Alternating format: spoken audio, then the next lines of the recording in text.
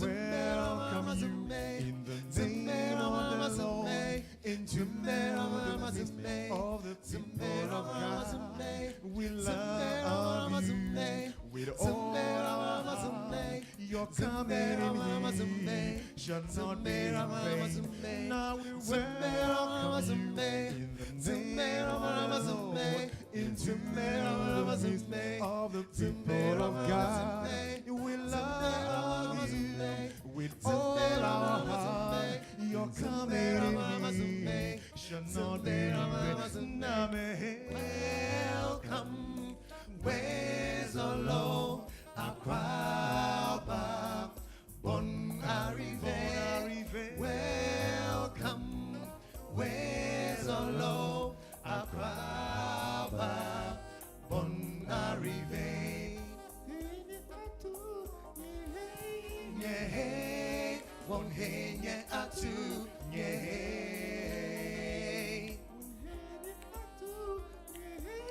Yeah, one hey, yeah, two, yeah. You came from afar, and we came from near. We came from the sing a song unto the Lord. We welcome the Father, Son, Holy Ghost to show forth.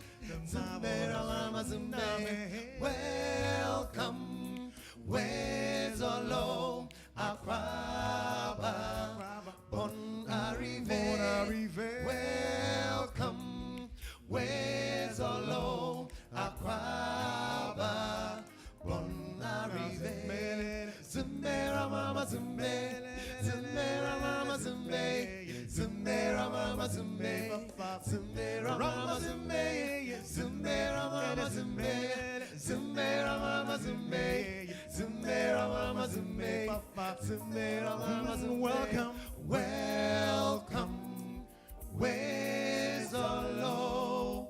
Aquaba, bon arrivé.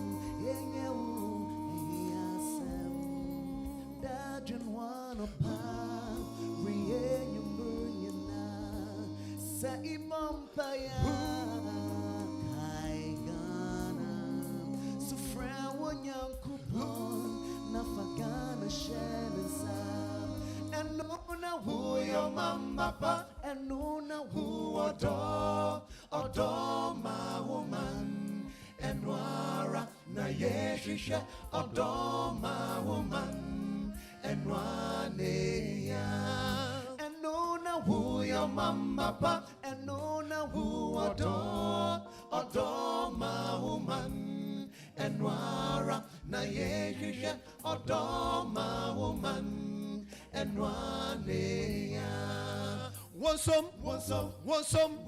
Wasum mayenya ejuma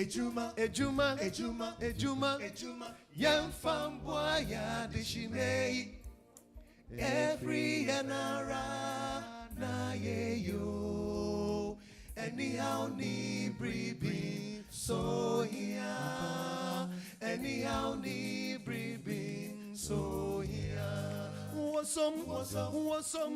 Wasum mayenya ejuma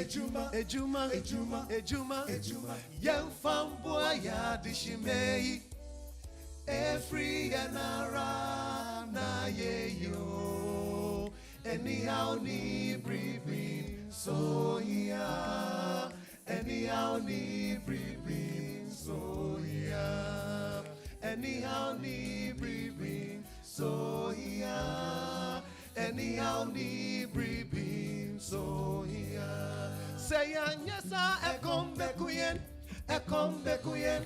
Say anyesa ekombe kuyen. Ekombe kuyen. Ghana fue. Anyhow ni breathing. So here. Anyhow ni breathing. So here. Anyhow ni breathing. So here. Anyhow ni breathing. So here.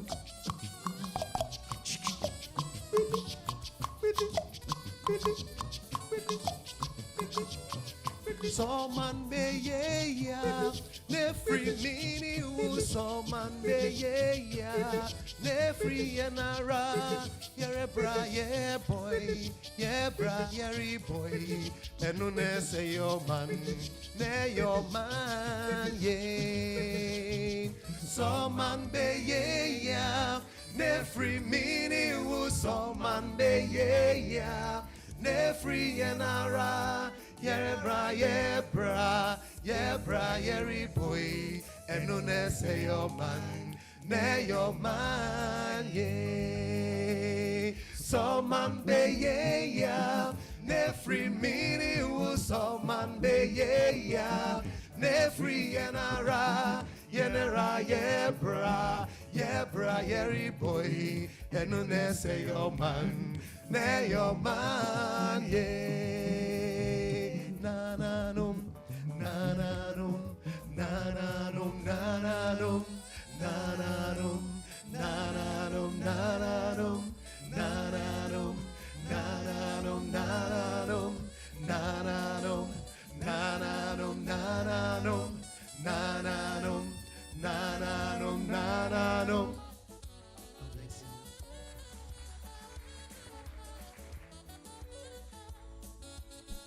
Thank you so very much. It was a splendid performance. I think they deserve another round of applause. Sons of God. And once we have the Sons of God singing and welcoming us, the prayer has been said, right? Amen. Hallelujah. All right, so we are going on straight into the program, and we're going to be having the welcome address by the convener. I know he's somewhere in here or out there. I've seen him this morning, and it's my cue to let you guys let him know that he has to show up here. But yes, we're going to have the welcome address. This is the way the program is going to go. We'll have the welcome address, and then we'll have the keynote address, and then we'll start the plenary. And then we're going to have, we've had various topics, and I can run you through some of the topics that we have for today. So the first one we're going to have for the plenary is going to be the energy safety leadership, building resilient frameworks for sustainable development. And then we're going to have the role of oil and gas in just transition, balancing resources and sustainability. So yes, these are some of the topics, but we have more. And let's welcome with a round of applause Reverend Dr. Kojo Akar Kwarteng, Board Chair, Safety Communication Consult. So he comes to give us his welcome address. A round of applause, please.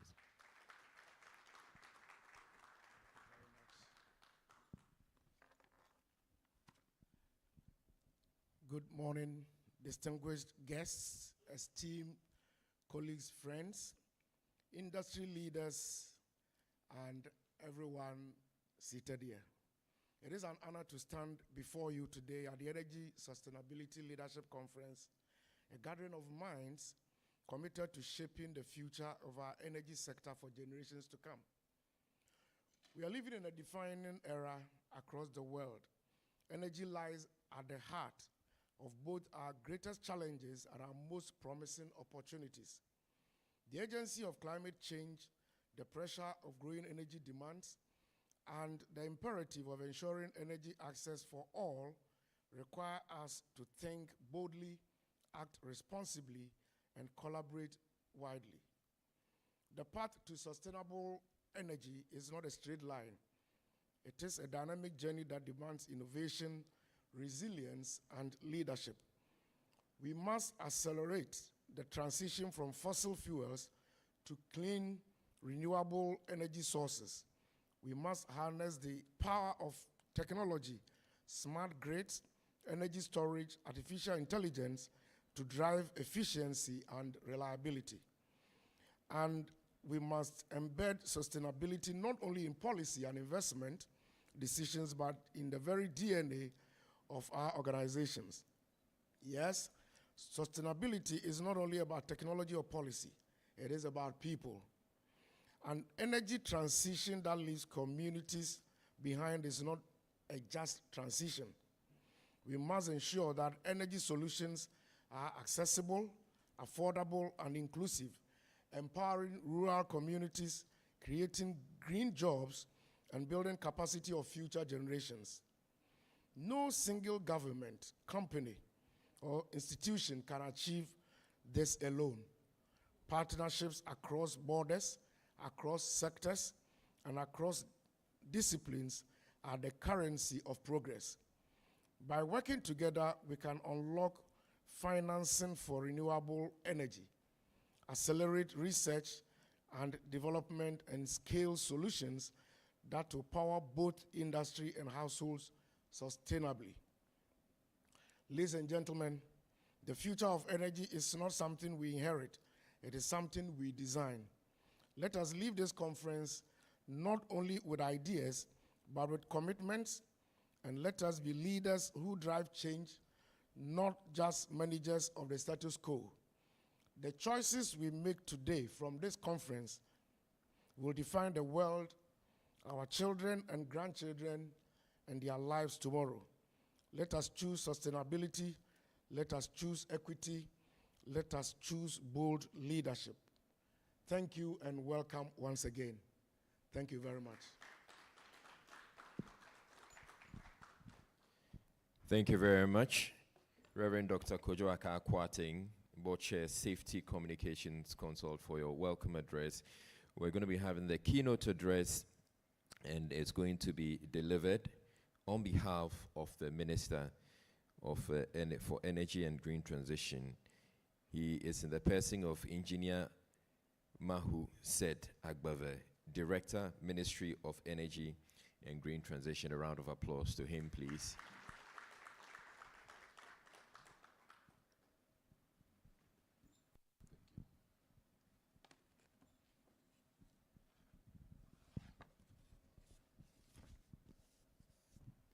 A very good morning to everyone here.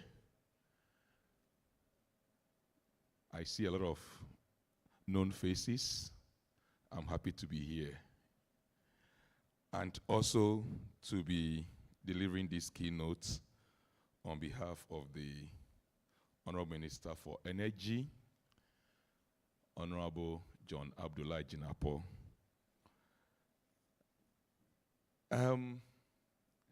Distinguished guests, friends of industry,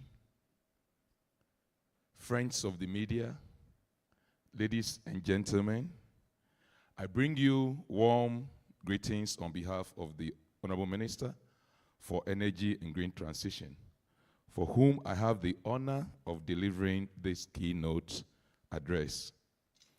It is indeed a privilege to speak at the second edition of the Energy Sustainability Leadership Conference 2025, centered on the theme, Safety Leadership for Sustainable Development. First, I commend the organizers for convening this vital conference, which brings together sector leaders and authorities to deliberate on safety leadership as a cornerstone of sustainable development. Energy sustainability leadership is rapidly evolving into a critical discipline that integrates sustainability into business strategies, policies, and organizational cultures in the energy sector. This evolution is essential as we work to decarbonize and transition the global energy economy to net zero emissions in the foreseeable future. This conference is becoming a key platform for discovering leadership talents and cultivating skills essential for sustainable development. Distinguished guests, energy sustainability leadership is indispensable in aligning modern business goals with climate policies and environmental, social, and governance frameworks. So I was elated when the moderator, my good brother Israel, talked about the fact that how many CEOs are here who are already thinking about how to integrate renewable energy, clean energy solutions into their businesses. We are at a very critical point that failure to recognize this requirement is soon going to make some businesses obsolete because trade rules are becoming stringent. And if you want to remain relevant in the space, it is imperative that we pay a particular attention to this very important trend. Distinguished guests, doing the increased stringency of ESG requirements underscore the necessity of embedding sustainability leadership in corporate structures and decision-making process. Doing so not only helps manage risks and opportunities related to energy transition, but also optimizes resources and foster innovation across the energy value chain. Today, Ghana's energy sector is undergoing rapid transformation with a strong focus on clean, others say green, and I agree with them as well, and renewable energy. Climate finance and carbon markets are accelerating this progress. Understanding these complex areas, especially carbon management and net zero commitments, requires visionary leadership fortified by emerging technologies such as AI and big data. Ladies and gentlemen, this conference must go beyond mere discussions to ignite actionable strategies that prioritize inclusivity and growth.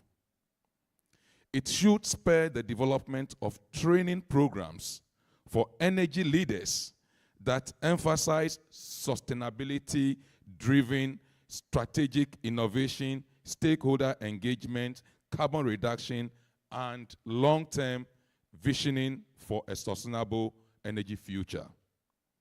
This is crucial to ensure that Ghana and indeed Africa remains at the forefront of this global shift. I believe those of us here know how significant this whole intervention is about. If we do not prep ourselves, we may be left out. Today, distinguished leaders from organizations such as International Solar Alliance, International Renewable Energy Agency, United Nations, Shell, Total Energy, Ventafall, Aramco, Google, Schneider Electric have exemplified dedication to net zero goals, low carbon technology investments, circular economy models, and collaborative partnerships driving the energy transition. If we do not hurry up, we are going to be left out. In my office, I receive a lot of interesting proposals coming from some of these big guys. A few weeks ago, we were told that Google and Amazon today hold the largest renewable energy portfolios at corporate level. But I think something good is also happening in Ghana that it's worth talking about. Some of you might be aware of the company by name LMI, Enclave Power that manages power supply in the the free zone area. They also have the largest rooftop installation in Africa. Why? Because they have seen the need to really move into this sustainability space. And I think we must all ready ourselves to emulate this. In contrast, many Ghanaian companies and state-owned enterprises lag behind, either slow to adapt or entrenched in old practices, which risks their obsolescence, as I've already spoken about. That is why the Ministry of Energy and Green Transition places human capital development and institutional restructuring at the heart of our energy transition efforts. Ladies and gentlemen, empowering people with this critical knowledge will create a pool of sustainability experts capable of guiding organizations, the private sector, financial institutions, communities, and the nation towards cleaner consumption and production. The vision is a resilient, inclusive energy ecosystem balanced across social, economic, and environmental priorities. This conference is fundamental to fostering that vision and strategic thinking. I'm happy to see my colleague, Dr. Sogbaji, here, who is driving the energy transition and emerging technology efforts in my directorate. I believe you'll be telling us a lot about what we have put together to ensure that we create the enabling environment for corporate entities gathered here to begin to explore this vital space. The timing could not be better, ladies and gentlemen. The 24 plus and big push agenda demand new discourse and a shift in how development is pursued now and into the future. Renewable energy install capacity and energy access are vital to this agenda. It is not enough to have sustainability leadership without measurable transformative results.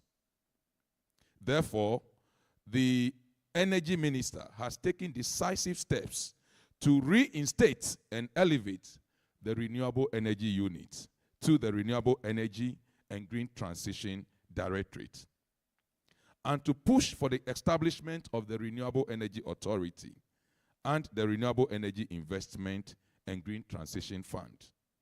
These initiatives will support the $3.4 billion Renewable Energy Action Plan over the next 5 years and create employment and other opportunities in the sustainability or the sustainable leadership sector.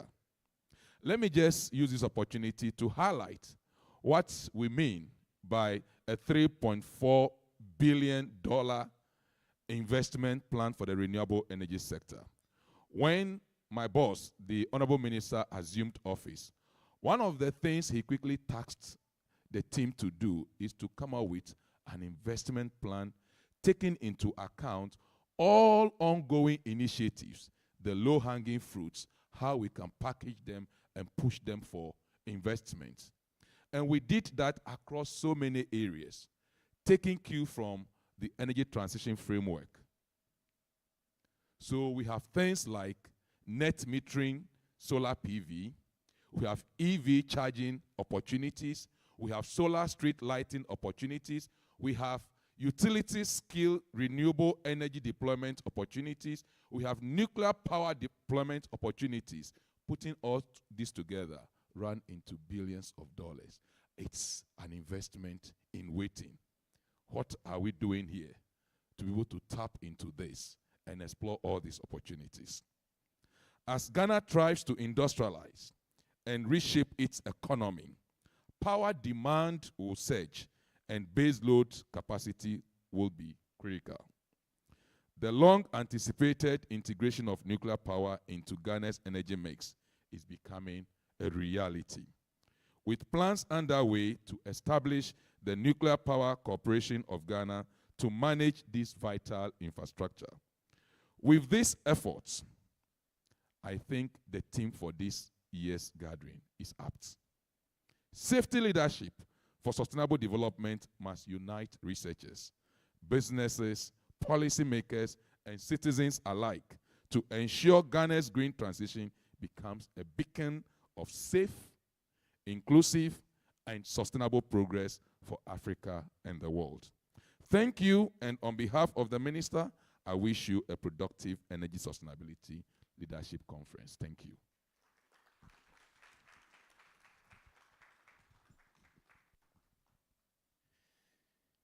Thank you very much.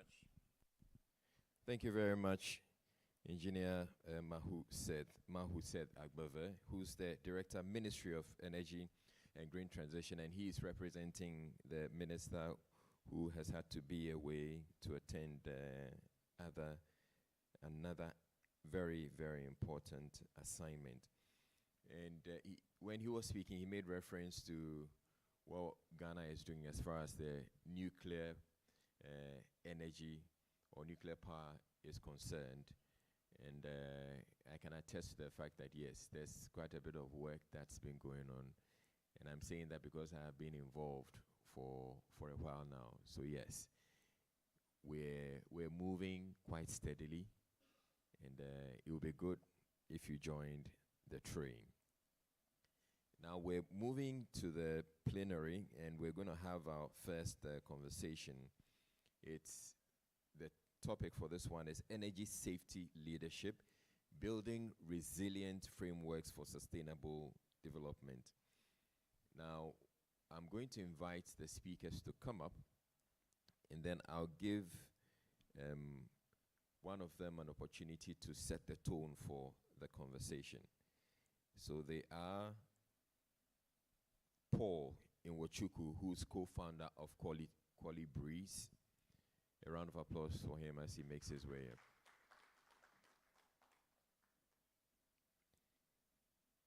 And then we also have Professor Edward Kweku Nunu, Director, Institute of Oil and Gas Studies, University of Cape Coast, UCC, Ghana.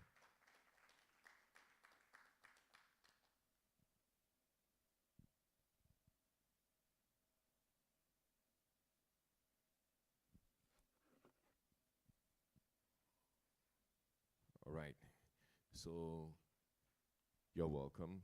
Now we need a second microphone up here. Yeah. All right, so beautiful. As we have already arranged, we're going to have, I want you to start off, and I'll start with you, Paul, to start off with your remarks about the topic. Good morning, ladies and gentlemen. It's a great privilege to be here. My name is Paul Nwachukwu. You can pronounce, saying one, then Chuku. well noted. Okay. So, sustainability is something that is very key and something that is very important. But I'll start with this. Growing up in Lagos, power is something that was it was a luxurious, more like affair for some of us in Lagos. That is, whenever light comes up, we tend to shout up NEPA. Not just shouting, we dance, we celebrate it. That light is up. But you know the funny thing, as you're dancing, the light goes off again. You can imagine such situation. And we got to a point where we started using generators. You tend to see, almost every household, almost every industry was running generator. You can imagine the effects of generator. You can agree with me if some of you have been in Lagos. Immediately you get into Lagos, there is this aura, there is this feel you get, this hot feeling. I don't know if anyone has experienced it. It is just one of the consequences of what we face. Moving into Ghana, it was a different ball game. You see lights, you're like, this is nice. But also, you also get to realize that the sources of this power, where is it coming from? Looking at ECG, from 2022, I was reading their report, 2022 to date, the price of electricity has gone high. And the demand is high because the population is growing. People need power to operate, to run their businesses. So I think for us as business owners, we should start looking for options, alternative. And you know the funny part, nature has given us all of this for free. It's just there for us to tap into it. I know at some point we'll get to that area where maybe, some businesses will say maybe it's expensive for us to adapt to it. But I can assure you, it's a solution that is meant for us. Because you see, talking about sustainability, you say it's not just making profit for today. For every business to be sustainable, you want to make profit for tomorrow. You want to think about tomorrow. So don't just think about today. Think of the profit today. In the same way, think of the profit tomorrow. Thank you. All right, thank you, Paul. And so I come to you, Prof. Edward Nunu. Thank you, Mr. Lai. Good morning to you all. The name is Edward Kwekununu from the University of Cape Coast. I happen to be the director for the Institute for Oil and Gas Studies. Yes, picking up from my colleague, those of us in Ghana, anytime we switch on or we happen to be enjoying our electricity on, watching our televisions, the moment it starts to rain or there are indications in the weather that there is going to be a downpour of water, of rain, normally what comes into mind is whether my TV is going to stay on until the program is completed, or due to the incoming of the rain or ushering into the rain with the change in weather, there's going to be disruptions in the system. And this brings into mind or brings us into an era of how to be able to put in place energy safety sustainability in terms of responding to the emerging challenges that are associated with the issue of climate change, and mostly coming from the perspective of anthropogenic interactions. What do I mean by this? The era that we find ourselves in is an era, most especially that is coinciding with the energy transition era. And by energy transition, I'm talking about transitioning from fossil-based energy systems to greener or clean energy systems. And therefore, in the quest to transition to meet these demand, there is a need to put in place certain structures, certain frameworks that will be able to guide us through these transition. And one of them is to put in place or have energy safety leadership sustainability framework. So when we talk about the framework, what kind of framework are we putting in place? We are looking at a framework that will be able to carry us along so that energy leaders from industry, from policy, from government, from all stakeholders will be able to come together and ensure that we are moving beyond an era where we become reactive to situations when it does happen before we become energy safety conscious, to an era where we can put in measures to detect and even put in place safety valves to be able to handle these challenges when they come into place. So what am I talking about? When we are able to put in place a functional energy safety leadership, it is going to guarantee energy resilient system to support our drive towards achieving the sustainable development goals, and without which we'll not be able to reach or address sustainability issues in our quest for a sustainable development in Ghana. Thank you. All right, thank you very much, Prof. Now, what I'd want us to look at is what should a resilient, energy framework look like? Now, it's important that we would have the grid depending mainly, or for us here in Ghana, the grid mainly depending on hydro and some thermal. We have some renewable energy. But for the system, for us to say we have a resilient framework for sustainable development, what are some of the characters, or what are some of the things we should see in such a framework? I want to start with you, Paul. Thank you very much. I mean, for us to build such a system, I think is also very key. I mean, stakeholder engagement is key, because I always get this privilege to speak to, sometimes when I consult, speak to people about embedding sustainability into their practice. You get to see that engagement is something that sometimes if you don't get it right, we might miss it. And the fact that we don't just do copy and paste. You need to understand that we have a system here. We have our own localized system where even where you bring foreign solutions, you need to see how to localize those solutions. So, I mean, looking at building that kind of framework, we need to also get a much more better understanding what works best for us. So when we understand what works best for us, we can drive a solution that can carry everyone along. So I don't know if... Prof, how would you address that? Yes,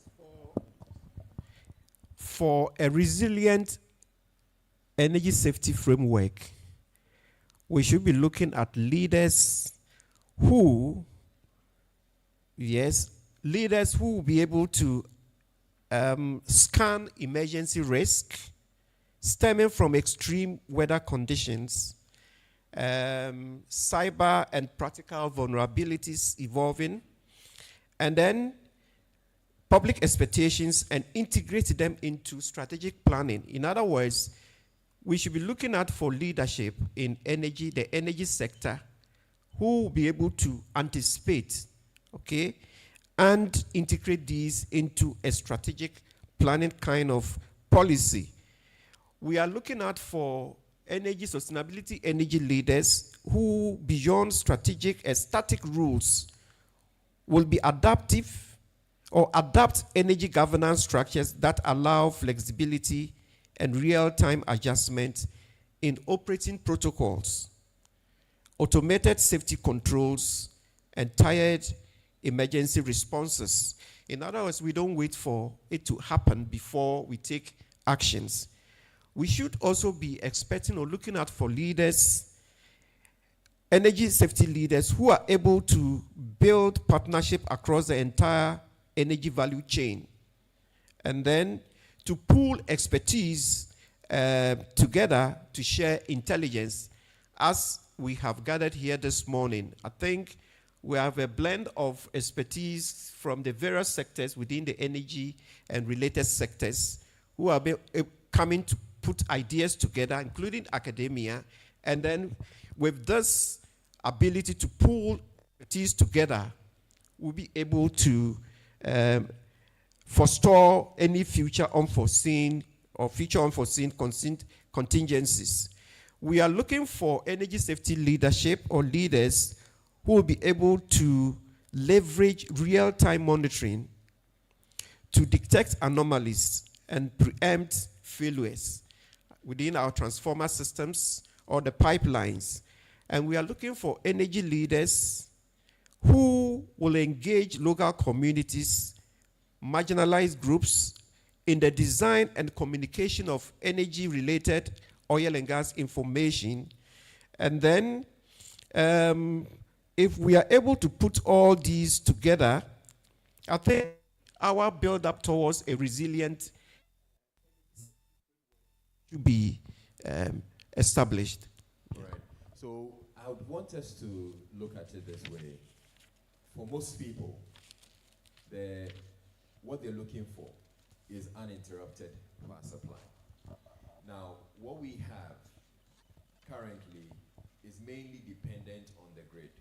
So if for any reason the grid goes down, then we're likely to have people without power.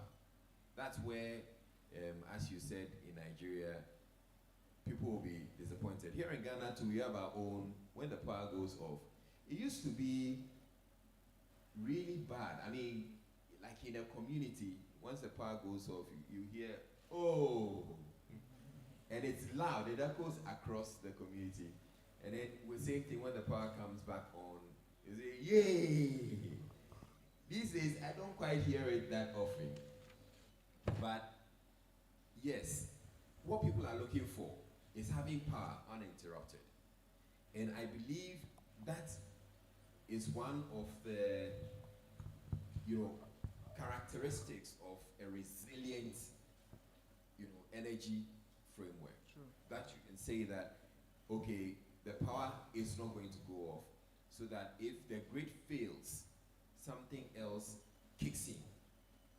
Or if for some reason something is happening on one side of the country, and they're not able to send power, transmit power, another side is going to kick in. So can we start the conversation looking at it that way, or looking at the resilience that way?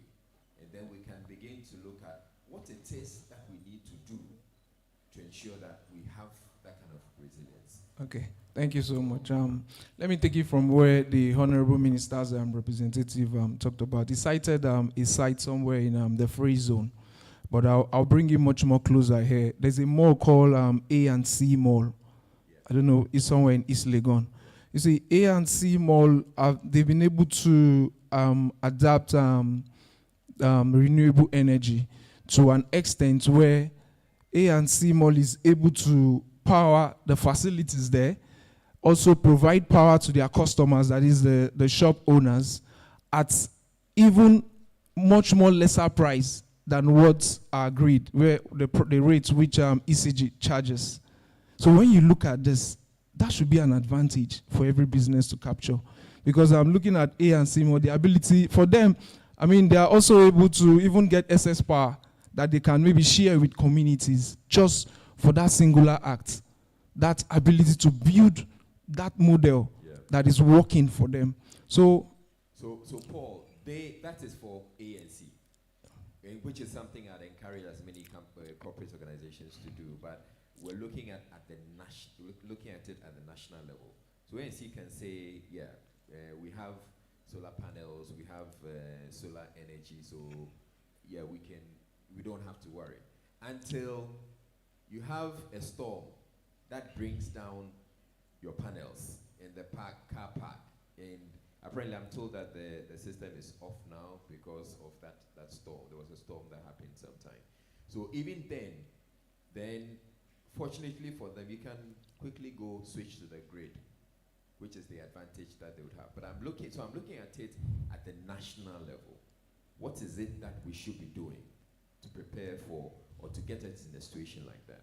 Okay, I mean, of course, when you're talking about energy and power, this is something, I mean, virtually every community, it's something we need, and it's something we also look forward to the government being responsible to provide such services. And I believe also government with its policy to drive some of these changes and also help us to build that resilient framework for us to possibly have that base where we could switch in, possibly where cases where we have an alternate power, we're able to carry it along. So I see it from the government perspective, because energy is not something, yes, private initiatives are driving in on the renewable part, but it's something you need full government presence into. So if we're able to drive that policy from the government perspective, I mean, these policies, of course, it's still going to boil down to us as individuals and business owners. So if we get that policy that could drive this change, I think we could build a very resilient framework and system that could work for us as a country. All right, Prof, I would also want to come to you. So we've heard what the state is doing. we've had Akosombo running for many years, and Akosombo has been our base load for some time now. We've gotten to a point where we're realizing that we'll need another base load that we can say we're relying on, because the thermal plants can't really be the base load that we're looking for. So that's why we're talking about nuclear. Now, government is doing its bit. And again, when it comes to balancing of the grid, ensuring that there's power coming from one side to balance from the other side, so we're not depending mainly on one side of the grid, so that when there's a collapse, it runs across. So has government done enough, I'd want to ask you, or what else are they supposed to do? Thank you, Israel Laye. Government is on track, if I should put it that way, but there is more to be done. As you've said, we started with the Akosombo. Akosombo Dam used to be our main source of energy sources, but over the years, we are also aware that, which of course can be attributed to climate change related issues and the sharing of common resource. I mean, the sources from where we are getting our waters for the Akosombo is now being consumed by other countries. For example, Burkina Faso has now about 5 mini dams on the Black Volta. And because of that, receiving considerable amount of water in the Akosombo Dam is not possible. So it means we have to shift. Now the IPPs have come in, and then much of our energy consumption now, sources of energy, is coming from the thermal plant. The thermal plants. And at the same time, these thermal plants happen to be fossil-based dependent, and because of the issue of climate change, we should be looking ahead, and therefore it brings into mind, our greener or clean energy sources. So the question is, what has government been doing to entice private partnership into the sphere of renewable energy production? I think this is where I want to say that the government will have to do much more, do much more in that. And then secondly, But let's stay with that. What are some of the things you'd want government to do? Yes, subsidies shouldn't be the option, but we are looking at a situation where government policies will become favorable to private partnership, where certain policies like acquiring of land for such projects doesn't become too much of a burden or an issue.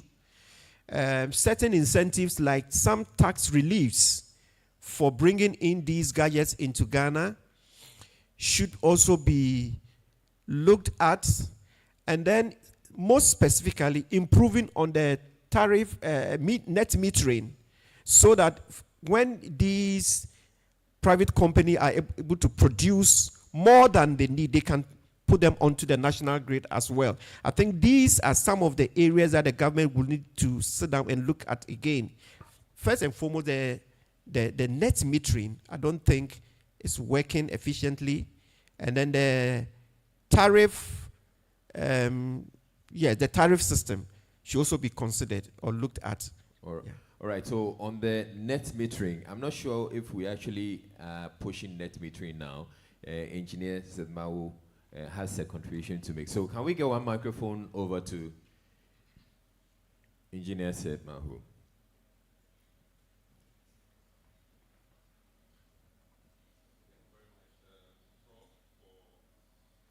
Points you raise to be considered in making the policy space attractive for partnership and so on and so forth. On net metering, I think with what you just said, it gives us an opportunity to give you a bit of information on what we are doing. The net metering program has made significant progress. We have been able to restructure the whole sector and it's now a private sector centered. What government is doing is that we are providing the net meters that is needed for that transaction between a consumer and the utility. So that aspect has been duly catered for. As we speak, a team is on its way to go and conduct a factory acceptance test for the first batch of solar NMPV meters to be shipped into the country. And that is going to be focusing on existing systems that are waiting to be integrated, and then subsequent ones will also be considered. The goal currently is for us to be able to deploy a minimum of 12,000 net meters in the next 3 years. And we have been able to develop the Reckoner. So if you go to the PURC website, you'll find that information there. So as a business, as a private entity, all you have to do is assess your load, how much of that you want to shave with solar or renewable energy. You input it into the Reckoner, it already gives you what the economics will look like. It is available on the PURC website. We also want to eliminate the human aspect as much as possible, because that is where the problem is. If you have to come and see Seth or see somebody else, they are not around, it will create a lot of problems for you. So we want it to be a web-based process. You go online, you input your information, the system assesses you automatically, and once you meet the requirement, it okays you, it moves to the various actors, ECG, NEDCO, etc. Engineers are dispatched to visit your site quickly. They look at what you are doing. If it's in sync with the requirement, they also tick it. Then the system automatically links you to a pool of vendors that we are currently working with, the Renewable Energy Association of Ghana and the Association of Solar Industry, to be able to pull in a lot of vendors who customers can be connected to automatically to the platform. And then you select your own installer to come and do the installation for you. I know the element of financing is crucial. So what we are doing is that we have also started linking the whole process to the financial institutions. So banks are now participating in the net metering, and under the SREP, that is the Scaling Up Renewable Energy Program, we have also set aside a fund that would cushion every customer, regardless of your capacity, whether it is 50 kilowatt system, 10 kilowatt system. Once you go to the system and the process gets you, you would be qualified to enjoy some small aspect of subsidy, and also the meters will be given to you free of charge. The financial institutions will come in. If you cannot pay the upfront cost to the vendor, the financial institutions will pay it on your behalf and have a payback arrangement between you and themselves. That is either the banks or what have you. So in the nutshell, a lot has gone on in that space. The net metering program is really, really, really getting on board now. And it's not going to be like what we experienced in the past with the 200,000 target. We just want to do it in a more comprehensive, in a more scientific, in a more practical way. Thank you. All right, thank you very much, Engineer. So he's talking about the net metering and the fact that, well, we're making some progress towards that. But we clearly, from the conversations we're having now, we've come to the realization that we can't just depend on government or the state for a resilient, power sector. It would also have to look at what corporate organizations and individuals can do for themselves. So can we say, based on what he said and the conversations we've had, that we're actually on track to deliver that, or you feel there's more that needs to be done, Paul?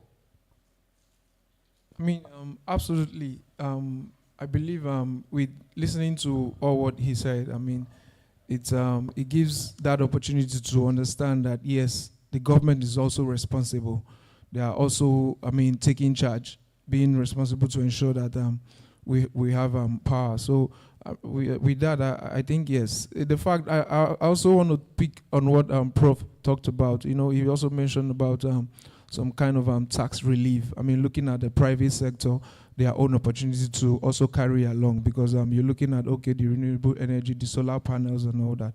Although I don't know what it is at the moment in Ghana, getting those panels into Ghana, I mean, in terms of duties and all that. So I believe the government also has a role to play in that aspect, to also help the private sector in terms of tax relief, so that they can also get these panels into Ghana and also utilize it to also further their own businesses. Oh, okay, so maybe I would want to come to you again, Engineer Seth Mahu. So on the bit about what we're doing for corporates, he's talking about tax reliefs, but I would actually move on to that to say, I know that we have duties on solar energy products that are coming, like panels and batteries, right? The argument I hear is that the batteries that come in, you can't be sure whether it's going to be solely, or the batteries are multi-purpose. So it could be used for many other things, and again also for solar. So you're not looking, or you're not keen on granting that. But can we find a way around it? An interesting question. I would want to say that the HS code provides for an exemption for batteries as well. The challenge is logistical coordination. A vendor is pulling components from different sources, China, India, etc. If you bring these things in as separate components, it becomes very difficult for you to justify whether or not the battery in particular will be used for renewable energy. And for that matter, custom will use their own discretion, and they would either slap you with a duty or say, okay, it is waived. But the rule says if you're able to bring all of them as a system, then you can enjoy the benefit of that exemption, which is very difficult for the business community, because you are bringing your panel from maybe this place, you are bringing inverter from that place, battery from that place, and it makes it very difficult for them. Going forward, what we want to do is that we would want to have a flip, okay, which would also support our industrialization agenda. So rather than letting vendors go through these difficulties, why don't we prescribe the incentives for local manufacturing, so that businesses that can come into this country, Ghanaians that have what it takes to establish factories, can produce these components or these systems and be given incentives. And then we rather put the tax on the finished product. So it's going to be a kind of shift or flip for us going forward, but it would also bring a lot of gains into the economy. We'll be able to develop the entire value chain. So you have companies that will be producing batteries locally. We have discovered lithium and other earth critical materials, and these things are being, mined and shipped in the raw state. No value addition. Why don't we give the tax incentives so they are produced locally here and we utilize them here and export whatever surplus we have? So that is the thinking now. Okay. How soon are we going to have this flip that you're talking about? Soon is relative. Soon is relative. But to get something clear, yeah. For now, if you import panels separately, it's zero rated. The importers are here. Yes. How much duty do you pay on panels? It's zero rated. So that's it. No duty on panels. No.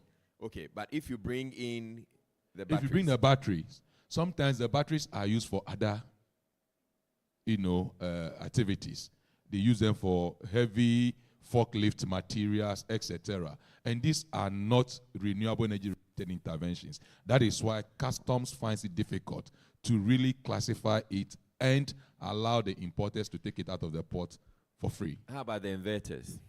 I think the inverters have a little bit of tax on it, but it's also really good. It's not the full import duty because of certain components of the inverter which are dutiable. That is it. Okay. So for now we're going to be waiting for the soon. Yes. When So that is what we are working on. We are pushing very hard to really, in fact, there is a paper before the minister. If he accepts it, that we should encourage local production through tax incentives, then we're going to be going to Ministry of Finance and start the whole process so that in the next review of the HS code, we will now do that flip so that local production of these technologies can take off. All right. Thank you. Thank you. Thank you very much for the insights. Yeah, I think he deserves a round of applause. Now, I would want to be coming to you to take your questions for the speakers. But I would also want to let you know that the event or the conference is being streamed live on the Facebook and YouTube channels of Safety Communications Consult. So on Facebook, Safety Communications Consult, and then on YouTube, Safety Communications Consult as well. So the floor is open for questions. If you have any questions, either to the speakers. Fortunately, we have the minister's rep also here, so we can take your questions. All right, we have the first question. Can we get the microphone over, please, quickly? Yeah. Please state your name and then your question.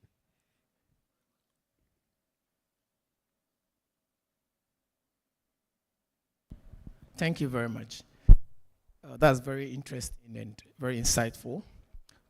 Much particular with the safety leadership and looking at the current situation we found ourselves in under the climate stresses, and then also understanding that the current infrastructure and then the devices that we have were somehow designed and constructed without bearing all those current dispensation stresses in mind.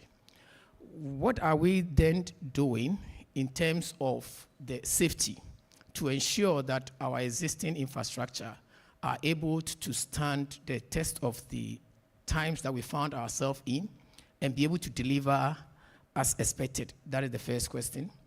The second one too is I also understand that landfill gas is also a clean energy that could be used in generating electricity.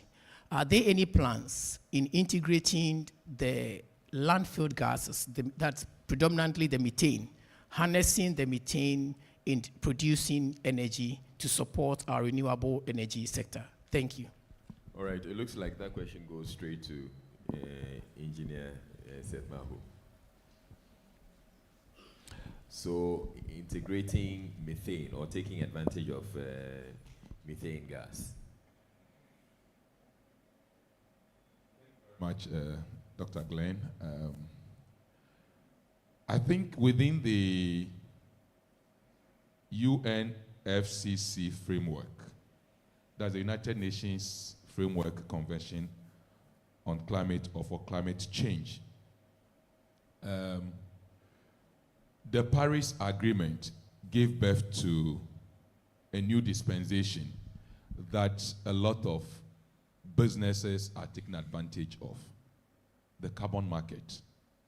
How do we, put monetary value on the emissions that we are able to, abate? And I think within that framework, we at the Ministry of Energy have come out with a very nice policy that is really making the exploitation of that space commercially viable. Okay. So we have integrated what we we are referring to as waste to energy into our policies. If you take the energy transition framework, there's a whole provision on waste to energy. If you take the new energy policy 2022-23 or so up to 2030, it also highlights opportunities in waste to energy. And companies are taking advantage of that to either capture these gases, sequestrate it, or convert it into energy and get paid for it. So there's a whole opportunity in that area, and I will encourage businesses here to take advantage of it. For example, if you take a corporate environment like where we are, the question I want to ask ourselves is, where is all the waste we are producing going to? Be it the human fecal matter, what have you, where are they going to? But today, all these things can be harnessed, channeled into a treatment plant, processed and utilized to generate electricity for money. So there's a whole opportunity in that space that I will encourage you to really take advantage of. In fact, one of the things we are currently promoting seriously is the nexus between energy and the various aspects of the economy. So it could be water, food, energy nexus, or what have you.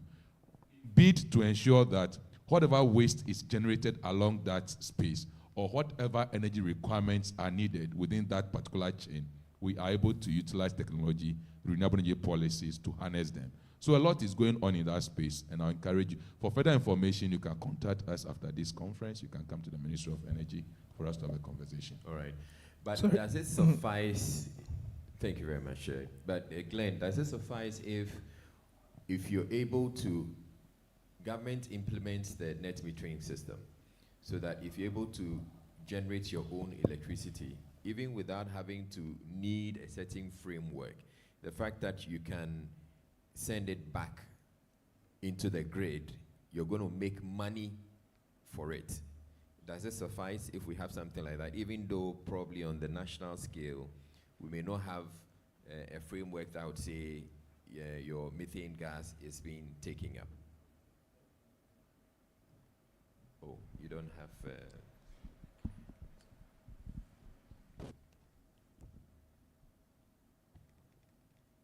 Right. Thank you very much, Israel. I think that's the main point that I was trying to put across. Okay. So that it would also encourage the private sector's players to also enter into the field, because happy to know that the net metering system is coming on board.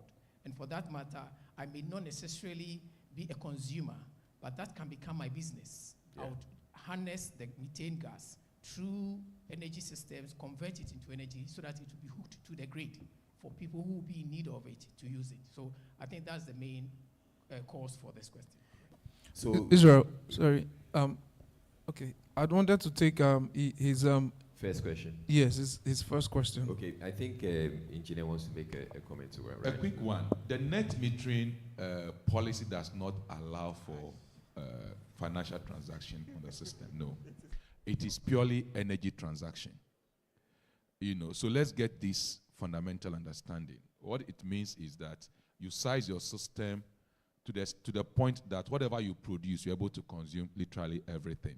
It is only when you have surplus, like maybe on a typical day that you are not utilizing the energy, you can export it into the grid and take it back on a term between you and the utility. The monetary aspect here is that avoided cost of energy that accrues to you as an investor.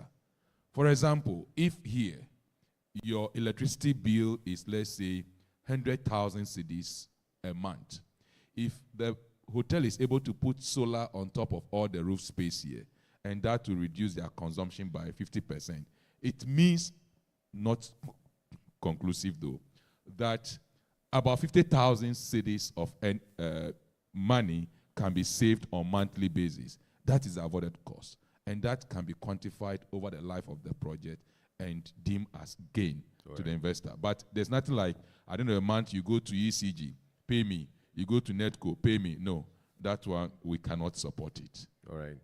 And if you want to go into that particular model, then you are an IPP, an independent power producer.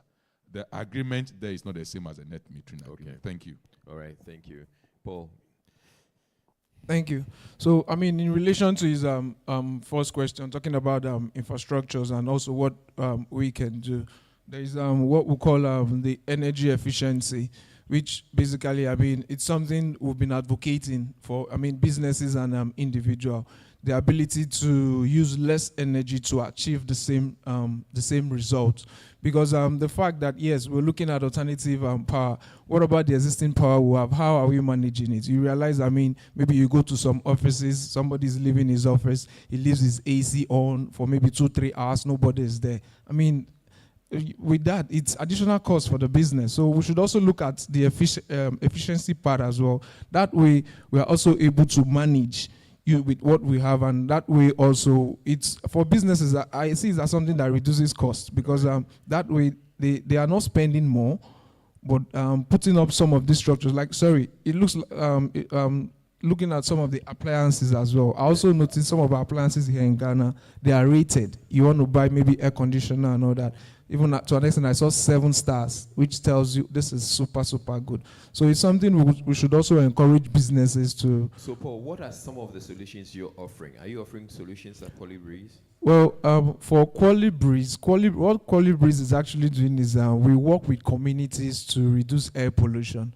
So our solutions basically are looking at communities and mapping out solutions to basically reduce air pollutions in communities. Okay. So that's basically what Colibris. You believe that if businesses can look at saving waste or cutting down waste in the organization, it's been one of the biggest challenges we are facing. Right. I mean, one of the biggest challenges businesses are facing. The ability to manage effectively would drastically reduce costs. I mean, it's something we see all the time. Yeah. We say it sometimes, like I said, you go out to some company maybe to consult for them, or you go out for auditing. This is what you see. The waste is effectively would drastically reduce costs. I mean, it's something we see all the time. Yeah. We say it sometimes, like I said, you consult for them, or you go out for auditing. This is what you see. I mean, there's something as simple as you deciding to lights for your security. If you're feeling really lazy and you don't feel like you should wake up and go and turn off your lights, but the sensors can take care of it for you, and then at night they can turn them on to. Prof, do you have any other? Yes, let me make these few remarks concerning how we can sustain our energy infrastructure from our aging energy infrastructure. I think one of the things we can do, enforce adaptive regulatory standards that will incorporate resilience and sustainability. And when I talk about this, I think it's time we look at our energy infrastructures that we have. Those that are aging, I think if they can be retrofitted, should be done. If they can be replaced, that should also be done. And then we should also be looking at enforcing certain policies that will safeguard our energy infrastructure. And this brings into mind this Galamsey menace. If you go drive along Tarkwa Prestia Road, you see people encroaching on Ghana gas pipelines. And the question is, what will happen? In fact, if they are able to cause an explosion, a whole community may be wiped out. Land developers, these transformers and then high tension cables that runs ahead of us, you see people encroaching on them. And to the extent that the way they will encroach on this infrastructure, if you should take any storm any day, some of this infrastructure may be seen crashing down. Then I think the ministry responsible and other related energy agencies should be thinking about investing in leadership training and digital safety technologies as well, so that if we can integrate artificial intelligence into our monitoring system, that will also give us the ability to be forewarned or see unforeseen contingencies that are approaching, and then engage academia in research. I think organizations in the related energy and gas organizations, ministries, and other companies that are responsible for providing or generating energy for us are not taking academia seriously. I think we are available. They should be willing to establish professorial chairs in the university setup so that we can engage and then do research, real-time research that will give us profits for money. So this is what I want to say. All right, thank you. Do we have any more questions? I think we can take okay. So we can take 2 more. So we'll take yours and then on this other side. Yeah. All right. Okay, so hello. All right, I have 2 questions, right? Please introduce yourself. All right, so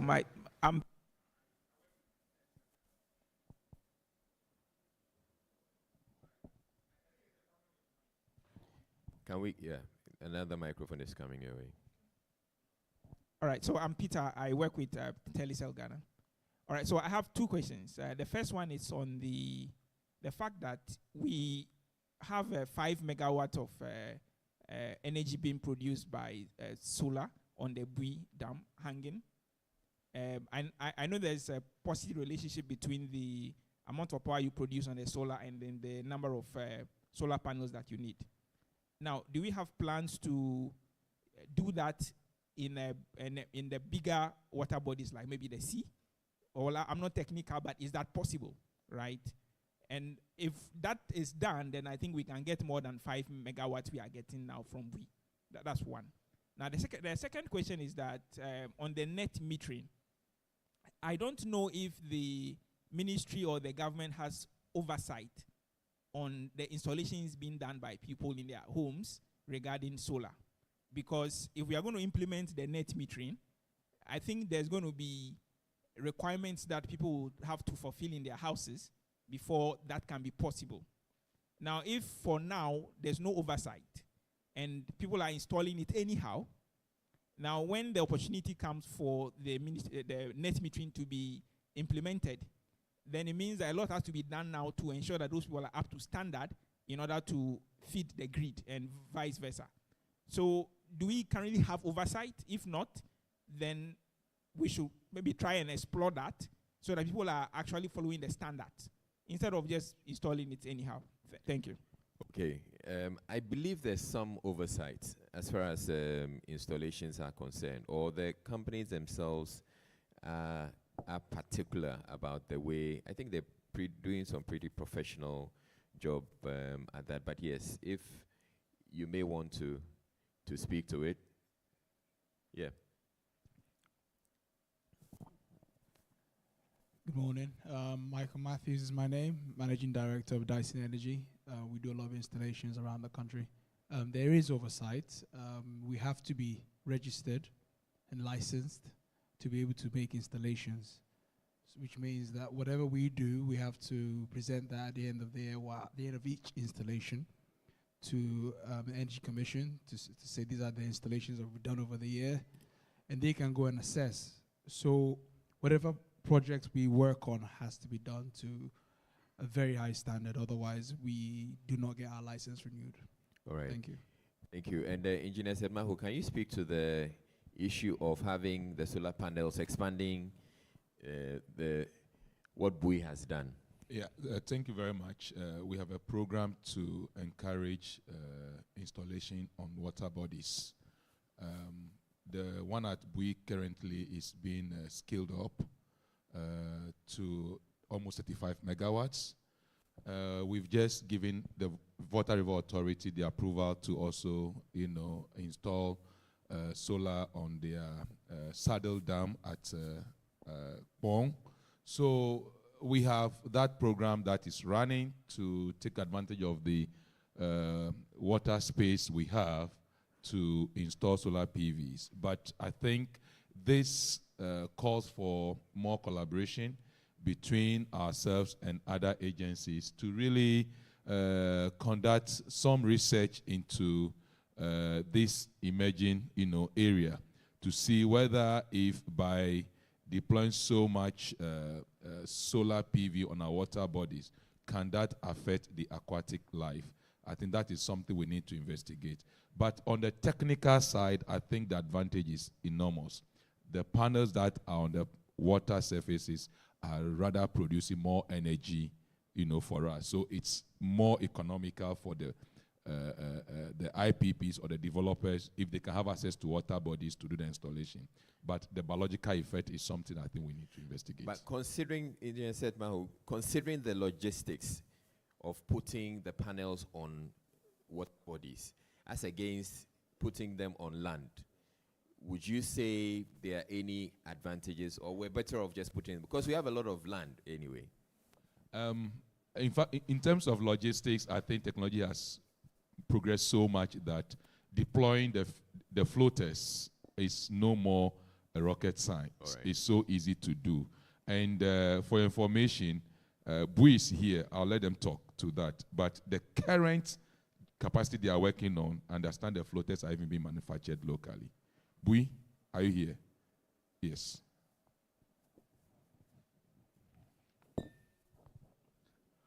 Thank you. So, Ijamahu has rightly said it. We are, at the moment, we have 5 megawatts capacity on the river.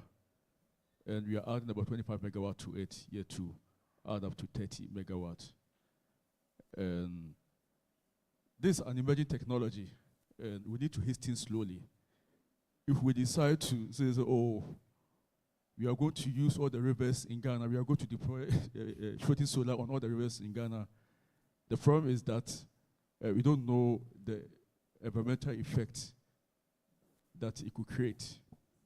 And also, the river, you should also know that it's being used by other people for fishing and other things like that. So we have to hasten slowly. Yeah. And then we do the research here to know that the implications will not have adverse effects on the environment. But so far, the research has shown that the fishes, because of the shade that the panel provide, they breed more when they are under the panels. Okay. That's so far. That's what the research has shown us. And because on the river, you don't have a lot of dust getting on the panels, you can harness a lot of energy from the Efficiency panels. is better there. The efficiency is better. So Alright.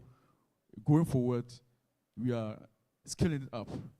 And as the challenges come up, we get to know whether it is good for you to expand it or to stop where we've reached. Thank you very much. All right, thank you. There's one other hand here to react or respond to. Yeah, right. Okay.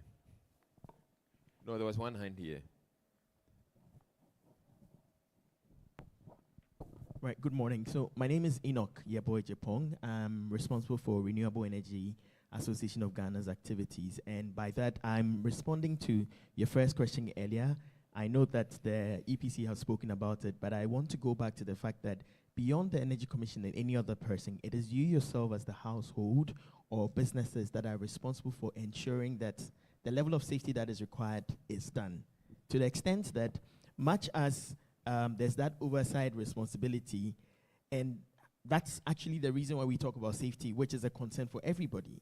You yourself need to be able to ensure that whatever it is that is coming to you or is being done is done in a way that is meeting the regulations and the oversight responsibility that's there.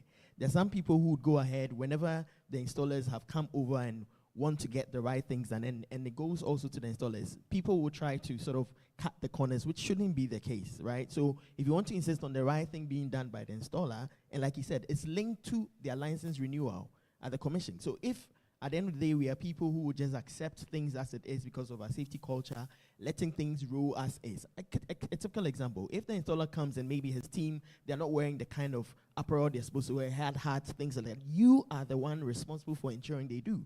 Because those things are being checked by the commission, but they are not there on ground to see the enforcement.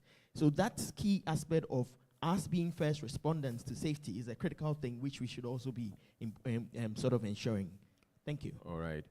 We have one question here. His hand has been up for a while, so let's hear. Yeah, good morning. I'm Stephen Afona Mensa, representing GHI here. My question is on the tariffs, feeding the net metering tariff that has been published by PRC. For some time I've been following. I want to ask whether it is incentivizing. If you look at the rates, it's way below the retail rates.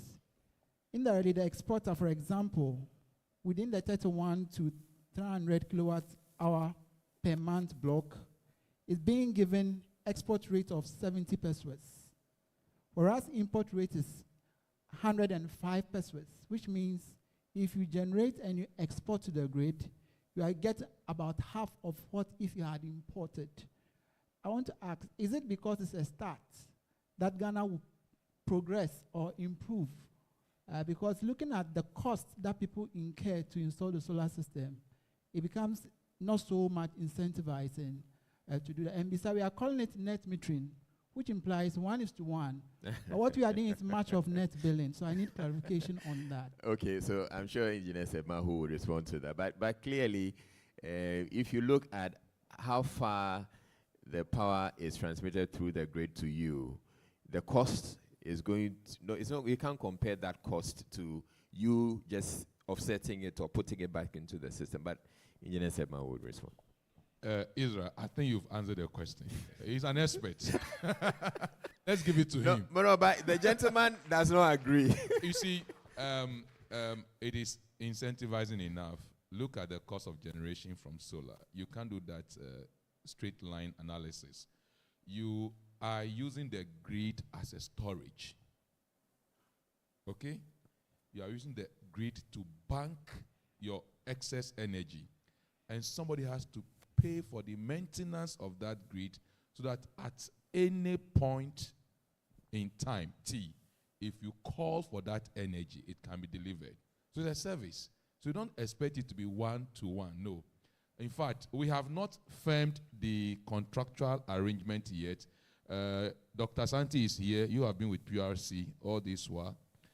I think we are looking at something around 40-60, 40-60, which is a fair deal. So I am the utility. You give me X kilowatt hour of energy to store for you. If you are coming for it, take 40, and I retain 60. So I can use it to maintain the health of the grid for you at all times. I think this is a fair deal. Plus, if you also look at no, you see, it's yes. I can hear a comment in the background. It is not cast in stone. You have to look at so many factors. It is, you see, when you were asking the question, you made a very important statement, which I think is quite instructive. Is it because it's the beginning? So the answer is yes, it's the beginning. Okay. At this point, yes, we can let that argument rest. Now, I know it's getting interesting, and you have a lot more questions to ask, but we have other topics we're going to be dealing with, and it's about time we took a break. We'll take a coffee break, and then we can come back but the questions will certainly be accommodated in the subsequent sessions. So I want to say a big thank you to our panelists or speakers for the very first plenary session. Paul Wanchuku. I got it right? You said I should leave. I just say one and let the rest follow. So Paul Wanchuku, who's co-founder of Colibris, and then Professor Edward Kweku Nunu, who's Director, Institute of Oil and Gas Studies, University of Cape Coast, UCC, Ghana. A round of applause to them, please.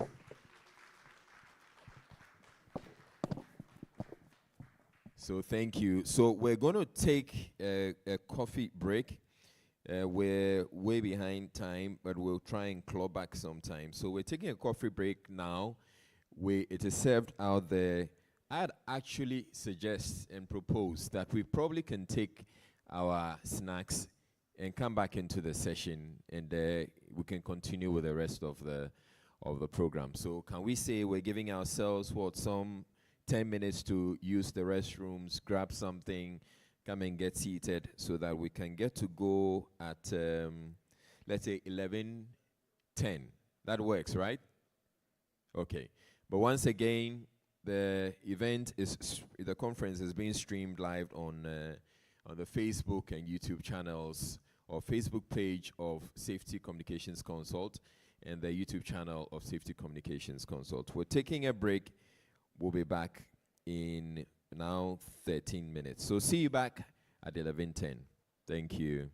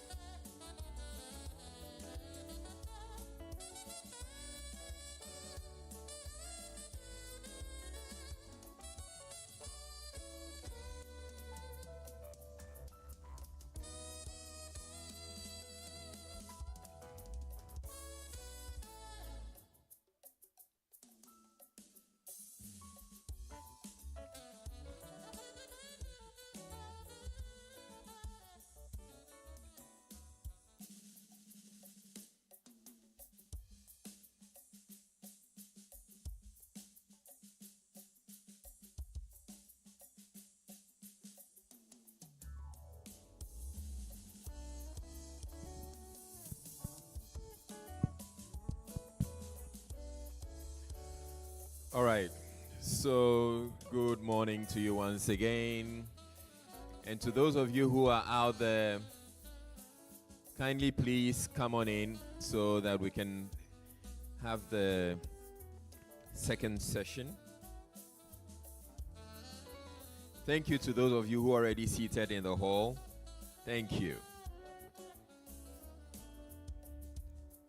So can we also get the ushers to bring in the rest?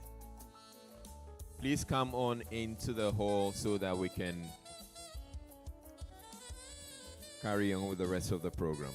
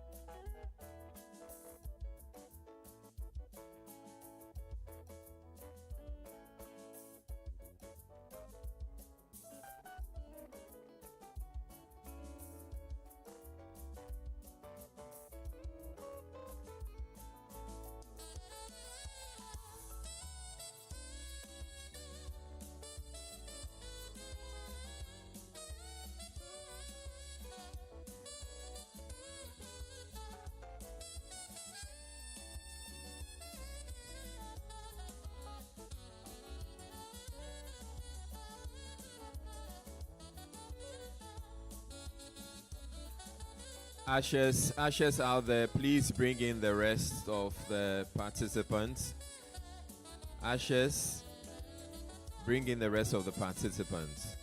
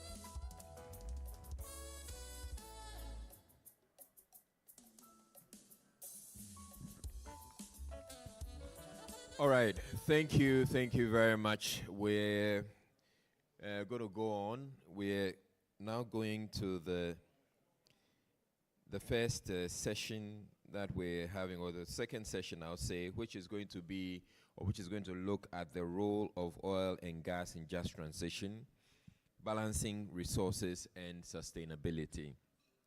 And to help us do this, we have Dr. Patrick Kweku Ofori, Chief Executive Officer, Chamber of Bulk Oil Distributors, Seaboard, Ghana.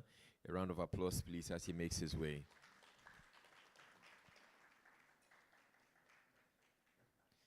And then Engineer Dr. Mrs. Miriam Eduful, National President, Ghana Institute of Safety and Environment Professionals, GISEP.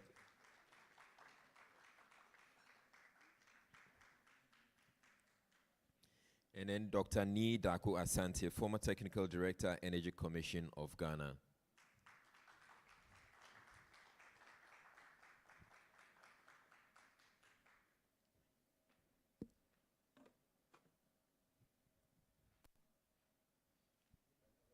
Please, I am just fine standing.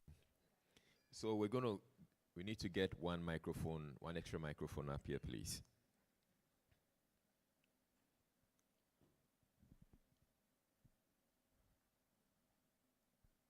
Yeah, so you have yours, and there's another one here, and so let's give one more. Thank you very much, Dr. Glenn. Very kind of you. All right, so here's how we're going to go. As I've already said, we're going to start off with opening remarks from each of you. Now, Dr. Kweku Ofori, are you the same guy I've been, doing the walking with on Legon campus? Okay. So yeah, because he looked very familiar. I would want to take your initial remarks. The role of oil and gas in just transition. Thank you for the opportunity. Many a times we are tempted to abandon what we know and what we have for new things because the West, or we want to feel accepted. So there is that tendency that we abandon the resources and build into the narrative without necessarily taking our own time and then contextualizing the issues that we have. And I'll give an example. With all the issues about oil and gas that others will want us to believe that it's not the best or it's not the cleanest of energy, it's still our best bet. And why do I say that?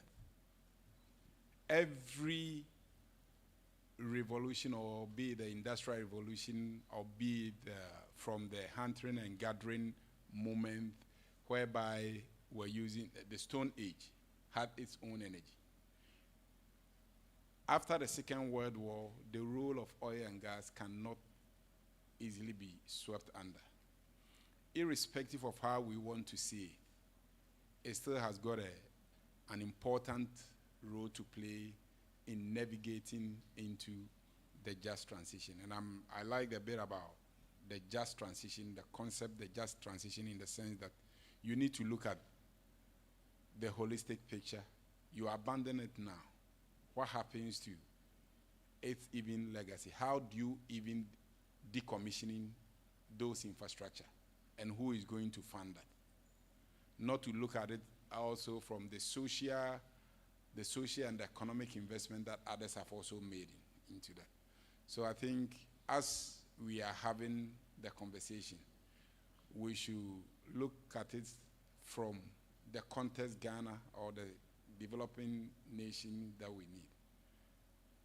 And we saw Germany when the Russian-Ukraine war started, and they realized that they could not rely on gas from Russia. They quickly turned on their coal plants and they started. But between coal and oil and gas, which one is cleaner? And we shouldn't say that, oh, because of this, all our hydrocarbon resources, we need to quickly bundle it out for people who are interested to take it on a silver platter without necessarily investing in it. So I think, on the whole, I want us to open the conversation, taking into consideration our context and our stage of development, so that we don't just abandon what we have. All right. So for you believe that we should hasten slowly, even as we're transitioning, and be mindful so that we don't, make some moves and later regret. Definitely. Okay. All right. It's interesting that we have the three here.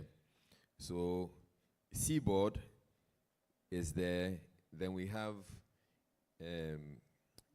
Engineer Dr. Mrs. Miriam Edufo, who's looking at the safety, and because I'm sure, if she got the microphone, she would say, yes, let's get rid of it. Right? What would be your first reaction or your first remarks?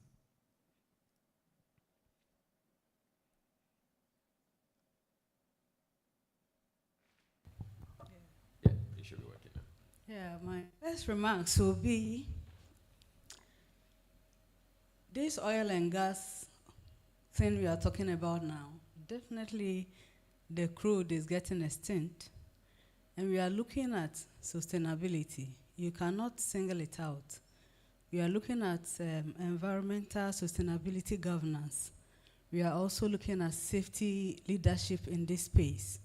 And anytime you mention sustainability, it goes hand in hand with safety. And when you come to the oil and gas space, we know that it is one of the drivers of our economy. We are getting monies from this space. And now that we are doing this transition, then definitely we need to prepare for emergencies. So preparing for emergency, as we speak now, Ministry of Employment and Labor Relations is trying to put together the OSH bill, Occupational Health and Safety Bill, and this has been on and off over time. They do it, they shelve it, it doesn't go to Parliament. From this time around, I will call on the government to make sure it is facilitated.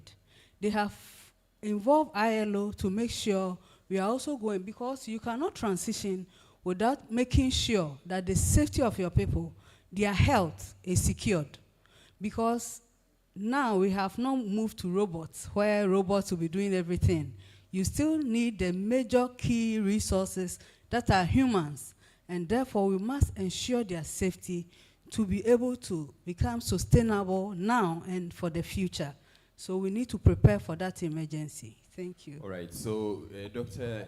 Miriam is saying, as far as she is concerned, we should be looking at the safety.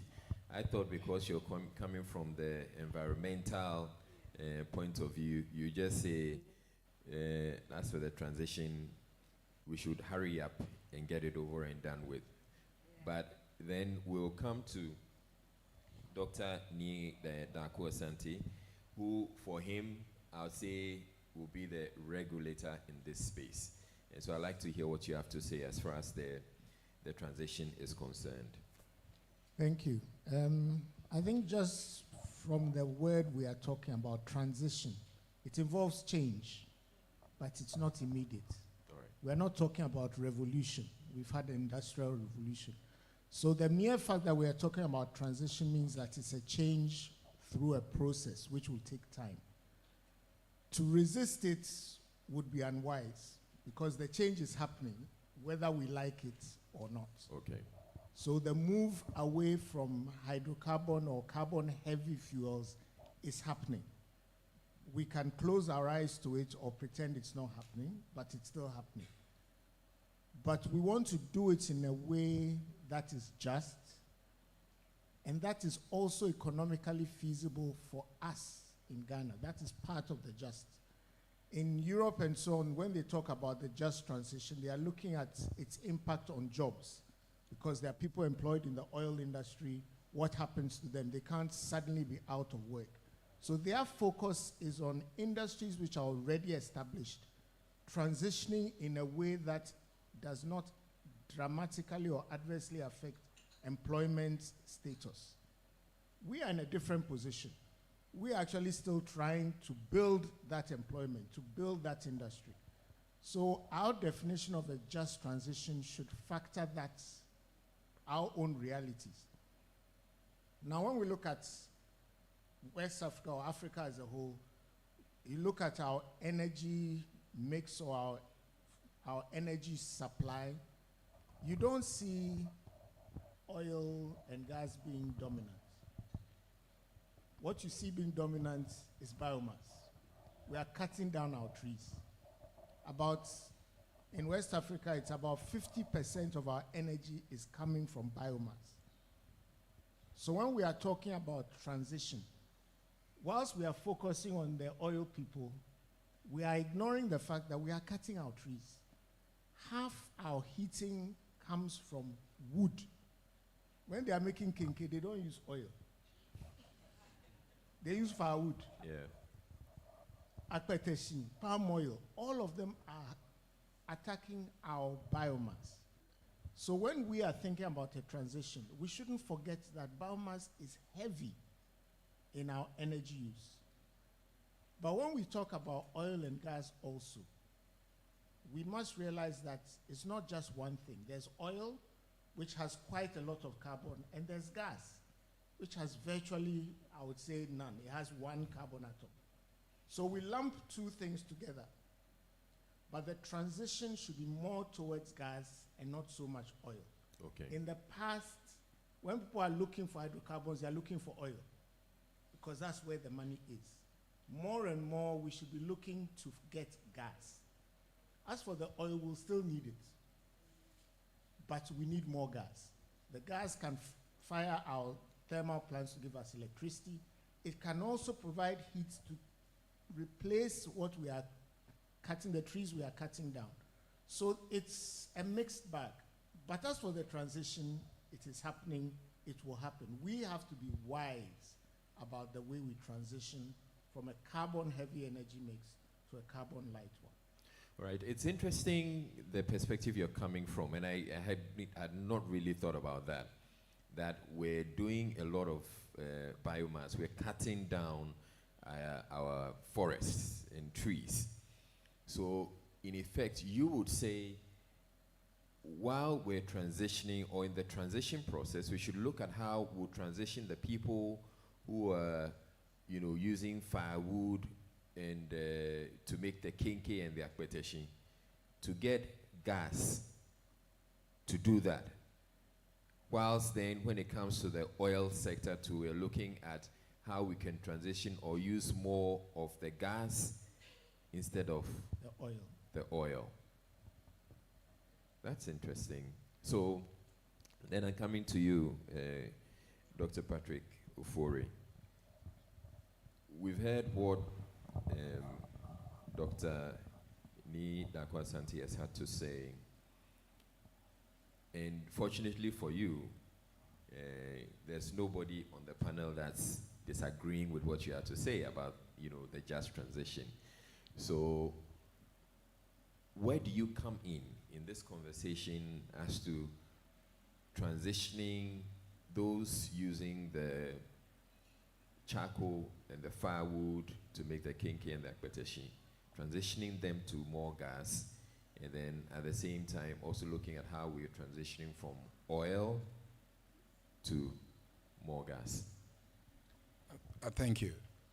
I like a bit of what Doug reiterated. Many a times we tend to target the big spenders, the oil and gas, as the people who are actually causing that. But what we've also forgotten that they are the ones who are also even funding the reforestation of most of our forest belts that are being taken off. I can confidently say that even not to talk about what Shell LNG I know is doing, and some of our partners, and then BP Ghana are doing. Seaboard on our own in the last 2 years or so, I've planted over 10,000 trees that will occasionally go in as a way of doing that. But what we want Ghanaians or as a policy initiative should be is, what are the incentives for those who, our carbon market has not necessarily been well established, and this is where we want the new EPA boss and then the government, especially with the ministry's name being turned into green transition, to formulate policies that will entice the big spenders to spend more, to even cover up for where traditionally our brothers and sisters who cannot even afford gas or any form of energy, but rather dwell on their immediate environment as a means of their energy usage by falling on the trees and others closer to them. And that also builds into the next argument, why as a country we fund and subsidize a dirty fuel like premise, but no subsidy is on LPG. If we really mean well for the transition, then clearly we should be seen as taking the conversation and ensure that we rather should have schemes that seeks to fund that gap. Because you check in terms of the demographics, the numbers that are affected, that are cutting the trees, are more than those within the fishing communities or the fisher zones. When I mean the fishing communities, not only the coastal, but I want to include the Upper Volta and all those, Yeji, Ketekrachi, and all those who also do the farming that normally the premise is supposed to go there. And then also look at how do we provide incentives for those who are even more than prepared and willing to invest in changing the engines of the outboard motors into, let's say, LPG or a much cleaner version of the energy usage, to ensure that at both the fishing area and then also within the communities, we find a sustainable way of replenishing our environment, and not only that, also using the resources from oil and gas. We normally can't even differentiate between the taxes that are on the white products and then the subsidies that we give to other products. So in the last 2 or 3 years, we made a strong argument why government should put taxes on RFOs and then MGOs. Not until the mid-year budget review. Marine gas oil was not attracting any taxes. But even the much cleaner fuel like LPG had a lot of taxes on. So those are the discussions and the narrative that as a country we need to look at. Then also, before you move on to that, you've touched on something that's quite interesting, and you talk about LPG and the reason why we're not looking at taking the taxes off it to encourage its use. And I wish I could have anybody in the audience representing maybe the ministry or MPA that could address that.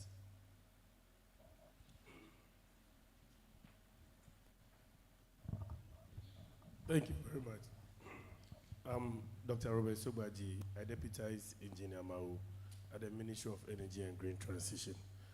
Now, when you take LPG, as at now, LPG is cheaper than charcoal.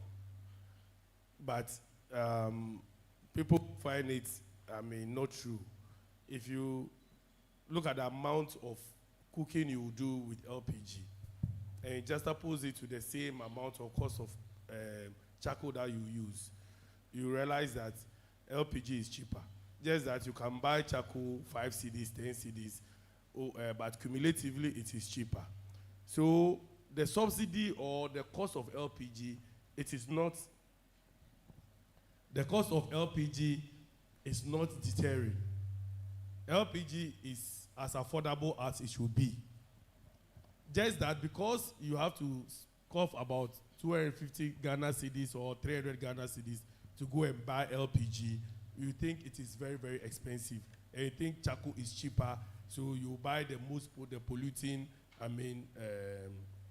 fuel. Thirdly, it is easy for somebody to go behind their house and then cut firewood and then put it in there and then they use. So it is the accessibility, but not the affordability. And to increase the accessibility, that is why we have the cylinder recirculation model, which is ongoing on, so that, somebody do not travel about 10 kilometers to go and get their gas before coming home, spending twice the money. But then you can have this retail point where you can just go and exchange. And that brings safety to the cylinders because you don't own the cylinder. And the distribution companies will have to make sure that the cylinders are fit for purpose. And that is also increases safety. So I want to just clear that notion that LPG is expensive. It's but then in that same vein, you could be asked that why do we have to put the taxes on it to make it even more expensive? So yes, you may say that compared to charcoal, it's cheaper. But if you're putting the taxes on it, or if we take off the taxes, the benefit, I believe, that we're going to get, or the uptake, would make a lot of difference. So if you have charcoal, 5 cedis, and you have gas, 10 cedis, and you can take off the taxes for it to make it charcoal or gas 5 cedis and charcoal 5 cedis, I think people will shift or move towards the gas rather than the charcoal. I feel we are mixing two things: affordability and accessibility, and the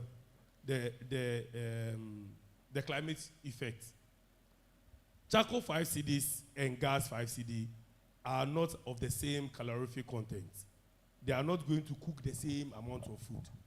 So gas 5 cedi will cook 10 times what charcoal may cook. So that is why I'm saying that it's not about cost. It's about accessibility and affordability and availability. If it is very available, everybody will go for it. And currently, our penetration rate for gas for cooking is about 38%, with a target of 50% by 2030. So people are taking in the gas. And I think that the cylinder recirculation model, is going to even make it more accessible. The study has shown that it is not the usage of it, it is how they are going, the money they spend to go to the station, fill it, come back, becomes twice. And then also the safety when it is located in the communities where they are offloading the gas and then there's an explosion or there's leakage and all that. But if those things are eliminated, and all you go is the Coca-Cola or the beer method where you send your bottle, you take a filled one. That should suffice. Let's remove the perception that gas is expensive. Tax is on everything, and that makes the nation run. Thank you. We will come to that, but yes. I think I share his sentiments and how passionate he is about, but clearly, I was comparing a subsidy regime on a dirty fuel against the narrative that we want to move into a just transition. And then also, with regards to his own comparison, that gas is cheaper. By taking the taxes off, it makes it even cheaper. You can take that taxes off or create an escrow that these taxes are going to be used in developing the infrastructure to make LPG accessible. So you look at, let's say, the new estates that are being built. We should move beyond just the cylinder recirculation.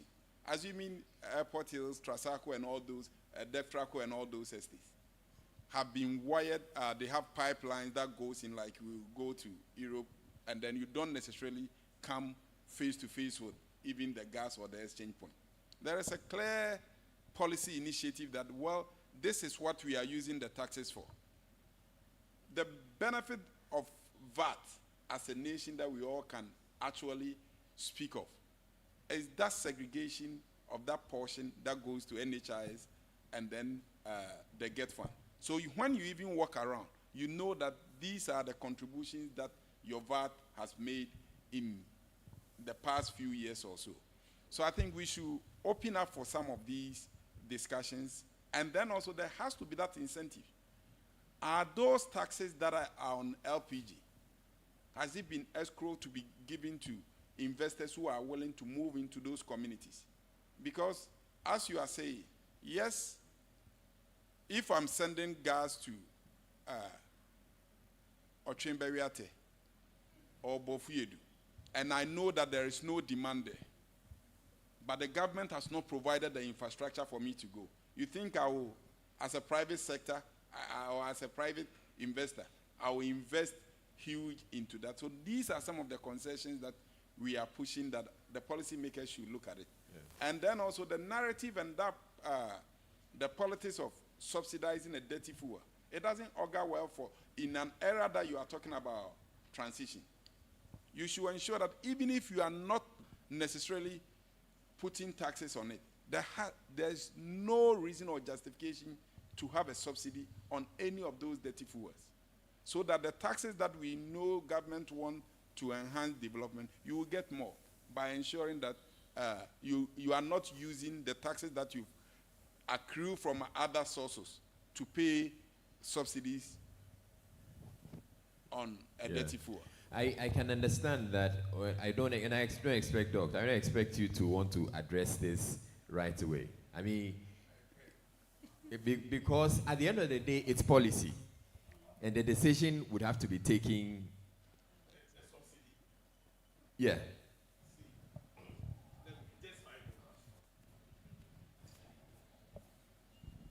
Now, subsidy, I think this one is subsidy for pre-mixed fuel. Let's look at pre-mixed fuel. What is it used for? For fishing. So it is not that you are subsidizing the fuel. You are making sure that fishing is done and food is available. Now, if we have not subsidized, if we have not supported fishing through that subsidy, and there is outboard motor which has no other alternative fuel than the pre-mixed fuel, and you say let's remove the subsidy from it, what other fuel are they going to use? For policy to take place, you need to make sure that you have alternative. If we have electric powered outboard motors, which government is promoting, or private sector has come in or are in the market, or there are other cleaner fuel outboard motors, then government can remove that subsidy to push people to go for those ones. That is why when you come to electric vehicle, we have subsidy for commercial electric vehicle. That when you import commercial electric vehicle, it is tax-free because there is an alternative. So let's not look at it as subsidizing a dirty fuel. It is subsidizing fish farming or fishing. Thank you. All right, I believe this conversation will continue to go on, but what we're seeking to do here now is to have these conversations, which conversations would inform policy. So, Doc, you go back, you just send whatever the conversations we're having here so that it would inform the policies that we will be drawing. But I'm coming to you, Dr. Nidako Asante. It seemed to be a conversation between Seaboard and the ministry. What's your take? So, I mean, I take a bit of what Dr. Subaji said. I think we have to look at function, not just the fuel. So LPG is used for cooking. It's also actually used as a fuel for transport. As we know, a lot of taxis and so on use LPG. If we are to remove taxes on LPG, government loses a substantial amount of revenue because a substantial amount of that LPG is going to fuel vehicles. Now, those vehicles will then come out of all the road taxation apart from the roadworthiness, and I think that's about it. So it's a difficult balance to make, but of course, if we can have a separation between LPG for transport and LPG for cooking, then yes, the argument to remove the subsidy, to remove the tax on the cooking portion would make sense. But then it still requires something to be able to separate the two.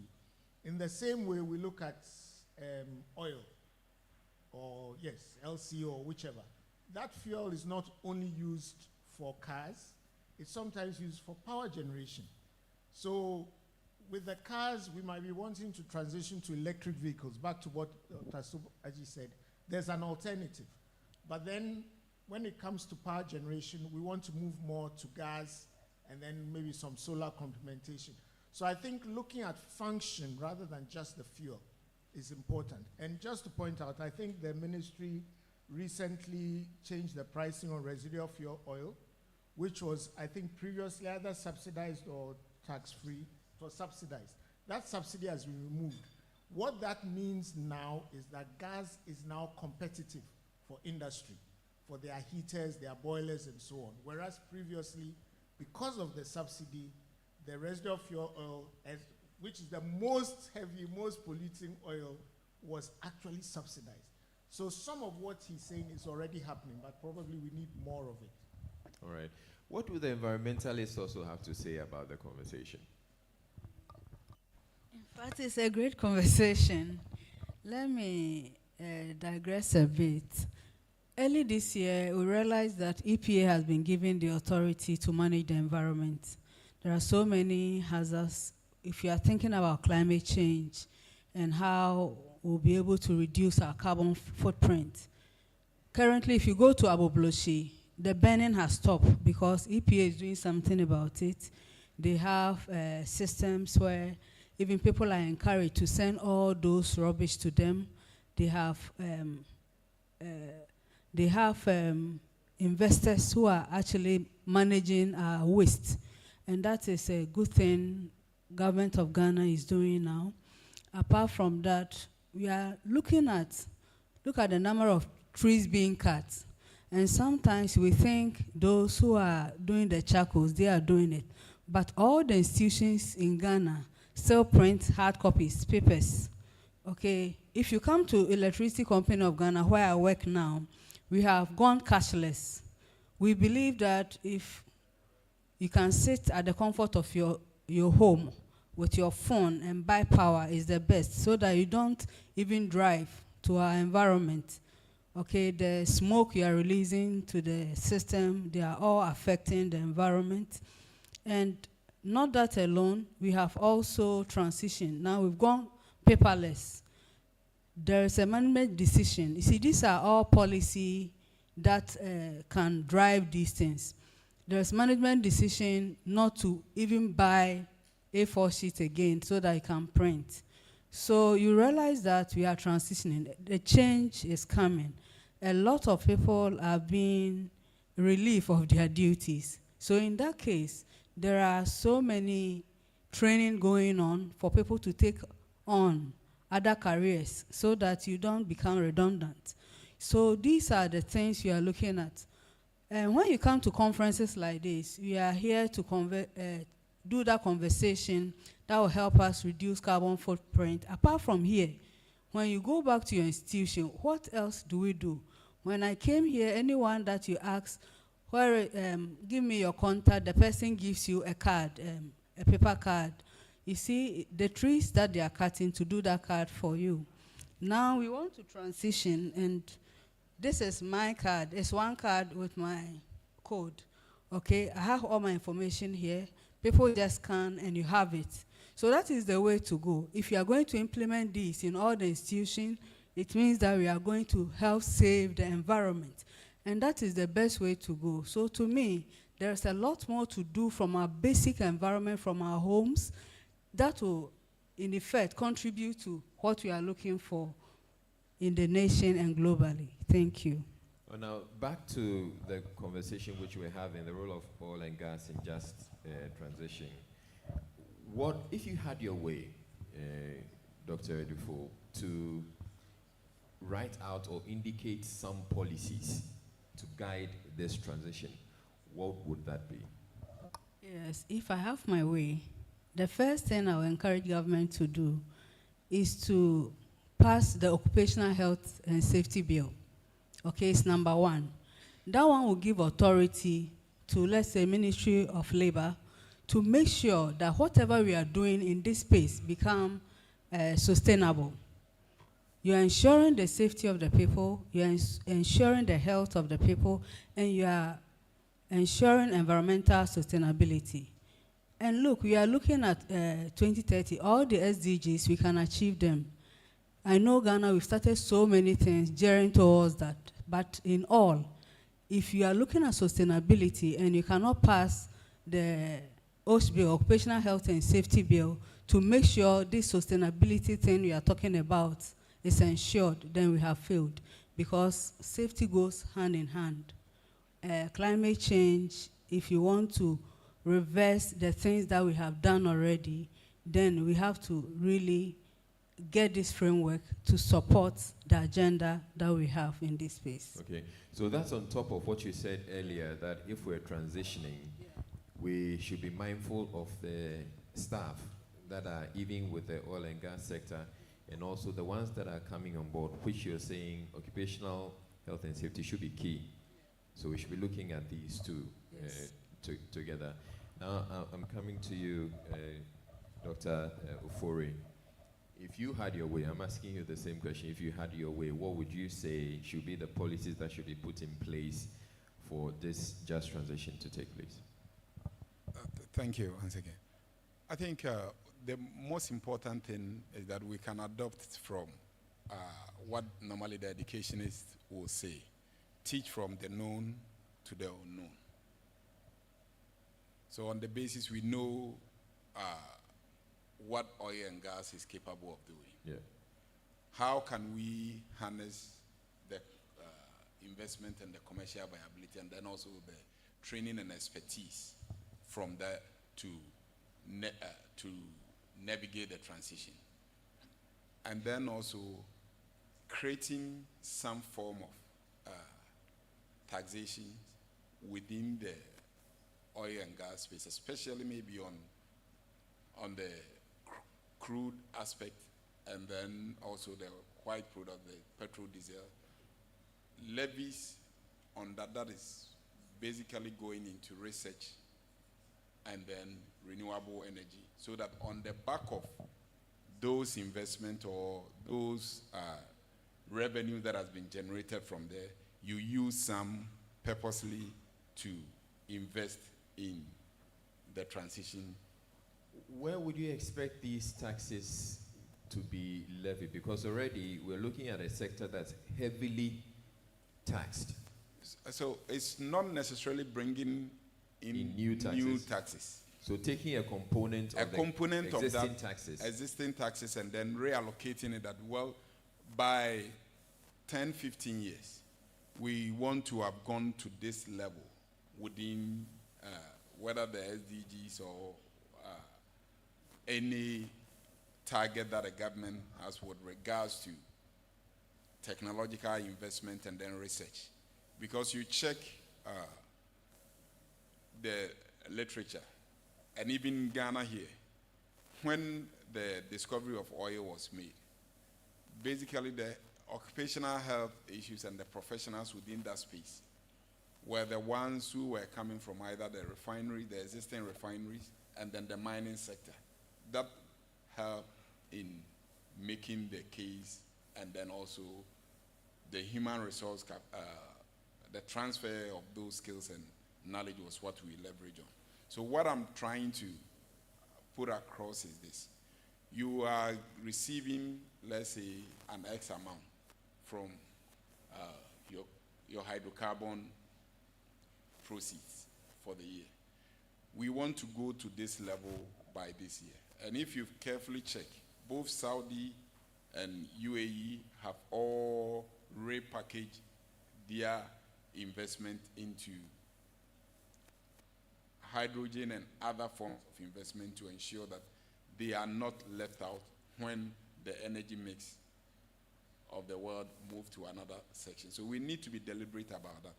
You may say that you don't have the resources now, but definitely you are receiving something now, and you can use that to do that. And not only that, if we are also not careful, with these conversations going on, it's not just about the energy or the sources or your ability to harness it. It's the technology to even extract it.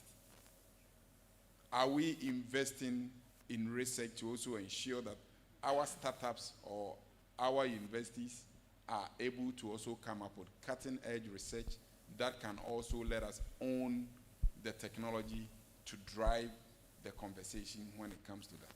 Without the required research or required investment in research, and then without the required research outcomes, that is going to help you ensure that you are also taking advantage of the transition, will still be left out and will come back, because those who have invested in research would have come up with a new form of energy that the ones that naturally we have at our disposal may then be turning into a stranded asset that we need to find another means into harnessing that. So the key to our conversation should be, how do we invest in the required technology to also not necessarily be importers of technology or buyers of technology, but rather we are leading the innovation and then the research in the area to also have access to those rights that may grant us revenue in perpetuity. And I guess in doing that too, we'll be looking at our local context, which would mean that we don't necessarily have to rely on technologies that are out there. And Dr. Nida Kwasanti, I would also come to you with the same question. Oh, for me, I would tend to focus on our SMEs and cottage industries, or whatever we call them. The family business or home businesses. And I want to take a negative example. Government never promoted Galamsey, but Galamsey happened, or is happening. If government had aimed to increase our gold production, would have thrown all sorts of money at it, and I doubt would have had the success in terms of our gold exports increasing that we have had from this explosive Galamsey growth. The point I'm making is that our biggest resource are our own selves. Given an opportunity to make money, the Ghanaian will go in there. And it's not that there are no opportunities to make money, but sometimes we are our own impediments in the way. So I talked about Kenke, I talk about whether it's the expectation, or these are industries that are homegrown. They have been there from before I was born, and they are still there. That means there's money there. But are they doing it in a way which is sustainable? Are they doing it in a way which is safe? These are the things we need to improve upon. The things, the businesses, the industries that are local and indigenous. There's a lot of food processing going on. Some time ago, everybody was doing fruit juice. You could see pineapple juice being sold in car boots all over the place. That seems to have tailed off. But nowadays, you see people processing all sorts of things, from the local snacks that we had when we were young. Now they are being packaged very nicely. All I'm saying is that there's industry out there, but the more local ones are using the firewood. We need to support them to move to what we call more modern forms of energy, but also to modernize and professionalize. Now, it's all about how we do it, but with the transition in mind. We are moving them away from the carbon heavy to the carbon light in a way that will also improve their profits. Now, at the end of the day, we want to reduce our carbon footprint, but we also want people to be prosperous and healthy and all that. So we have to marry the two. And I believe that that is where we need to focus. Normally, we tend to focus too much on our homes, on residents, and we try to subsidize homes. So in Ghana, electricity to your home is cheaper than electricity to the hospital. And it doesn't make sense. Electricity to your home is cheaper than electricity to the school that you send your children to. That doesn't make sense. So we need to change the balance. We subsidize consumption, but we don't encourage production. So these are the changes that I think we need to focus on. Energy to industry needs to be cheaper. And by industry, I mean even the kenke seller. And by doing that, we enable them to be more profitable, but we also encourage them to move away from the charcoal, from the wood fuel, to LPG, and eventually to gas.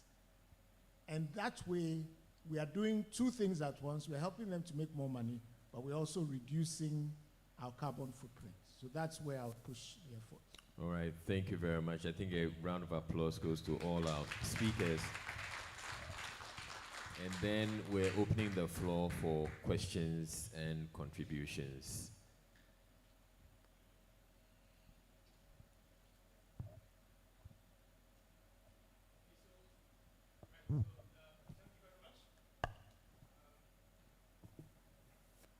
Thank you very much. My name is Ebenezer Annan, and I have a community organization called our Community Focus. But in my previous work, I had been in the telecom space where I was in charge of safety. Now, I want to thank the lady for the concern about safety. Dr. Miriam. Yes. In terms of the health and occupational health and safety policy. This policy has been pending for some time now, I think from 2012. And it has been back and forth and all that. In the ecosystem of what we're talking about, safety is the policy is very, very important. Currently, there are some institutions having it in fragmentations. You go to the mines, they have theirs. You go to some other sectors and all that. But we need to have the unified framework that embodies all, and then we are able to properly coordinate it and make sure that the concerns of it are addressed. We see the roads, accidents that happen, all that. Indeed, the road itself is a workplace. So people are going back and forth and all that. Where is the place of the policy? And then we're talking about passing a policy such that we'll be unified with the ILO convention. Because we will not be able to do it, we are lacking on so many things. So that is very, very important. Now, there's another aspect from the earlier discussion, and then I think the man is here, so I'll say that standing in for the minister. Yeah, we're talking about importation of solar materials and all that. In terms of the issues about the structure of the economy, if you were to think about building these solar materials here, and just recently we read that about 25,000 street lights were going to be installed. Imagine if these 25,000 street lights, panels and all that were done here. We'll be able to fix the issues that we have. And of course, recently the World Bank says that the economy is seeing growth, but it's on a treadmill, which means that growth is not bringing anything. And the issues about Galamsey and all that is because the economy is not generating the kind of jobs that could meet the needs of people. So we need to look at it and ensure that our community and our entirety of our country is safer. Thank you very much. Okay, do you have a specific question for Dr. Sogbaji? Well, you want him to address the issue of the solar panels being manufactured? Exactly. But then again, let me add this. In the past government, we heard that the Jubilee House was going to be put on solar. It never did happen. We want to know now what they're going to do about it. And remember, now we have attached to it transition, green transition, right? Yeah. So we want to know about that. Thank you very much. Jubilee House is on solar. It's on solar now? Okay, so I never knew about that. Thank you very much. But yes, you pass on the microphone to him.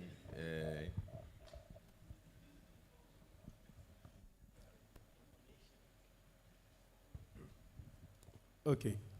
With the importation of solar panels or the manufacturing of solar panels in Ghana, the ministry have been encouraging, this to happen. Now, one of the challenges is that we get from investment is that we are not consuming, or the region is not, building a lot of solar systems. For a typical solar factory, they produce about 3 to 5 gigawatts worth of panels. Now, if you look at the whole West African sub-region, how much solar installation do we do in a year? So when they establish, I mean, where is the market? That is what they are looking at.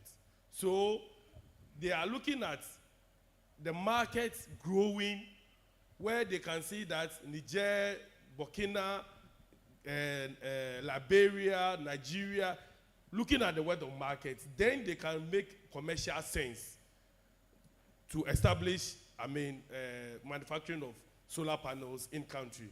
Other than that, then maybe it is our own initiative to set a small solar manufacturing system, maybe 300 megawatts a year, but that is not profitable in terms of when you want to break even, because the amount of energy you spend or the resources you spend to do about 3 gig to 5 gig is almost close to doing about 500 megawatts to, I mean, 300. So it's about economics, but we are getting there. So it's not that we are not taking steps. We are, but in everything that you have to do, you also have to look at the economics, because we are at a sustainability summit. It has to be sustainable. Thank you. All right, but my understanding is we actually have some solar panel manufacturing companies. We thought we, at the one, I think 3SI assembly plants trying to manufacture, but for the past years, I mean, nothing, I mean, pretty much is happening there. Okay. All right, thank you. Yes, okay, so we have a lady in the back here, right here. Let's take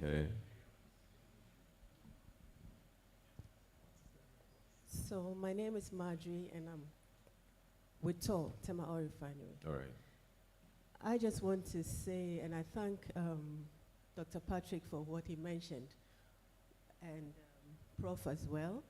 We are transitioning, and it's a process. So we cannot do away with our fossil fuels. But my question is, how or what are we doing about carbon sinking? Because that could also help us in the transition. carbon Sinking. sinking. Yes. Okay, as in sink. Yes. As in SYNC. Or S-I-N. sink. Sinking, yeah. Okay, all right. Okay, thank you.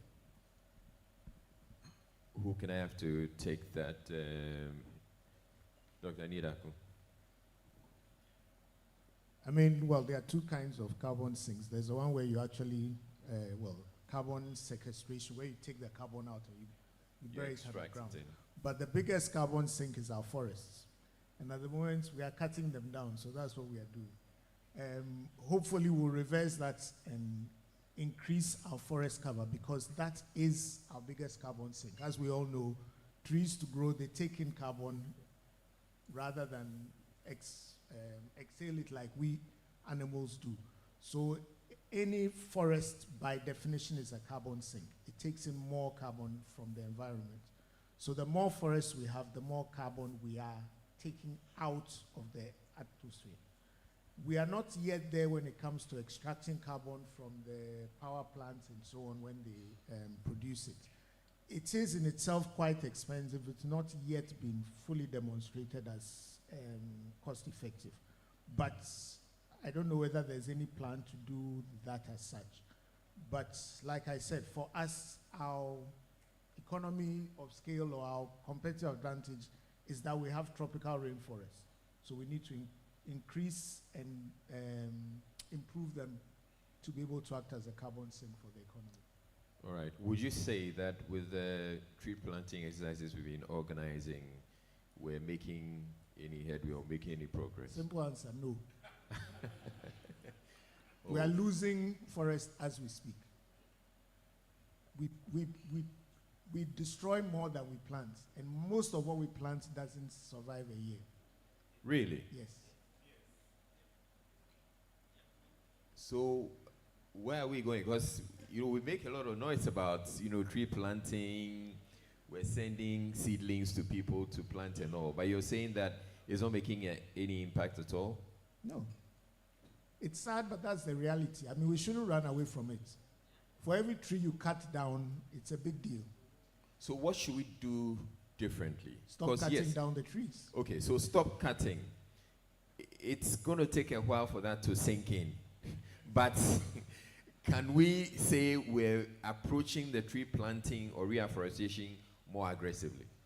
You see, the thing is, you plant one tree, it takes years for it to become a tree. Sure. The tree that you've cut down, for every year that passes, you are losing or you are expanding the loss of carbon. So there's no comparison. So the real thing is that, I mean, when I was at the Energy Commission, we started the improved cook stove and so on things purely from a forest preservation point of view. Then later on, it was pointed out that even the particulate emissions from our cook stoves was actually even more damaging to our health. So that became the focus. But what I'm trying to say is that the recognition of the loss of tree cover has been for ages. The Forestry Commission was set up for that reason. They were even worried about loggers. Then we added to that those who were just cutting down trees for firewood. And now we've come to the point where we accelerated it for Galamsey. So we are definitely not making progress. And we shouldn't kid ourselves that we can replace that by planting trees. It doesn't work.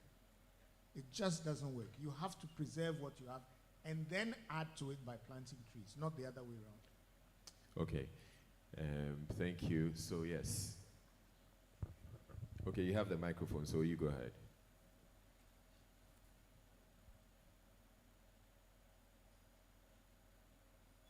Okay, thank you very much. My name is Collins Esumi from the State Interest and Governance Authority, SIGA. I also want to find out the government policies on this over-age cars that are coming in, because they also contribute a lot of this emission, carbon emission. Thank you. Okay, Dr. Sobaji, will you take that?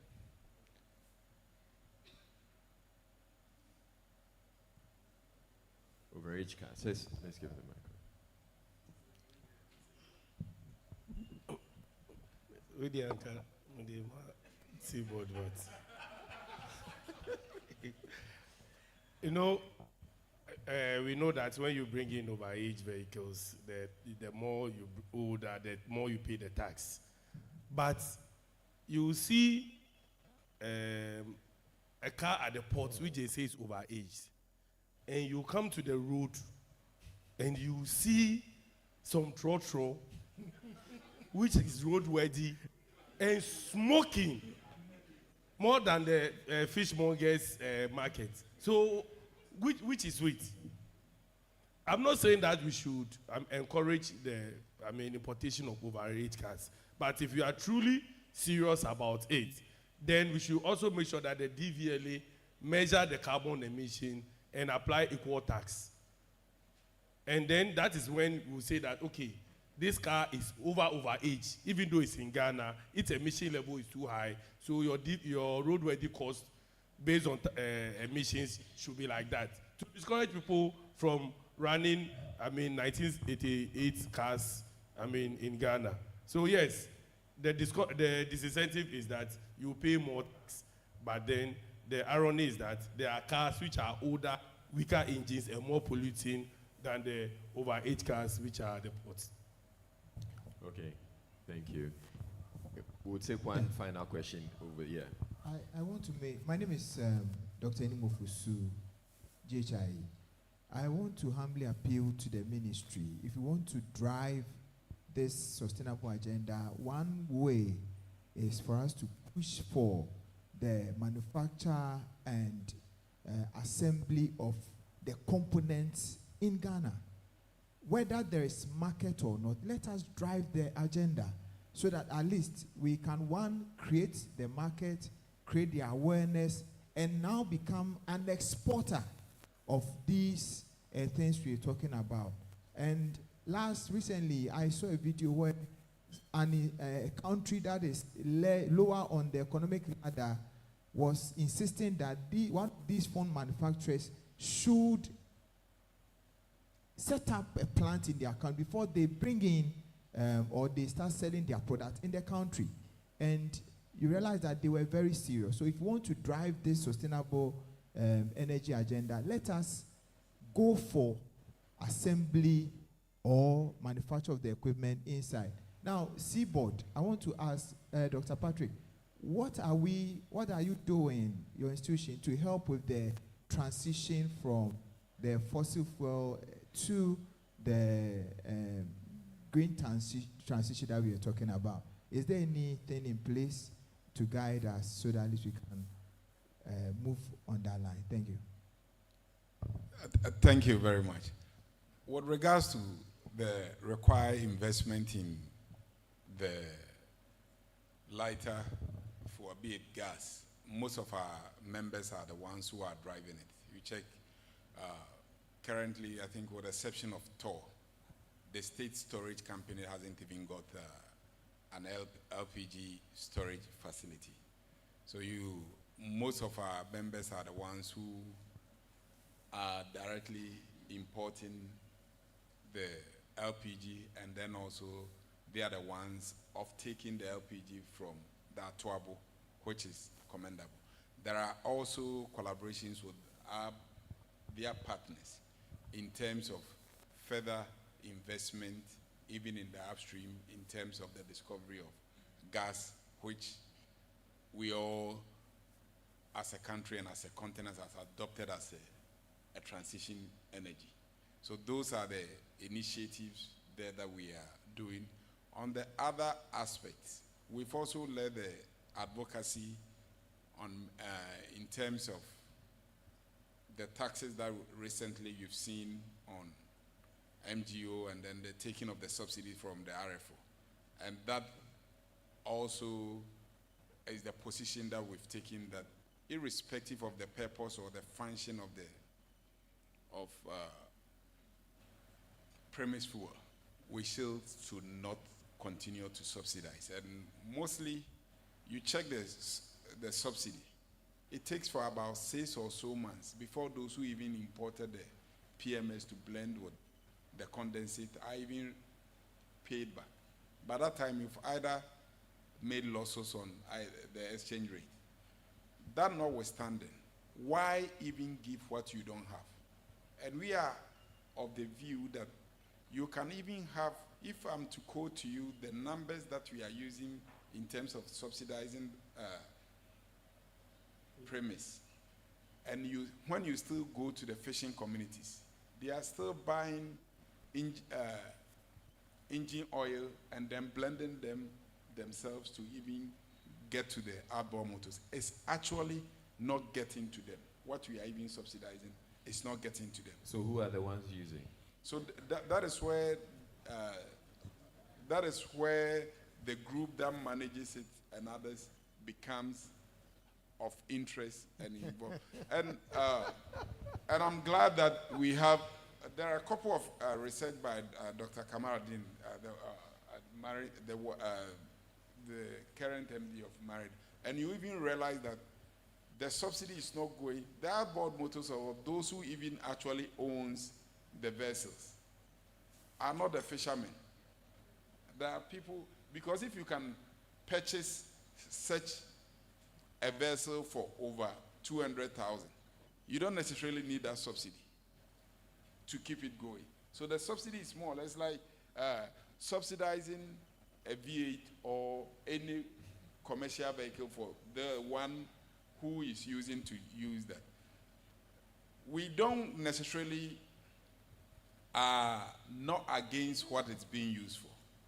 For those who are using charcoals and all the energy forms, they are all using it for some form of activity or some form of productive venture. And it's the same way that we need to look at that. But as an institution, apart from the advocacy, we ourselves also realize, at least, can we imagine that with the extent of the degradation that is going on with the Galamsey and others, if no trees were even planted at all, the impact in the next 3 or so years would have been dire. Irrespective of the numbers, it may not necessarily be impressive compared to how we are destroying our forest belt. Still creating the awareness and pushing for our partners, for all of them to also create those buffers, is something that is is commendable. And we're hoping that with the new bill and policies that are coming up, we will not just go in giving mining licenses, but we also, like we have in the oil and gas, whereby decommissioning is a critical part of it. The environmental reclamation for our mining companies, and then even the small-scale miners, should also be a condition in awarding of license to small-scale mining, so that even if you are given a concession to mine, I don't want to use the term galamsey because they say that it's a small-scale mining. Even if it's a small-scale mining, they should also have some level of responsibility towards the environment in terms of reclamation of those lands. Right. And it's something that we're hoping that we've started some initial conversations with the Ghana ambassador to Canada, and we want to build on that leverage to ensure that in the near future, we could also tap into how the Canadians have been able to do it. And as a chamber, we can champion that to ensure that with that, and then the support from maybe the Canadian government, some of the land that has been degraded, we can create it as a legacy of reclaiming that land and then eventually turning them into our carbon footprint. All right. Thank you very much. I think we should give the panelists and the speakers a round of applause at this point.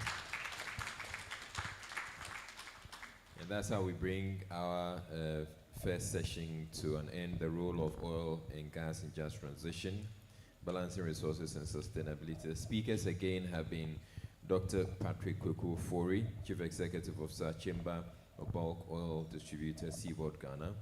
Engineer Dr. Mrs. Miriam Edufo, National President, Ghana Institute of Safety and Environment Professionals, and Dr. Nida Kwasante, former Technical Director, Energy Commission of Ghana. A round of applause to them once again.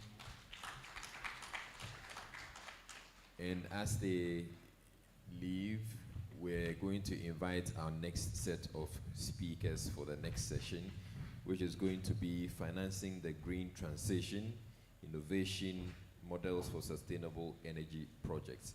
And the speakers are Kweku Osei Sapong, founder, SIPA Holdings, and Managing Director of Rife Energy.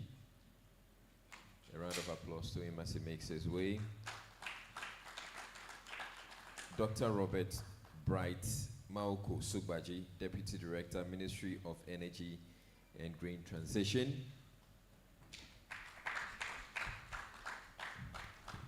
And then Engineer Glenn Kwabna Jima, General Manager, Jospon Green Transition Office.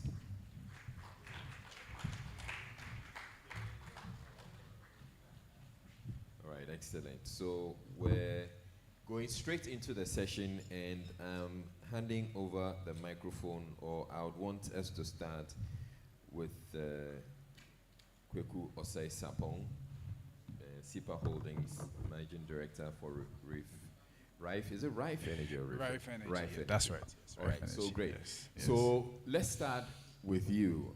I would want you to give us your general remarks about the financing bit, and then we can bring on the other speakers. Okay, excellent. Thank you very much. It's a pleasure to be here. I think what I want to start to do is I want to give a snapshot of the financing landscape as it pertains to Ghana for the green transition.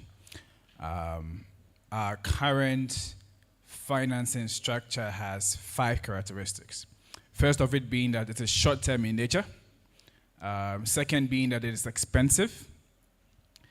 It's also very government heavy, skewed more towards the government sector.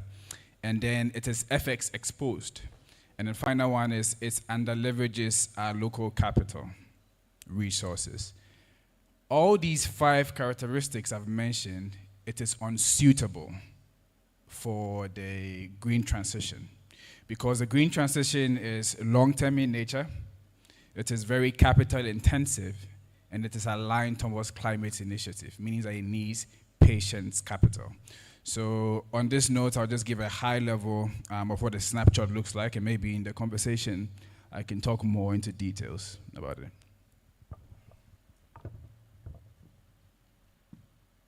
All right, so I'll go to Dr. Soweji.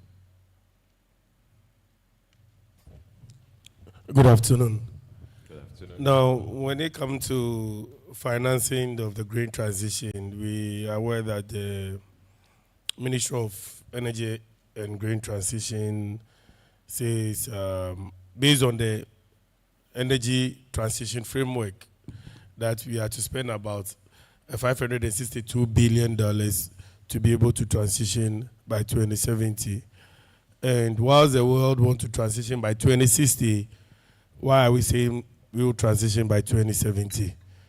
There have been a lot of pledges from, development partners.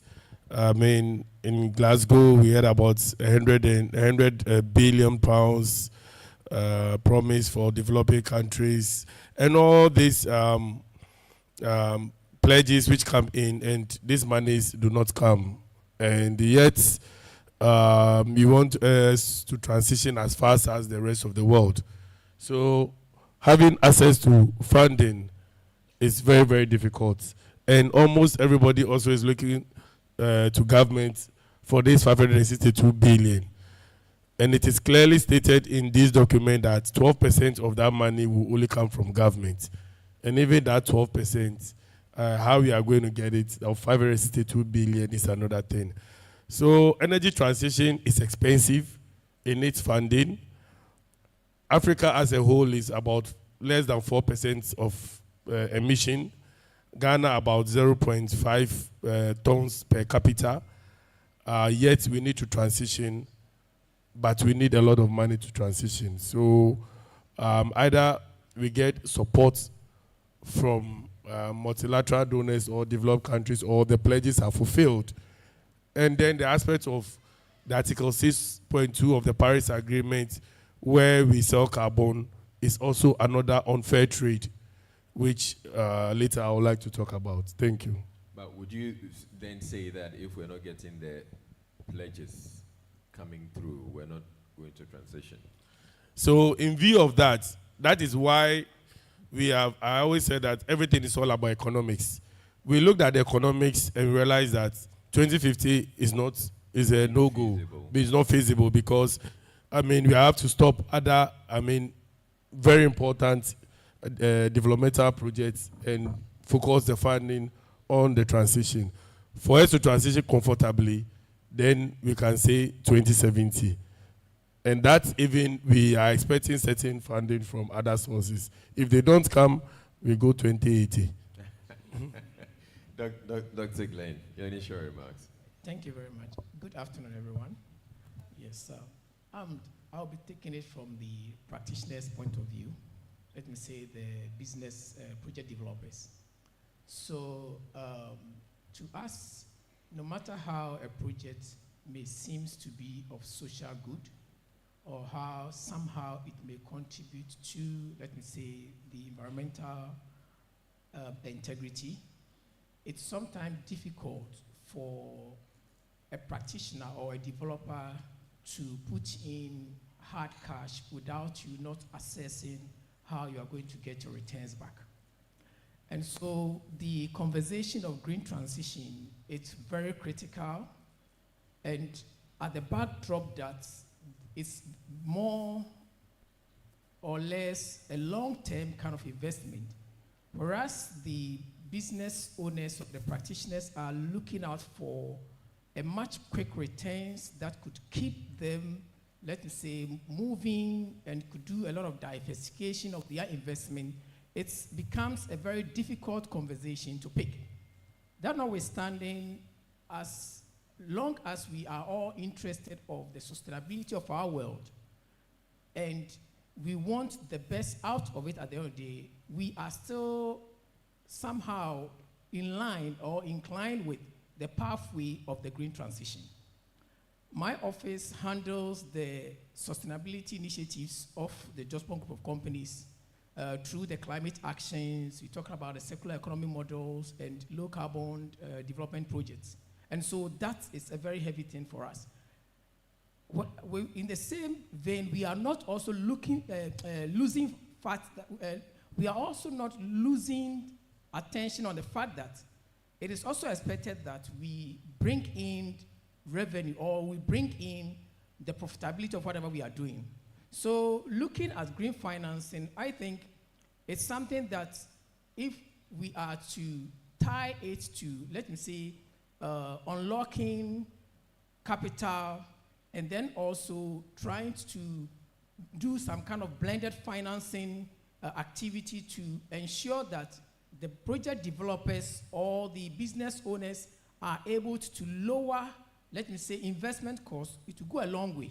So it's a very good conversation to have, and my take on here is, if we are going to ensure that the green financing pathway is going to lower the cost of investment, that is going to be a way of trying to accelerate the green transition pathway as we all are talking about. Thank you. All right, so I believe you have some... Trying to accelerate the green transition pathway as we all are talking about. Thank you. All right, so I believe you have some solutions. Yes, I mean, I've listened to what Doc,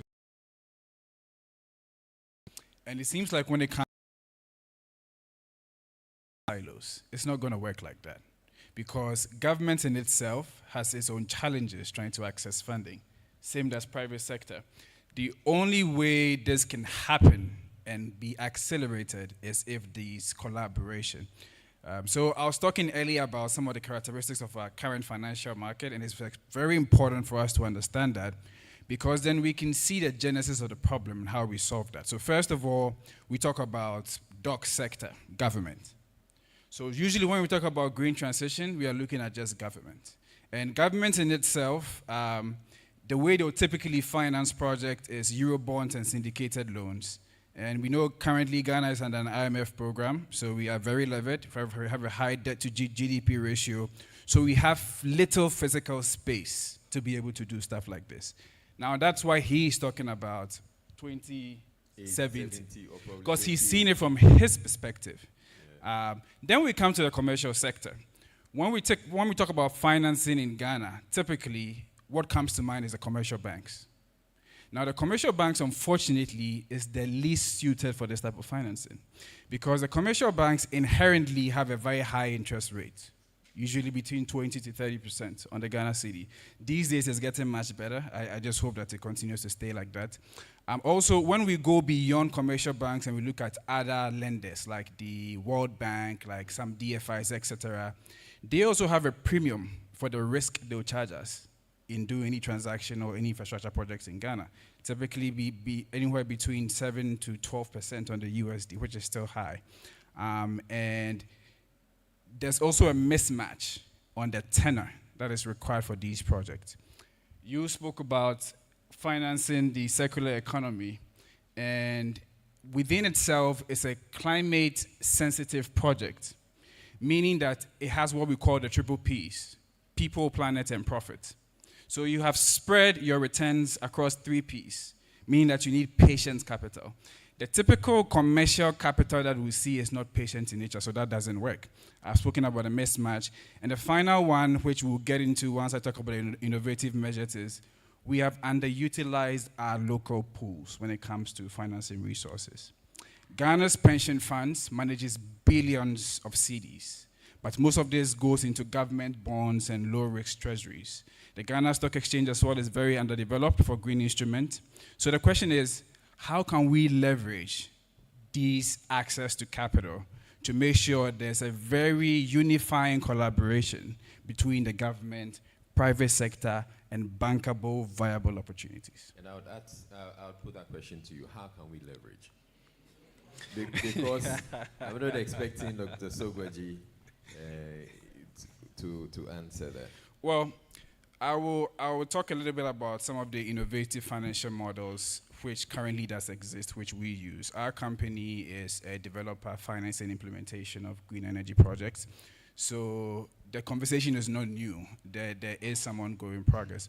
The first one is, as he mentioned, project financing and SPVs. These are typically off-balance sheet transactions. So what that means is that you are able to take a project, raise capital on the project's merit, and ring fence the revenue from that capital directly back to the lenders. The advantage of this is that it allows SMEs or typically smaller companies to access larger opportunities. When we go the typical corporate financing measures, so you say you go to a Standard Chartered Bank and you have a project of $20 million and you have a revenue of $3 million, automatically you don't qualify.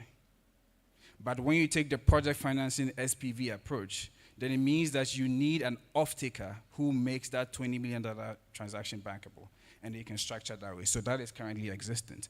We also have the blended finance model, which we've seen a lot of the DFIs do that, which is typically combining concessionary capital from DFIs with private sector to make this possible. I think the ministry STREP program can fall under this blended finance model to make projects bankable.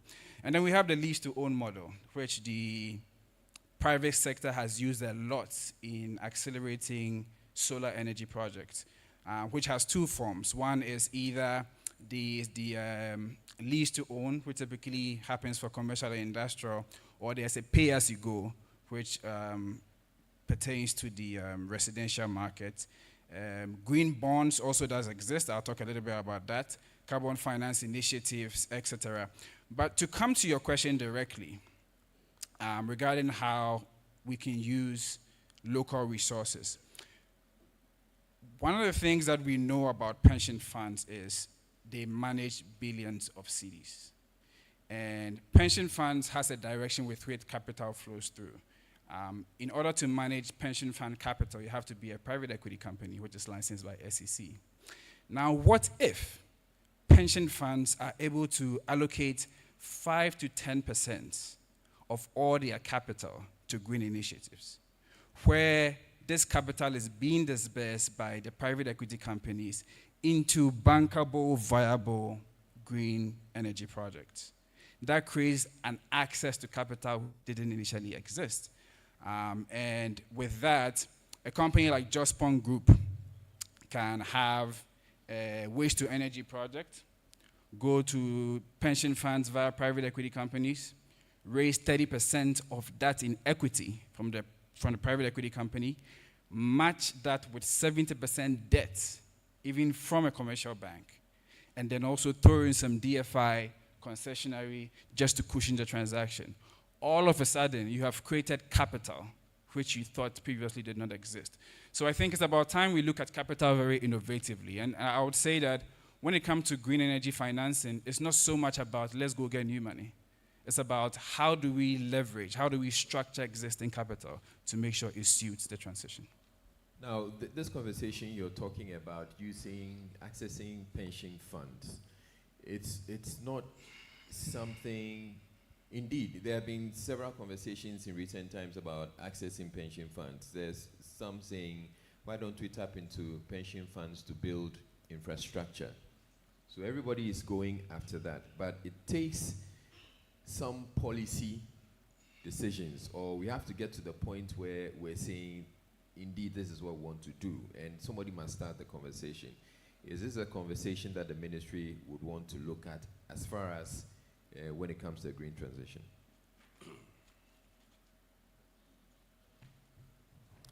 In the pension fund. I mean, that's quite, if you don't manage it well, that's a very big problem. Recently, we saw our senior citizens picketing. It wasn't a beautiful thing to see. But if you take, let's say, the developed economies, they have, policies in place to make sure that their pension funds are used in, the lowest risk of investment. And that is where pension funds should be directed. So if the assessment is made and green financing or a green project, and it's going to give the lowest risk possible, I support it. But let me give you an example here. There was a fund which was a revolving fund with a development company for renewables, and we passed it through the Apex Bank for the rural banks.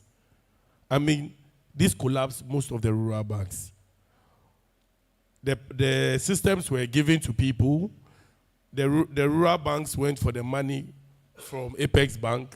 They bought the systems. And for the people who have to pay so that they go and pay back the money for Apex Bank, the people didn't pay. So these are some of the risks. They had the installation. It was for rural areas. Had the installation, enjoying the electricity, but the payment wasn't coming for the rural banks. The Apex Bank have to force itself to get its money back.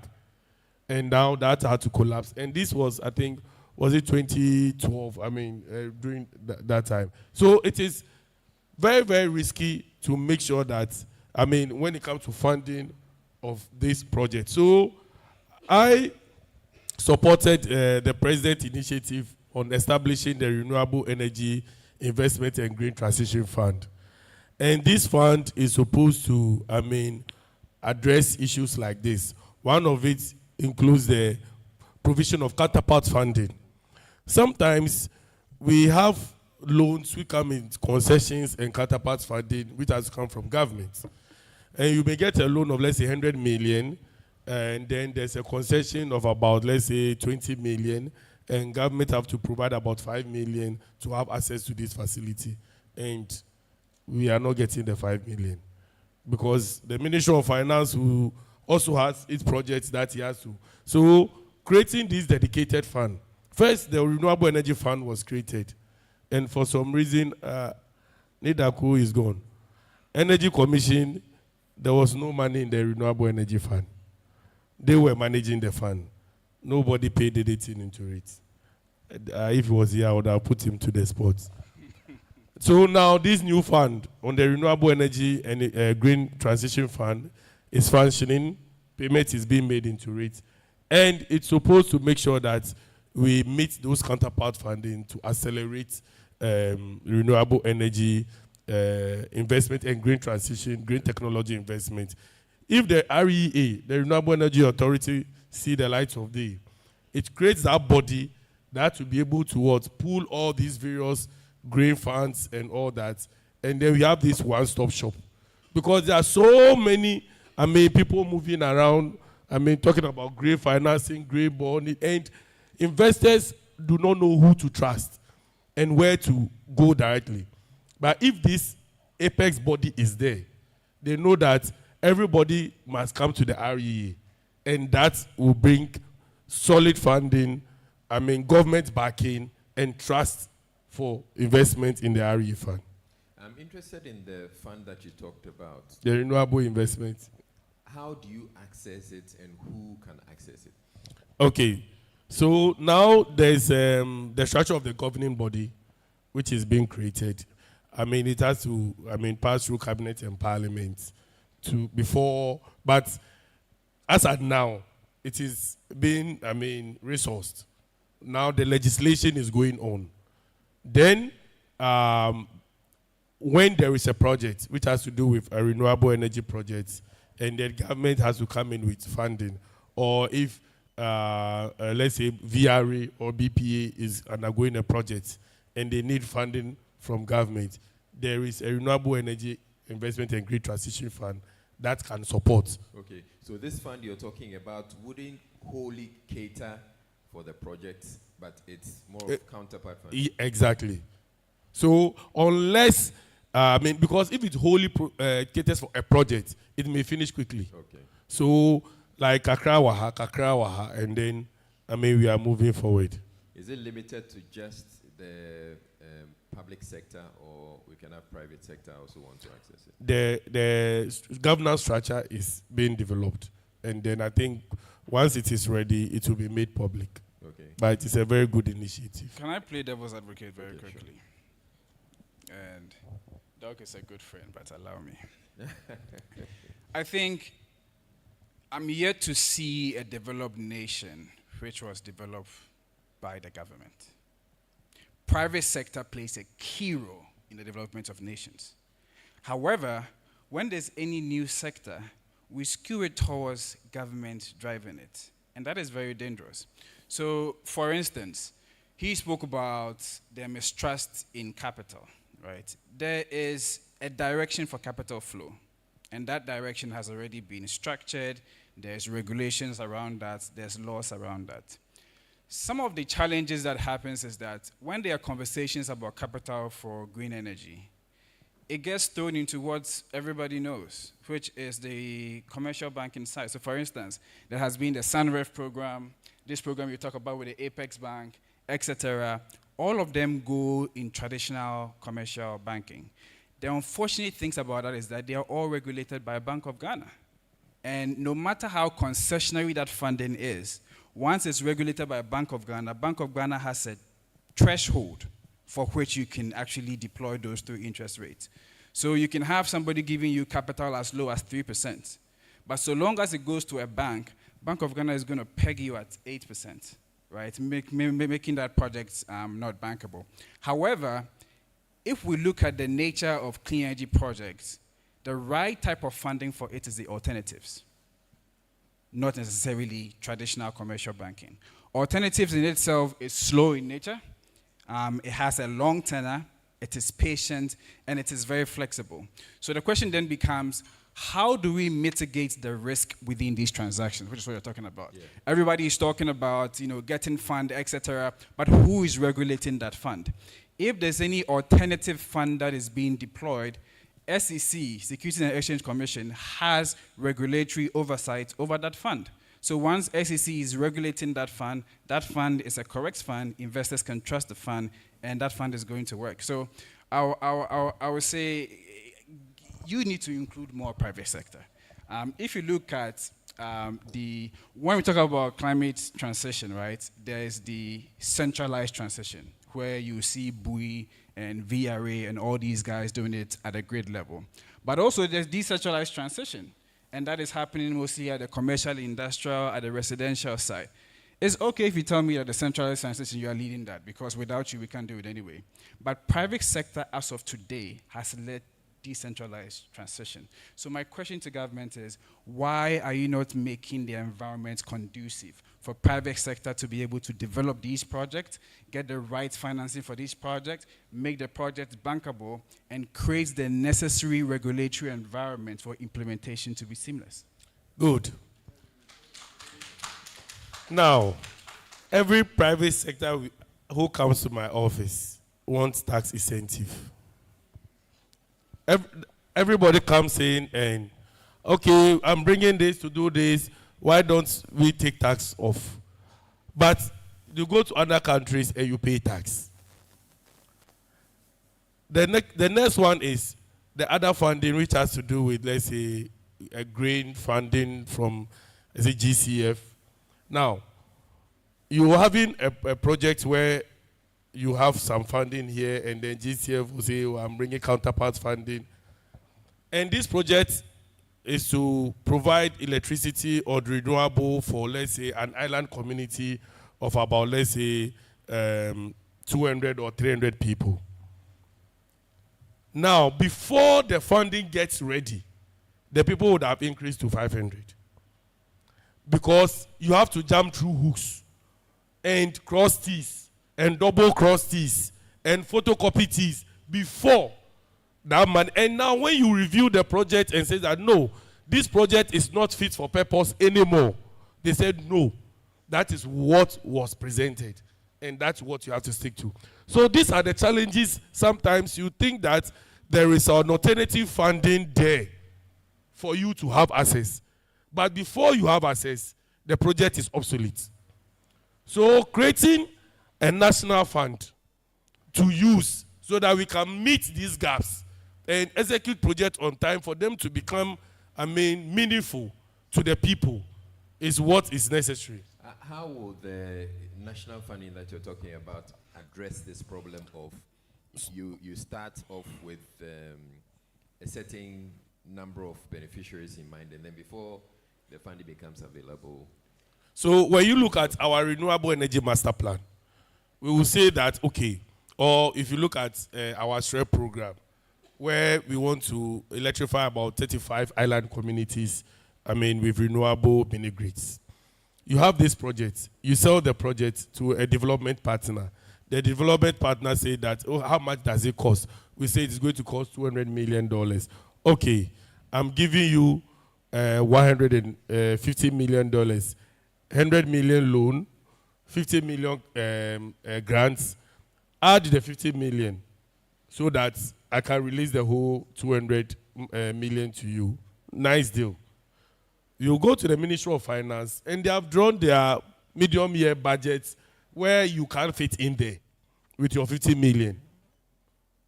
You get it? So now, if that funding is there, it is not being, it's not part of Ministry of Finance funding. So you can dip your hand there, get the approval of the governing body, and then it goes into that implementation. So it's not going to take as long as the other ones. Else you go to the other alternatives, and before the money gets ready, the art investor or your development partner want to bring the money is even fatigued, and he thinks you are not even serious with the project. Dr. Glenn, with all the conversations going on, I've allowed them to go on for a bit. Are you seeing any headway for private sector, or is it making any sense to you? Thank you very much. With the conversation so far in terms of the green financing, as he rightly enumerated, that's basically what is prevailing currently in the market. But we want to add on with the fact that the government is also doing their best in creating some kind of a stop, let's say a back-end kind of support in a moment where you looking out for the development partners, you are not giving access to it and it's delaying, you can immediately fall on, which is also a very good plan. Even though for now it's not available to the private sector. Yes, but it's a very good plan. But coming to talk of, let's say, the things that I think could help in terms of the rollout of programs or projects by the private sector, I would think of the ministries being very mindful of the issues in terms of we made mention of the tax issues. Now, there is also another one that is going to affect the global supply chain, that is the EU CBAM. The EU CBAM coming in place, I've not seen much done by the various ministries involved in that particular space to help prepare the private sector to be ready for the CBAM taxation that is about to be rolled out in the coming year. And that is one of the things that sometimes when I look at the activities going on and we are not being prepped and there are no systems in place, nothing in place to warm us up, to get ready for that, it's a bit worrying. So I would want to find out, or maybe want to say that if there is something that is being done that has not yet come back to us in terms of us the players, I would plead that they better hurry up because it is just next year. And I believe for those of us who know the CBAM is basically the carbon border adjustment mechanism that is going to be implemented by the European Union in ensuring that every product that enters EU, you are able to measure the emissions and you are paying the tax thereof. And us who are depending mostly on imports, and all these imports are carbon-related kind of component, how are we preparing ourselves as local private sector players in terms of regulations? Where are we, and what are we putting in place to make sure that we don't maybe get into the stage of that particular activity whereby we have no idea? And I think that if care is not taken, it's going to really cause a lot of short chain to the private sector, and that eventually also impact the growth of the economy. Okay, so for you, beyond the financing, this issue of CBAM is what worries you? As in, what or how government is supporting you so that you can, when it gets to that, you can face it? Yes, please. Okay. Dr. Sogbaji. So this has to do with manufacturing or making products from clean energy source, which he's aware, but he's waiting for government to tell him again. This is, governance and private sector work hand in hand. where is the private sector pushing government to make a statement or make a policy about something? We have the civil society organizations, CSOs, who are always on the neck on government on critical issues. And if they see CBAM as an issue, they should have already been on the neck of Ministry of Trade and Industry strongly to come out with policies and all that. And if they have done that, what has been the outcome? And this is all about making sure that your products are clean and you are able to put in place measures to quantify your carbon emissions when you are making that product. So I think it is a hand in hand. Private sector, public sector, push government to come out with whatever policy you think will, come in. If it is going to be a tariff war like Donald Trump started, then we also do tariff war. Okay, your carbon emission and our carbon emission, I don't know. But government has to come up with a policy. If private sector sees itself very, very, very, having a problem and going to be shortchanged in this CBAM, they have to push it on the Ministry of Trade and Industry strongly and see how there's a diplomatic solution about it. Right, thank you very much. I'm happy you've admitted that the government has to do something. And that is basically what I'm pushing for. Because I wonder the number of people in the space that are aware of this CBAM issue. Because I've been in a couple of meetings and CBAM seems to be something new. And you don't seem to even understand what the CBAM is all about. But if government is to take it up and then also have, let me say, a counter proposal to the EU in terms of how to deal with, let's say, traders or maybe companies from Ghana, I think it would go a long way. And then that not said, I also would wish that the government would engage. My main point here is an engagement, because this is more like a stakeholder engagement. This is something that the EU is about rolling out, just to safeguard their manufacturing and ensure that they keep, let's say, creating the jobs, and then will keep the economic condition to become much better. But what are we also doing to our part? As Dr. Sogbaji asked, is this something that you've raised with the Ministry of Trade and Industry? Personally, not yet, but I also feel that this is more or less a policy level, and it's not hidden. It's an EU trade kind of policy that they want to implement, and which I think Ghana government should also be putting in place strategies or maybe other counter policies to make sure that we are able to scale through without much problem. Those are my point that I'm trying to. Now, I want to make something very clear. Even though we are moving towards clean energy and sustainability, the world is not playing it fair. We shouldn't assume that any regional body is playing it fair with the African or the Ghanaian country. Let's take, for example, carbon finance, Article 6 of the Paris Agreement on carbon credits, where we buy carbon credits. A ton of carbon in Ghana will cost between $12 to $15. A ton of carbon in Belgium or in Europe will cost about $100. Carbon is carbon. Gold is gold. Cocoa is cocoa. We have market pricing for it. Why is carbon cheaper in Ghana? Meanwhile, when these same tons of carbon are released to the atmosphere that we are worried about, they cause the same damage, and sometimes the damage is even not affecting you who release the carbon. When we did Akosombo spillage, how much carbon do Ghana emit? 0.5 tons per capita. When the world average is running around 5 tons per capita, with countries hitting about 15 tons per capita.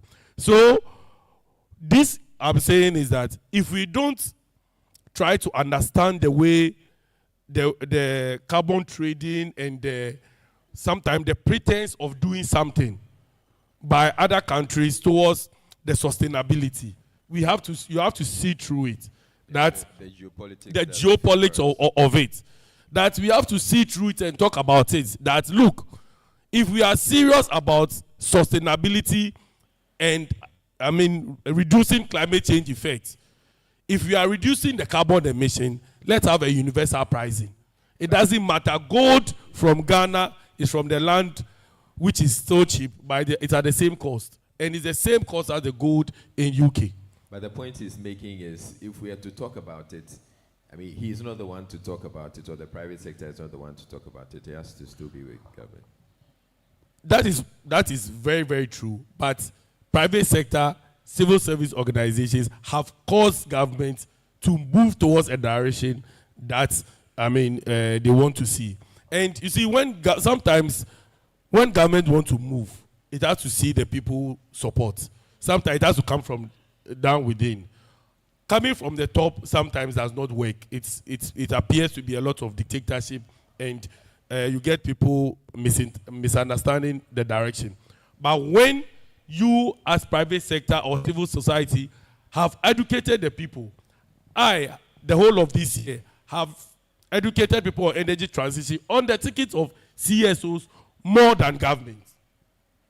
CASA Initiative, Green Faith, NRGI, have sent me all over the country to speak to people in various corners of the country on green transition than government. That is what I'm saying. That private sector, CSOs, this CBAN started not today. So it is now going to be implemented. If we don't know much about it, I also equally put it on the doorstep of private sector. I think this response, maybe, Doc, you should take me as your deputy, because I'm moving to your side now. Although we'll be critical about government, let's also applaud the government of Ghana through the Ministry of Energy for their forward approach toward the green transition. They've done a lot of work, but at the same time, we'll still be on their case. So to answer this question, they have indirectly provided a framework to solve that problem, because then now, if manufacturing companies can get green energy, they can actually sort of make their output cleaner. And the SREP program is a typical example of that. The Scaling Up Renewable Energy Program is going to give access to commercial and industrial solar green energy solution providers to get access to capital. Now, access to capital doesn't always come in the form of cash. It comes in various forms. It comes in guarantees, it comes in FX covers, it comes in policies, and that's exactly what the SREP is about. So maybe if you read more about the SREP, you realize that they have solved the problem through green energy providers who would then be capacitated to be able to provide these services to the manufacturing companies. But then again, more has to be done. So we'll commend you, Doc, but still we'll bash you. Just to add one more, you realize that with the CBAN requirement, with everything that you are producing or you are acquiring, you need to know its footprint. The other aspect of it is, for sure, it's being used, we are using the solar system in producing your product, but are you able to do the calculation? Are you able to declare it as on the material data sheet of your product? Can that be stated clearly on it? Which requires more work to be done to ensure that the various people within the sector, they become acquainted, they have the skills, they're able to do that, and then their product will pass. And then also, when you're also acquiring, you also be able to do the needed assessment to know what you are getting on board. The other thing you made mention of in terms But Dr. Glenn, before you go to the other thing, I want to believe that with what you're talking about, your company should be in a position to Absolutely. Do that. So private sector, we need to educate the end users of the product, because typically once you install any green energy product, there is a soft component to it. You let them know how much carbon they're emitting on an annual basis, etc. So they should be educated on this so that they can attribute it to their output as well. That job government will not do for us. I think what they need to do, they've done, creating the access for us to be able to do this. To some extent, but I'm also looking at, with everything particularly that deals with regulation, they have to come in and set the threshold or the benchmark. Now, I can sit in my corner, produce my item, and says, okay, this phone, I've saved 20,000 tons of CO2 equivalent. Who checks? Okay. How do you know? And do I go out there giving false information? That regulation has to be done by the government. And that is where I'm coming from. That is not just about you having them enshrined in the document, but it must go beyond that. In terms of the technicalities, how do you regulate? How do you ensure that we are sticking to the rules? So these are the typical issues that I wanted us to go beyond just having them. Right. Now, the other issue that I wanted to talk about in terms of the carbon credits, the pricing issue, of course, I fully agree that there are geopolitics around it. That notwithstanding, as a project developer, the price of carbon are mostly regulated by the cost of the project. Because it's not just a flat rate thrown on you that this project will give you 5 tons. No, we have typical project that we are doing and we're generating some carbon credits and we are selling them out. With those projects, it has to be measured by the cost of the project. And out of that is where we do the carbon price calculation to know how much will make the project go. At the end of the day, the project, the carbon revenue is coming as an additionality to make the project sustainable. Otherwise, that project wouldn't have been possible. So that is the whole idea. So if you come throwing anything on me that this project, you just take $8 or $12, whereas it's not going to make sustainable, it's just like greenwashing. No. And that is where we have the issue of carbon price greenwashing.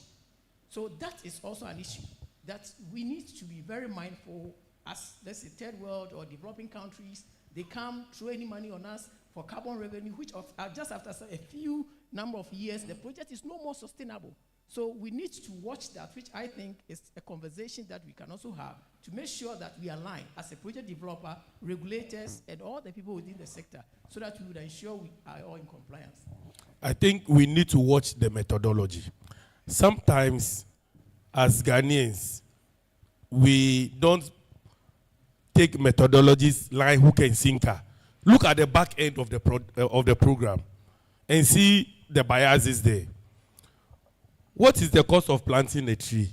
Has got to do with the cost of the carbon mitigation or sink.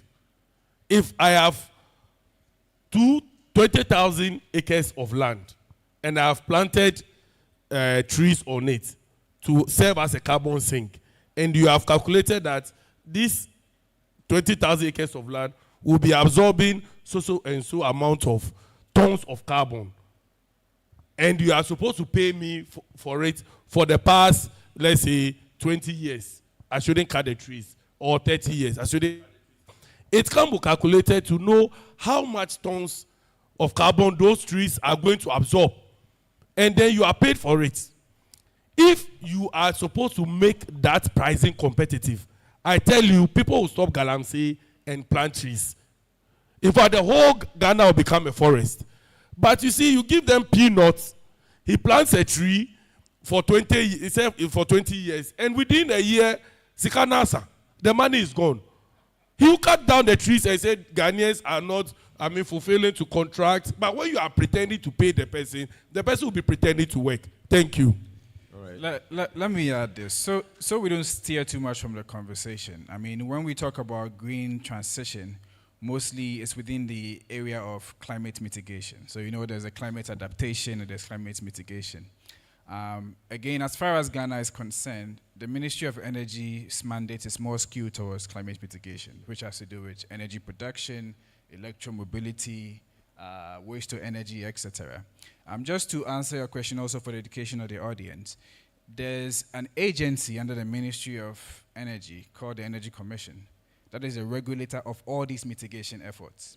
So if I, as a solution provider, go to do green energy, for instance, waste to energy, and I say I did 2 megawatts of it, at the end of every year, when I'm renewing my license, the Energy Commission is coming to engage me and verify that data, because that's the data I'm giving to the off-taker who is a manufacturer. So the manufacturer who is claiming that I've been able to emit 2,000 tons of carbon from my output, where direct verification will come, it will come back to the Energy Commission. So all of these systems does exist. However, there has to be sensitization. And that is where government needs to come in. There has to be a very deliberate sensitization to the manufacturers, to the solution providers, to the general public. These are the systems that we have put in place to make sure that we are transitioning seamlessly into green.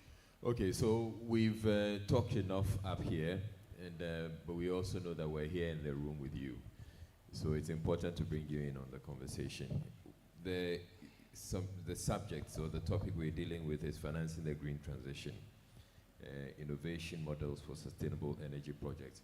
Do you get the sense that from all the conversations we've had, you know where to go to get funding, or you know how to finance your projects? And this is where I open the floor. Yeah. Okay, let's go with the lady, because Right, thank you. Thank you for the opportunity.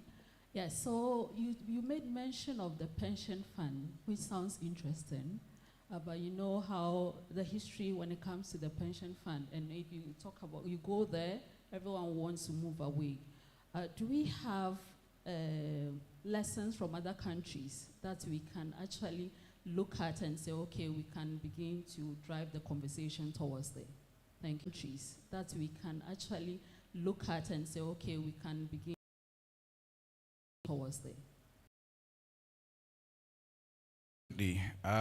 When you look at, well, when you talk about green energy, there has been some countries that have taken lead on there.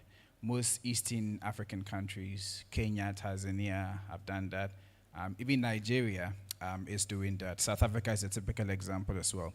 So pension funds do not directly come into projects. They typically will come through private equities. So what would then happen is that there has to be education, sensitization, policy adjustment. Ministry of Energy has to provide all the risk guarantees to make sure that these projects are bankable. So when it comes to pension funds, what are they looking for? They are looking for, one, stable cash flow. Two, they are looking for opportunities that are less risky. And three, they're looking to protect the capital of who they are managing the capital for. When you take clean energy projects, they typically have those characteristics. For instance, if you take a project that is providing energy, and I'm providing energy for Labadi Beach, without the energy, Labadi Beach cannot operate. So it means that Labadi Beach needs to pay me to be able to consistently get their energy, meaning that that cash flow is existent. The long-term nature of clean energy projects also makes it bankable for them. This conversation is not so new in Ghana. As I speak to you now, there is sensitization to the pension funds about how they can get into this sector. And I would say that Ghana pension funds is not what it used to be some years back. They are quite progressive now. I'm not sure if you've heard about the REIT, Real Estate Investment Trust. So these days, they are putting capital in real estate through what we call the Real Estate Investment Trust, and some transactions have been done. When you look at a real estate project and how it is invested, it's typically, it's similar to your green energy project. It has an anchor, it has cash flows, it has guaranteed cash flows, and it has some level of collateral. So I think that conversations are quite ongoing, and maybe very soon we'll see that. But South Africa, Kenya, even Nigeria have been successful with this model. Okay, thank you. Yeah. Okay, so my name is Dr. Enimofusu. I want to humbly make an appeal. From the discussion, I'm getting the notion that everyone is in his own apartment in this financing thing. Example, Ministry of Energy wants to do a project for my village at Kweu Kutuso, and they must now go to Ministry of Finance. They say my books are closed. Then the financier says, okay, you are not serious, so we have to wait till another, only God knows when. Is there a way whereby other ministries could all be brought together in this transitional discussion, whereby we are all on the same plate, on the same sheet, and then we can talk about the same thing at the same time? And when it comes to the green transition, some ministries really contribute. One, Ministry of Agric. Two, forestry. And then we talk about the mines, we talk about Ministry of Trade and Industries. These are all contributors to the carbon footprints. Can we bring all of them to an industries? These are all contributors to the carbon footprints. Can we bring all of them to the table so that we can help achieve the success? So that when you are pricing the carbon footprint and then the carbon costs, we can have the leverage to even be priced higher than the other institutions or other countries that are polluting more but are paying themselves more than we who are bearing their consequence. Thank you very much. All right. I will not say that we are actually working too much in silos, because the energy transition framework, embodies a lot of ministries. The Ministry of Transport coming out with the EV policy emanated from the energy transition framework. At the Ministry of Finance, there is, I would say, is there an office for handling of issues on climate change, and then they have the funding. Now, for the Ministry of Finance to be able to lock you in, we always present a medium-term budget, where you put in foreseen projects that are, in the offing and all that. But, within that medium term, a certain project comes which is very, very bankable and very, very good and, I would say, juicy. And that is when it is out of your medium term, project. And you feel that the funding is ripe, and if Ministry of Finance is able to meet you halfway on it, this project, should come on. You have to go and pitch, you have to go and defend it, and if there is any windfall, maybe from the previous years that Ministry of Finance have, they may push it to you. But what I'm saying that we don't want to be relying on these, lucky discussions or forceful discussions to push the Ministry of Finance to squeeze, but then creating a fund which is there to be able to address this thing. And this is for the energy sector. This is for the energy sector, and then other green, transitions in terms of the energy sector. Other sectors will go through the Ministry of Finance, and they ways they are truly in. There are certain gaps which I agree with you that it has to make sure that we merge to see it as one national green financing system. I'll add on a response to this, and I'll make appeal to Doc that please include us. I think one way to solve this is through PPPs, public-private partnerships, which has not been very strong and forthcoming. For instance, our regulation in Ghana does not allow private participation in mini-grids. So it means that we have to wait till all these bureaucratic processes are done before your town you spoke about can have extension to power, which is going to be quite, off the grid. Whereas if there was a PPP framework where we can then collaborate with you, then what you would need to do is you would need to tell us under what circumstances we can gather capital, develop the project, implement the project, what price we should pay to the, what price we should charge the off-takers, and what type of profession we should even do with you. So when this PPP model is adopted, it will really help. You look at Nigeria. Nigeria has been very progressive on expanding clean energy transition into a lot of these villages through the Renewable Energy Agency, and it's because they are very much open to PPPs. So you are right, but there is PPPs in those areas, just that we don't want you to own the facility. You can bring the money, you can contract, you can build, and it is EPC.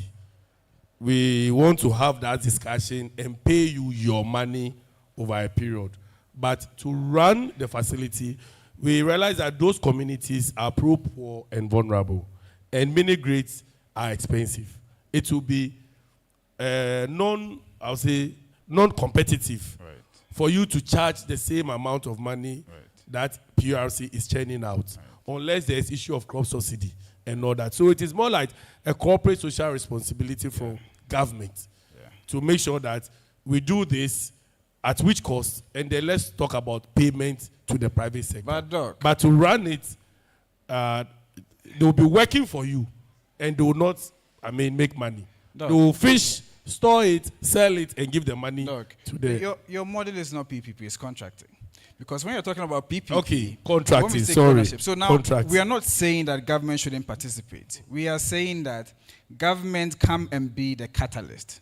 So then your funding will then come in as a grant to blend the commercial capital. So assuming we have a capital stack, and that capital stack has a 30% funding from the Ministry of Energy, which is a grant, then the commercial developer only has to raise 70%. Now, because the 30% is free, the cost of capital now becomes cheaper. So then we can meet your expectations on how much you want us to charge those people. That 30% that are typically becomes a counterpart funding, let's say from the Swiss government. Absolutely. You understand? If the Swiss government is giving me money, that I have to pay 30% as counterpart funding, why would I give it to you as a grant when I can own the facility? You understand? So it is not a straightforward where we rope in private sector. Okay. Thank you. Thank you for the opportunity. I think the conversation is very interesting, and I want to move towards carbon offsetting. We've talked about funding, offsetting. We're not talking much. I know there are a lot of private agencies here, private institutions, especially the oil and gas, that can offset your carbon footprint to other organizations like we, where we have a vast land that we're planting a lot of trees.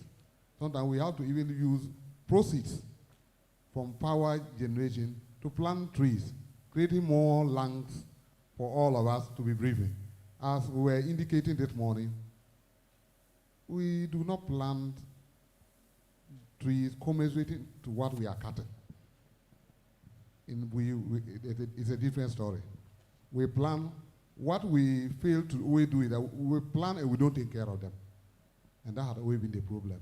So coming to talk about offsetting, if we are getting companies that can offset their carbon and can dedicate that 20 years, you cannot touch these trees and continue to pay people able to take care of them. And there are a lot of lands that we can reclaim and can do that. That is, but I want to know, are there avenues somewhere that other people like we can get to be able to support this sustainability drive that we're talking about? Thank you. Okay.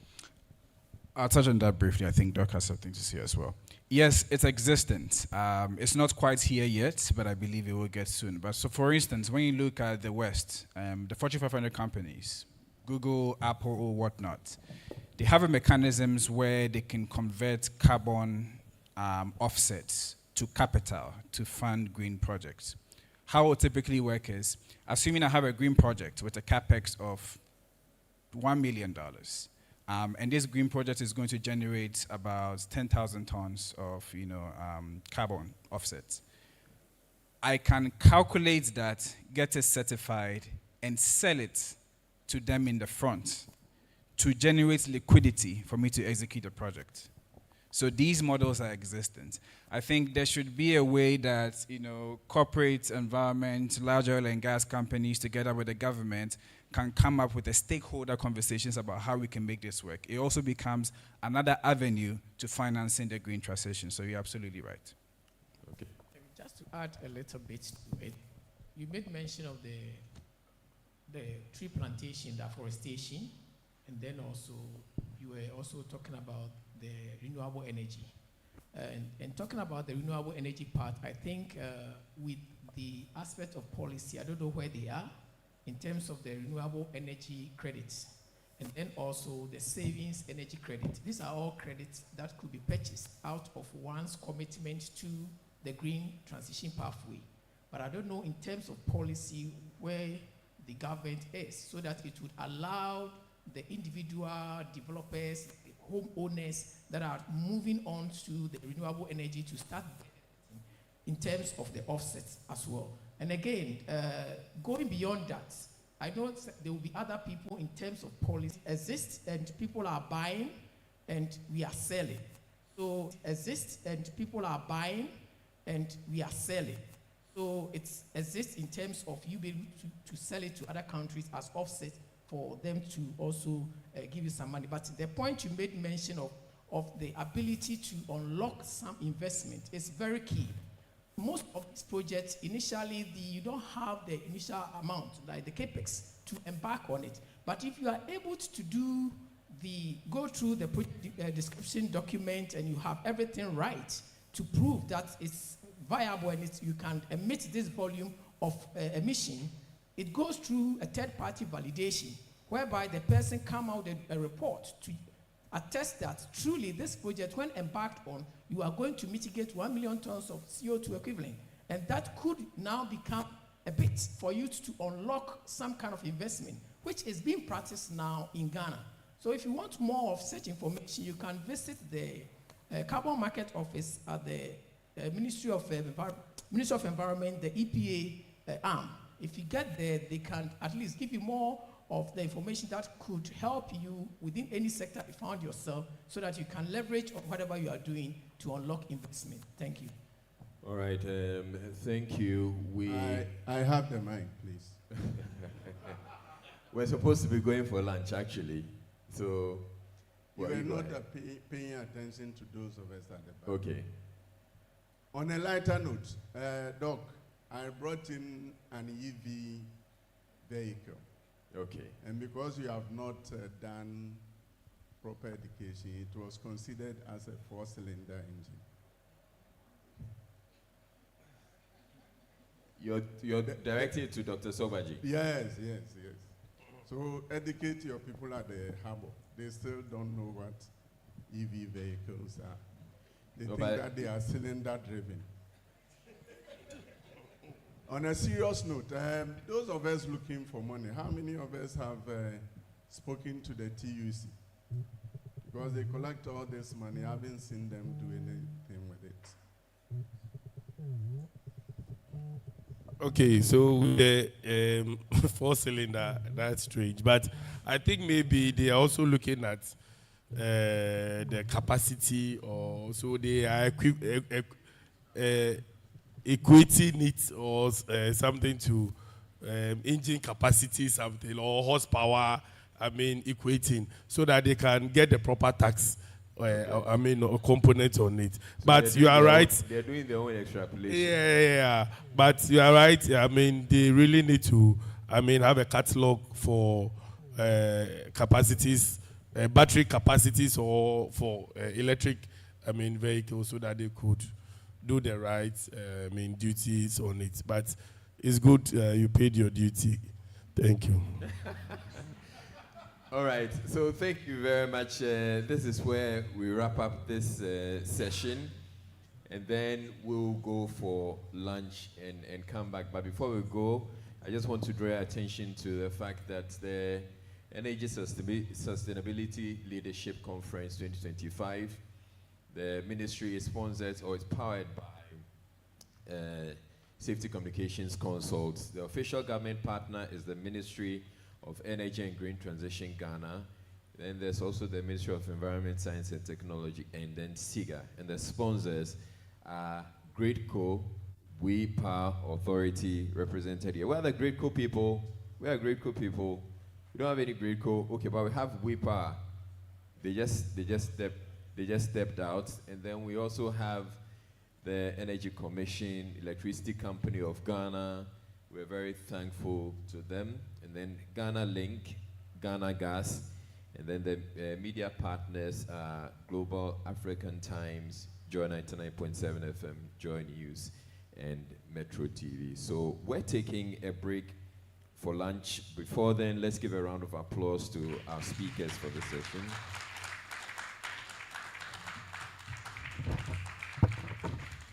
So Kweku Osei Sapong, founder, SIPA Holdings and Managing Director, Rife Energy. Dr. Robert Bright Mauko Sogbaji, Deputy Director, Ministry of Energy and Green Transition. And Engineer Glenn Kwabna Jima, General Manager, Josmond Green Transition Office. So we're taking a break. It's 1:30. We're taking a break now. It's 1:39. We'll go for lunch. I need to find out what the arrangements are for lunch. Can I have anybody from Safety Communications Consult? Gustav. Can I have anyone come up here to tell us exactly where we're going for lunch? But yes, we will be going for lunch at this time. We're hoping that we can come back by 1:20. I believe 40 minutes for lunch should be enough, right? 40 minutes for lunch should be enough. And then we're back here at 2:20, I believe. All right, since we're not having anybody, I believe the ushers out there can tell us exactly where we're going to for lunch.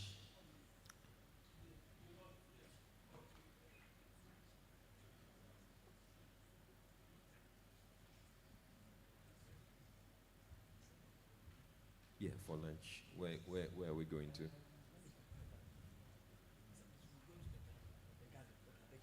Okay, so we're going to the garden at the back. The ushers, I'm sure, will direct us there. So let's go have lunch, and then we're back at 2:20, sorry, for our final session, and then we close. Enjoy your lunch.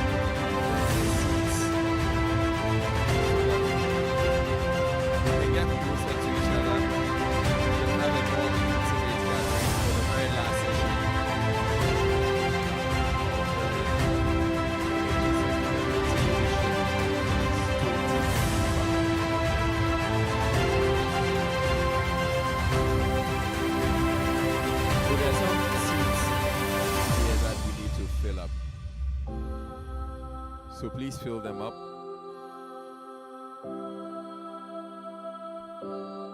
So we can get into the very final session. This last session is going to be on energy safety standards and regulations in the area of homes. But we're going to start off with another nice sons of God. So let's get them over.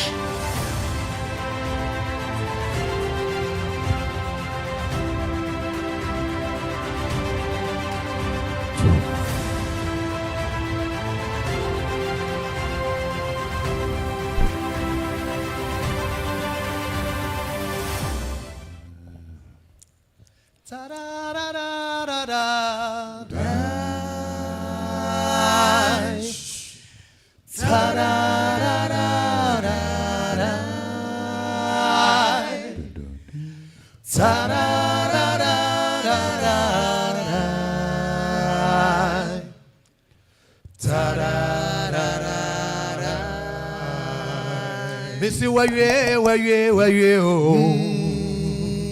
Missy, Edgeman's mana. Where you,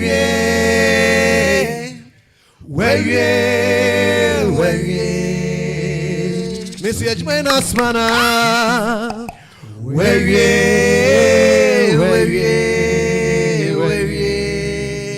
Missy, Sabodin, or sent to more, or sent to Osabode mabom brani sewo. Eja mebodi na mabom samrano. Emrani sewo. Mabodi na mabom samrano. Mirei. En amrani sewo.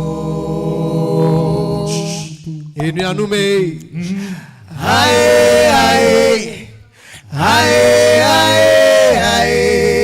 oh. Euna Bobby Moribo, Okatamanto Oribo, Onio, Mumayembono say, aye. Miss Euna Bobby Moribo. Okantamantoribo, oni oni, mumayembono say, mumayen kanfo no. Euna Bobby Moribo, Okantamantoribo, oni o, mumayembono say.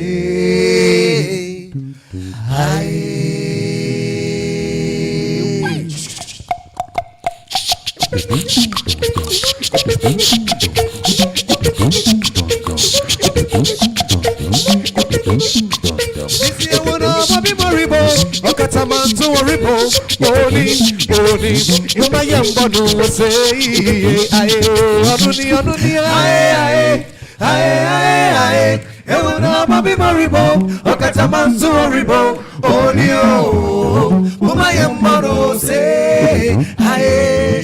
Euna Bobby Moribo, Okatama onto, Oni, Mumayembono say, aye. Onuni, aye. Euna Bobby Moribo, Okatamanto Oribo, Onio, Mumayembono say, aye. Mumayembono say,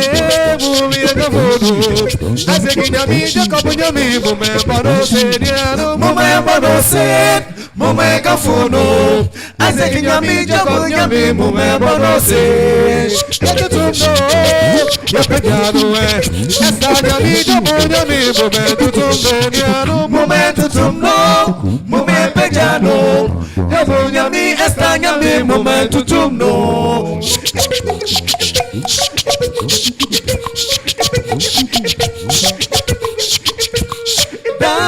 Dada, may you yes. Dada, mega hono. And you want to know me, never put some in the radio. I go. Wabeja. Dasi Wabeja. Okazama to Wabeja. Na Beja. Oduma kuma Wabeja. Oh, what say ya boss? Abe Baba Fayan. Hakoso Rahimemu. Wabeja. It's your one Moribo. Okazama onto. Oni. Umayamba no say. Onuni. Aye. Ewana baby moribo. Okazama soribo. Onio. Umayamba no say. Umayamba no say. Umayamba no say. Umayamba no say. Umayamba no say. Aye. Umayamba no say. Aye.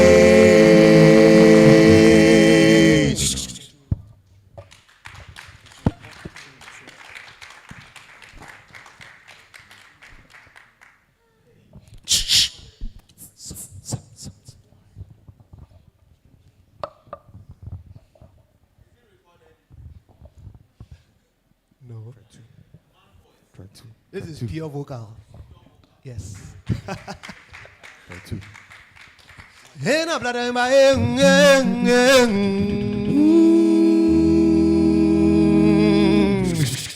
Ode amimba manchema mimba Ingenya wala waboshe wamboshe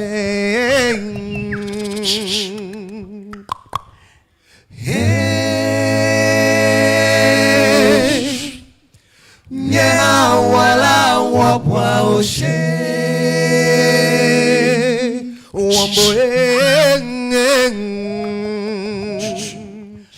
Wamboshe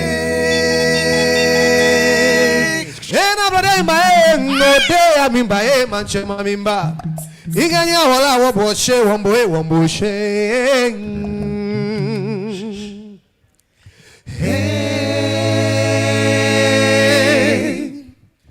Nya wala waboshe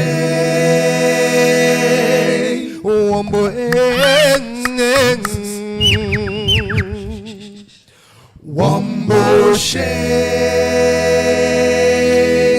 Anyame, let me show you. Begumi annoy.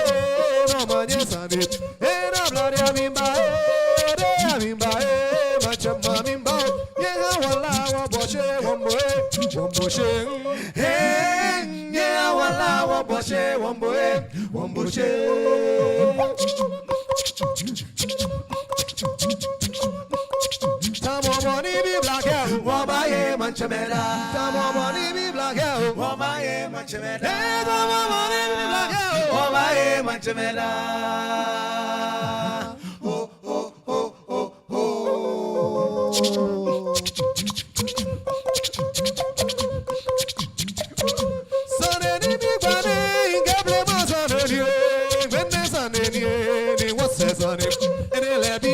Sanine, et a Monida with cash, I'm your for warrior, Shamino Aboy, Minare Hosanine, et a Momoni be black, yes, to Christo Beba Boga, coming Gabogal, no man, yes, honey, Manina way, no way, no way, you go, what you want to boy, any song, and lay out a boy, any song, and then your honey, when you get at your woman, Chame, at your software, no man, yes, honey, and nobody having by him, no, they having by him, but you're having by him, yeah, well, was here, one bush, yeah, well, was here, one bush, Wabajo, Wabajo,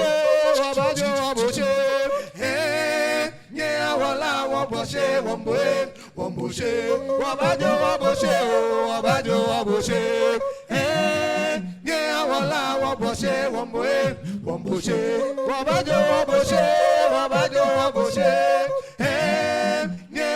well, was here, one bush,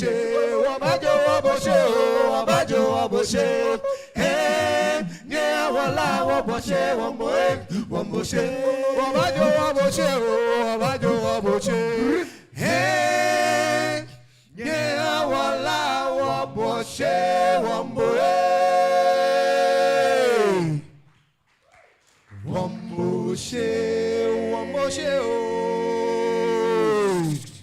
no maniaba. Yeah. Thank you, thank you, thank you, thank you, thank you.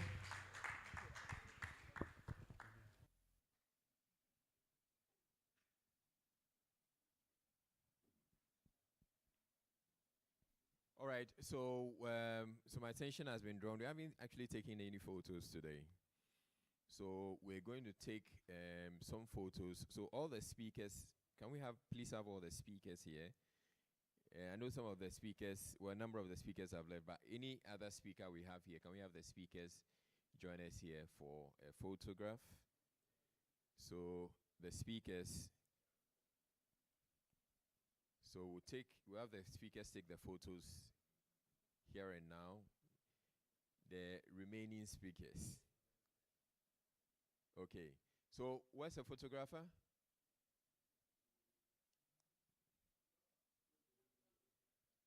Yes, photographer, please come over.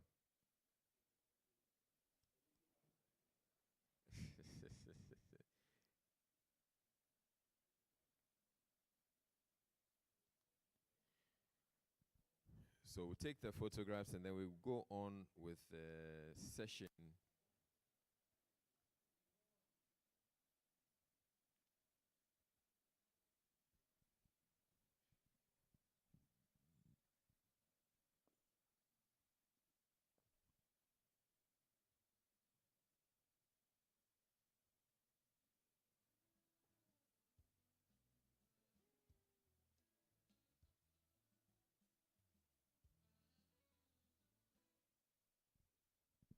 Okay, hold on. So now let's have the organizers also join us for the photographs.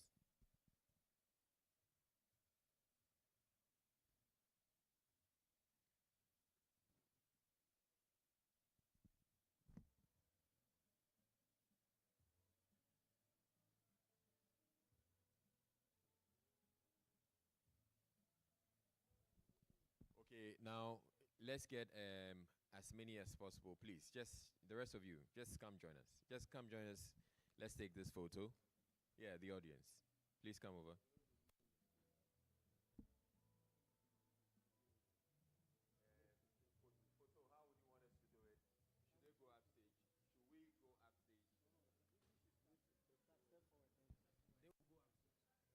Okay, yeah.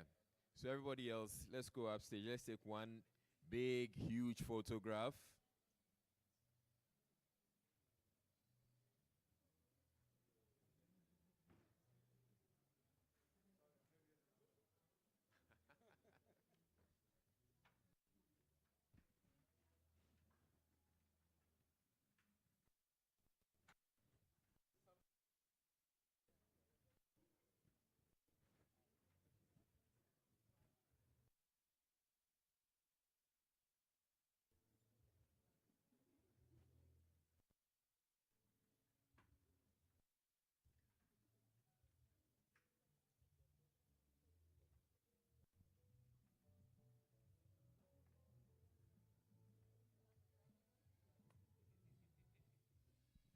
Can you see everybody?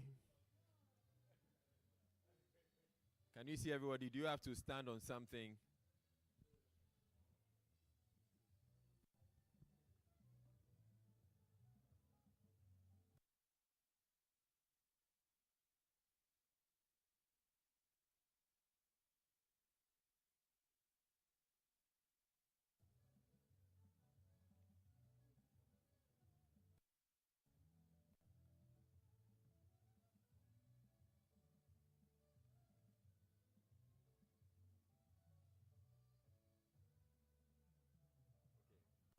All right, thank you. Now, those of you who were seated at the back, don't go all the way back. There's empty seats here. Fill them up.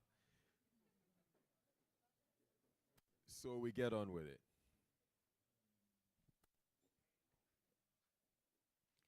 So we've come to the very final session. We're hoping to get this over in 1 hour, and then we'll be out of here. So for this session, we're going to talk energy safety standards and regulations in the era of renewables. We've already had conversations about how we should be ensuring safety, and there should be regulation and all of that.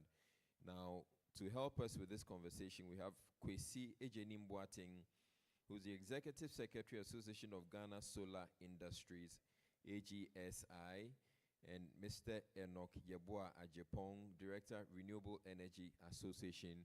Can we receive them with a warm round of applause as they take their seats here?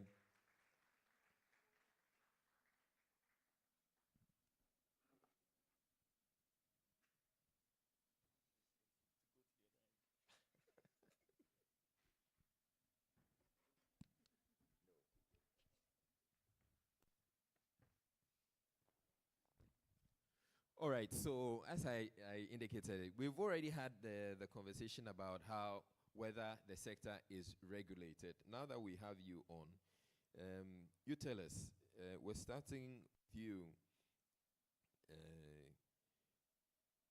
Ejenim Boateng. So is your sector regulated, and what are the regulations? Okay, thank you. Normally, when you do panels like this and you have Enoch, you don't need me. Because we sing the same tune from different angles. Okay, I think the renewable energy sector is one of the most heavily regulated sectors. Is it? Under the energy, yeah. And beyond regulations, there are also guidelines for practical things like installations, importations, and things like that. The energy sector largely is regulated, but the renewable energy sector is also highly regulated. We come from a history where we have used regulation to shape what kind of market we want to have. At the point where the market was at its very nascent stage, you'll see that the regulations were a bit liberal, inviting foreign direct investment and private participators in the sector. Then we reached a point where I call the tipping point. And this happened when we had finished with our renewable energy law, and then we opened the market and we say that now individual people can take initiative, unsolicited proposals to participate in the public space of what we call the PPAs, the procurement agreements in the utility scale project size. Then it was overblown. Then immediately we sat down and went back to some of the regulations, and we said that no, this is not the way to go about it. I can understand that it was a learning curve, so we can accommodate it. But currently, we are at a point where, if you look at us as a country, we don't have much problems with electricity penetration. Most of the renewable energy projects you see are going towards the electricity sector. And so we don't have any issue. I think we are about 86% covered. When you say going towards the energy sector, it means it's going to places that already have electricity. Is that what you're suggesting? So the renewable energy projects you see, the technologies you see, most are electricity driven. Like they are projects that are going towards electricity, other than Providing things electricity. like exactly. Okay, right. So, and that place seems choked now. Okay. At first, if you look at all the projects Dr. Sobaji was talking about, the GEDA project, for instance, where rural banks and private sector participated. My company at that time was involved in that. You will see that it was purely to increase the penetration of electricity. Now, once we achieved all these things, what next? So the regulation, if you look at currently, closing in. That is why the government can comfortably say that although we love innovation in the sector, when it comes to mini grid, private sector don't go there, because we are at that comfortable stage. The key drivers for our electricity and renewable now is purely based on cost and other donor commitment or requirement that is upon us because we want to unlock certain capital, like when we went to the Paris Agreement, and then we've gone to carbon forums and things like that. So this is where we are at a regulation, where it is being used as a tool to also determine our path to energy transition. So we have a history, and the renewable energy sector has been at the receiving end of most of these regulations. That is what I would say, yeah. Okay. Would you agree, Enoch? Yes, I would agree. And add on, I just listed a couple of specific regulations, at least linking it to safety standards. And for the General Energy Commission Act, which many of you would know, that's the Act 541, the legislation that have focus on standards and labels for solar panels is the 2449, that's LI. You have the standards for labeling of renewable energy batteries, that is the 2452. You have standards for inverters. There's some for clean cook stove. In fact, there are lots of standards. And maybe to put the perspective in the right context, also so that people relate to it better. Many times when we talk about energy and even renewable energy, not many people link it to some of the things that Dr. Nida Asante said earlier, right? Where you're looking at charcoal production and biomass and stuff like that as all part of energy. Many times the big thing when you mention energy, people think electricity. And like you rightfully said, you look at it in that focus. So even if you consider electricity as the main, there are many standards to be able to put up a bulk supply point or to put up a plant and things of that sort. So there are many different nuances that come in. So the sector really, yes, has a lot of regulations. So there's regulation. There's one thing having the regulation and one thing ensuring that we're complying. Are the regulations being enforced? Chrissy? Yeah, by and large. The problem here also lies in our inability to harmonize the regulations. Okay, so for instance, if you are doing something in charcoal, for instance, if you go to the Energy Commission, probably the energy aspect of the charcoal, they have regulation to cover it. But when you come to the transport aspect of the charcoal, you have to go to Ministry of Environment or Ministry of Transport. So at a point, and I am excited that currently we have the Ministry of Energy adding transition to it. So they are in a pole position to harmonize all these things. I'll give you a very typical example. About 2 or 3 years ago, when the big discussion on energy transition came, my association, we were called to a meeting at MESTI, and they were doing the country's document, which is going to state our strategic approach towards energy transition.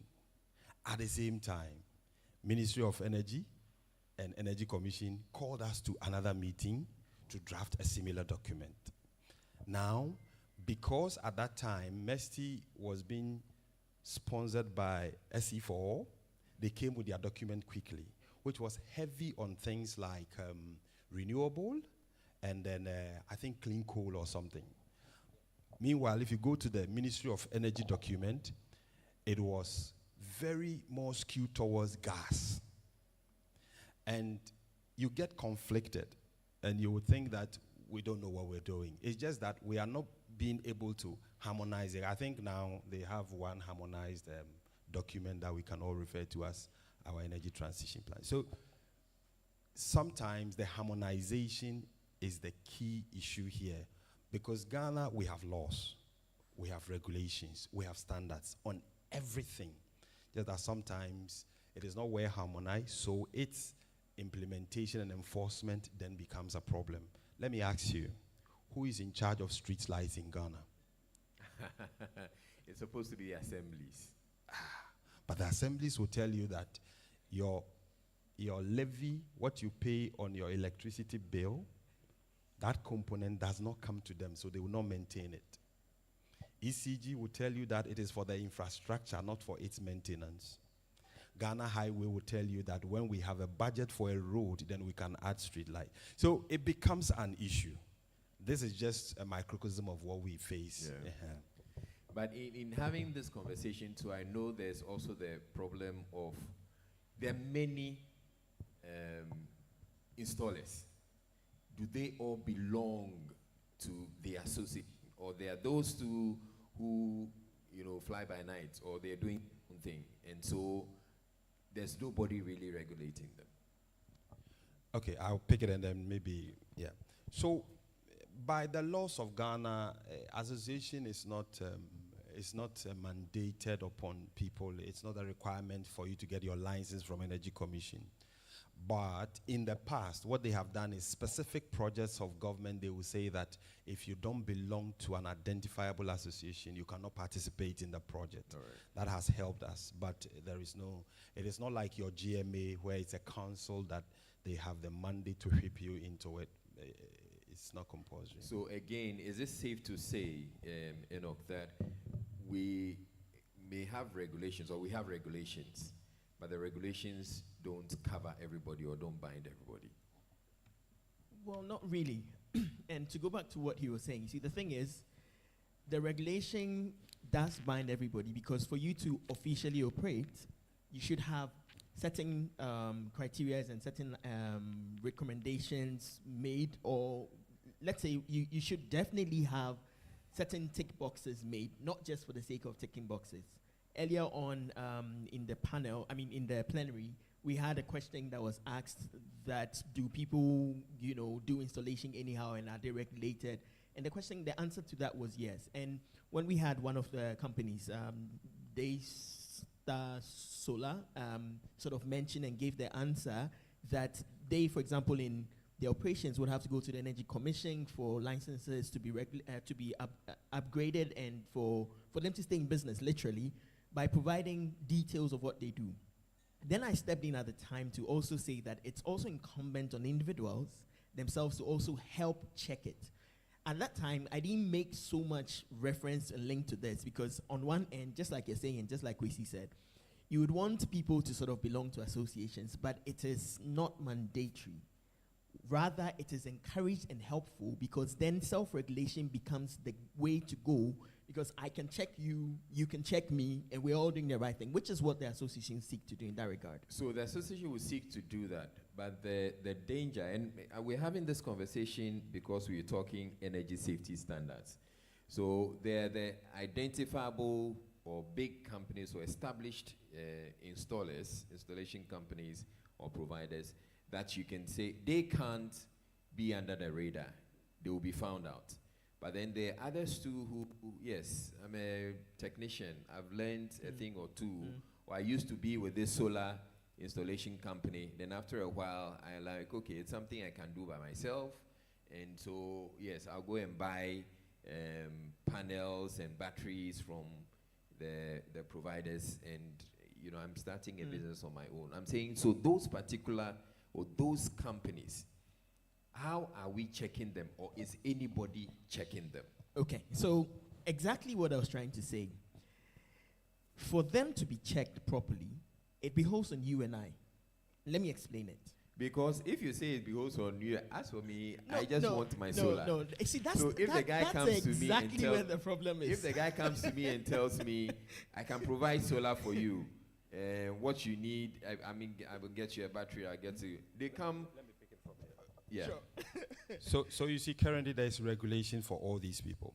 If you go to the Energy Commission now, you cannot do an installation as a company for somebody when you don't have one of your engineers certified or have the qualification to be able to do electrical work. Now, Energy Commission can give this, but I think there is also a responsibility that Enoch is talking about. You have to also check. How do I check? Okay, so I mean, just ask the basic question. Which is? I mean, and if you go to the Energy Commission website, they have printed all the names of everybody there. So give me your name. You just do a search on the Energy Commission website. If his name doesn't appear or his license is expired, then... Okay, so yes, in this room, how many of you would want to go to the Energy Commission website to go and find out if the person who's coming to install power for you, solar for you, is there? How many? Okay, Dr. Sogbaji, 1, 2, 3, 4, 5, 6, 7. Yes. 7. So Israel, if I can pick from here, I see where you're going, and that's why I intentionally brought this conversation down to us, because truly and really speaking, if we are not the first line respondents for safety, we are never, ever really going to have this thing change. Because, like he said, it's difficult for us, and like you asked and you saw the poll, not many hands were raised, because as far as possible, we are so quick to sign off on cost rather than really want to go through what it takes. And that's why it becomes easy for those mushroom companies to also just spring up and go to people because you do it anyways. But if you want to take it from the perspective of, okay, this is investment, and I know that if the solar goes wrong, the entire building will just collapse because you can have fire hazards, you can have electrical shocks, you can have this, which we don't think about often, right? Then you would want to take that pains to rather go to a certain list and ask and check. Or when the person comes, you want to do a third-party sort of assessment. And that's why, honestly, for some of us, we are interested in sharing our details for you to reach out as much as possible so that we can all get it happening. And that's what we come to. Okay, so it's all well and good that we're expected to do these checks for ourselves. But what I would wish we could do, and it's because we're talking about safety, and we've talked about the hazards. You could have anybody else at all come and tamper with your system. It could cause a fire. Ideally, the Energy Commission would say that electricians and everything else, you're supposed to be certified before you go out there to go and work. I'm not even sure. So the way it works is ECG will say whatever work, installation, or wiring has been done in your home, unless it's done by somebody who's certified by the Energy Commission, they will say that no, they are not bringing you a meter or they are not supplying you. But there's that. But after that wiring has been done and ECG has supplied the power, somebody else comes in without any certification, tampers with the system, and it can result in all sorts of hazards. I'm saying, how can we go about it the way Energy Commission ECG says this is the way we're going to do it to ensure that we don't have people just tampering with things? Is there a way we can go about it so that we're not leaving it to the people, to the public, to go to the Energy Commission website to go and check? But we can ensure that if you are going into anybody's home, you should certainly be certified. Yeah, currently, let's separate it. The certified electrical wiring practitioners, CEWPs, the reason why they cannot move away from this requirement is because at the point where ECG is bringing your meter, they need their certification. Okay. In the solar sector too, we have something similar, where if you want to integrate to the grid, where you are able to, let's say, feed into the grid at that point where ECG is bringing that bi-directional meter, they will have to ensure that the person who did the installation follow the standards. It's not just on the standard, it's also on the product. Okay. So the product, even in fact, for Ghana currently, it is more difficult to smuggle a solar product than to say a generator, a diesel generator. Somebody can just go to China, get a diesel generator. Maybe it is generating its capacity, stated capacity is probably about 5 kilowatts, and say that it is 10 kilowatts. You can ship it easily. But you go and do for a solar panel, as small as it is, call it a 100-watt panel, although it is doing 95. Standard boss check it to ensure that the rated power conforms. The ISO, specific ISOs for that one, the TUV licenses, everything is there before you can import it. So it is the safest and the surest way to protect the individual. But then at the integration level, the person who is integrating it, there's that requirement also on him to be certified. So the integration, as in, you're talking about the installer, you can call him. The feeding tariff thing. It's a grid tied, like it's tied to the electricity grid. Okay. Yeah. How many of such do we have? Because as far as I'm concerned, this feeding tariff and the feeding meters is not something that's really taking off. Oh, I think in the past they installed quite a number. The problem while it was suspended was because there was some form of so it is an interaction between the grid operator, ECG, and also the private operator, or what we call the prosumer. You produce and then you consume also. So at a point, ECG felt that the rate that they were using was not fair to them, because for them, 1 kilowatt hour of ECG's production is not equal to 1 kilowatt hour of solar production. Yeah. So I think the formula had to be changed. Now I think that work has finished. And under the SREP, I don't know if the SREP was mentioned. Yeah, under the SREP currently, the program has started. Okay. So people who have, but the priority is for commercial establishments. I think from there, we will learn from it, and then we can roll up to individual homes. Yeah. Okay, so talked about how we can ensure that the people who are installing are certified. Now, we should also, I think one other way of going about it is, can we let the people know the hazards and why it then important to ensure that whoever installed knows what they're about? I think that's a fundamental thing. So for us as associations, yes, we would speak on these matters. There's a lot more to be done on our side as well to sort of publicly educate, right? And also there's that important element of trying to be that third-party sort of advisor to people. I know that many people do not necessarily know us or interact with us a lot more, but we want that to happen so much so. And why they do not know or do not engage more is, and I'll use this analogy even with architects and draftsmen, where you're getting to the architect to do a very good job for you.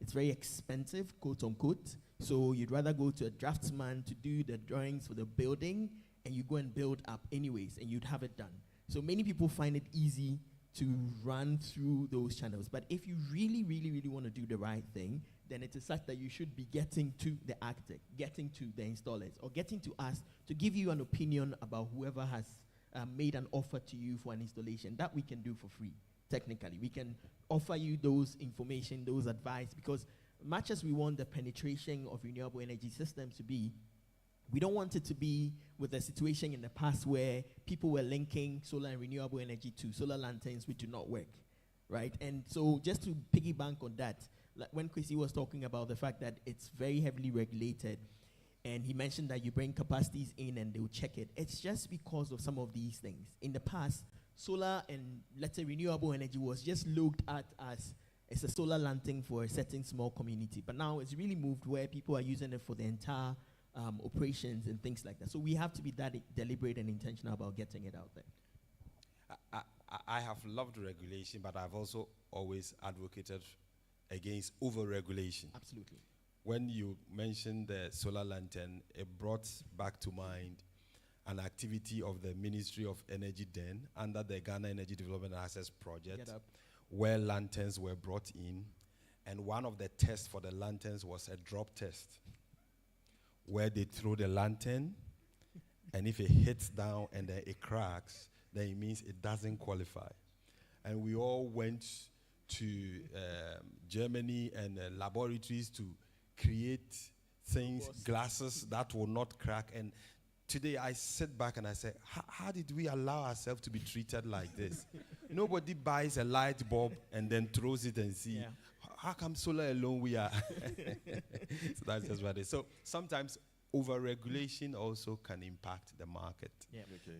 If you over-regulate, what you see is that you create a black market. Yes. Because people look for ways.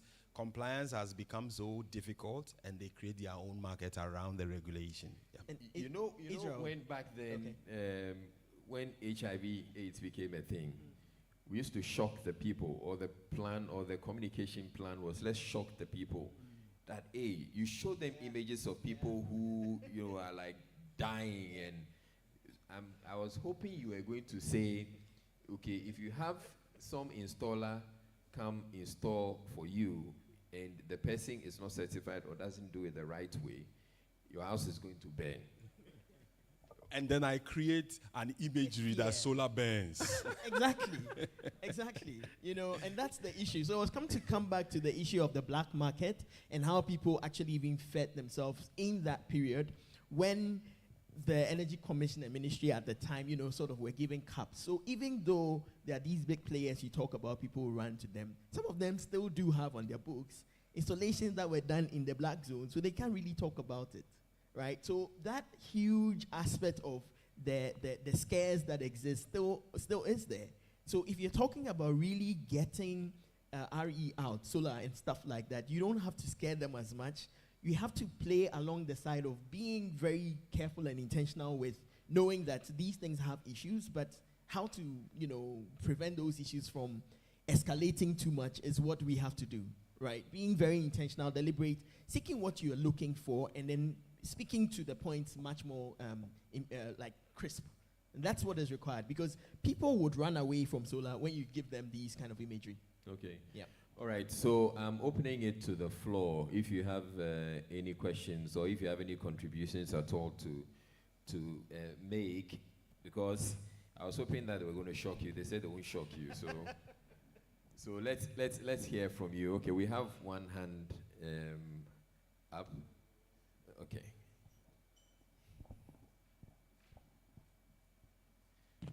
And then we're taking contributions as well.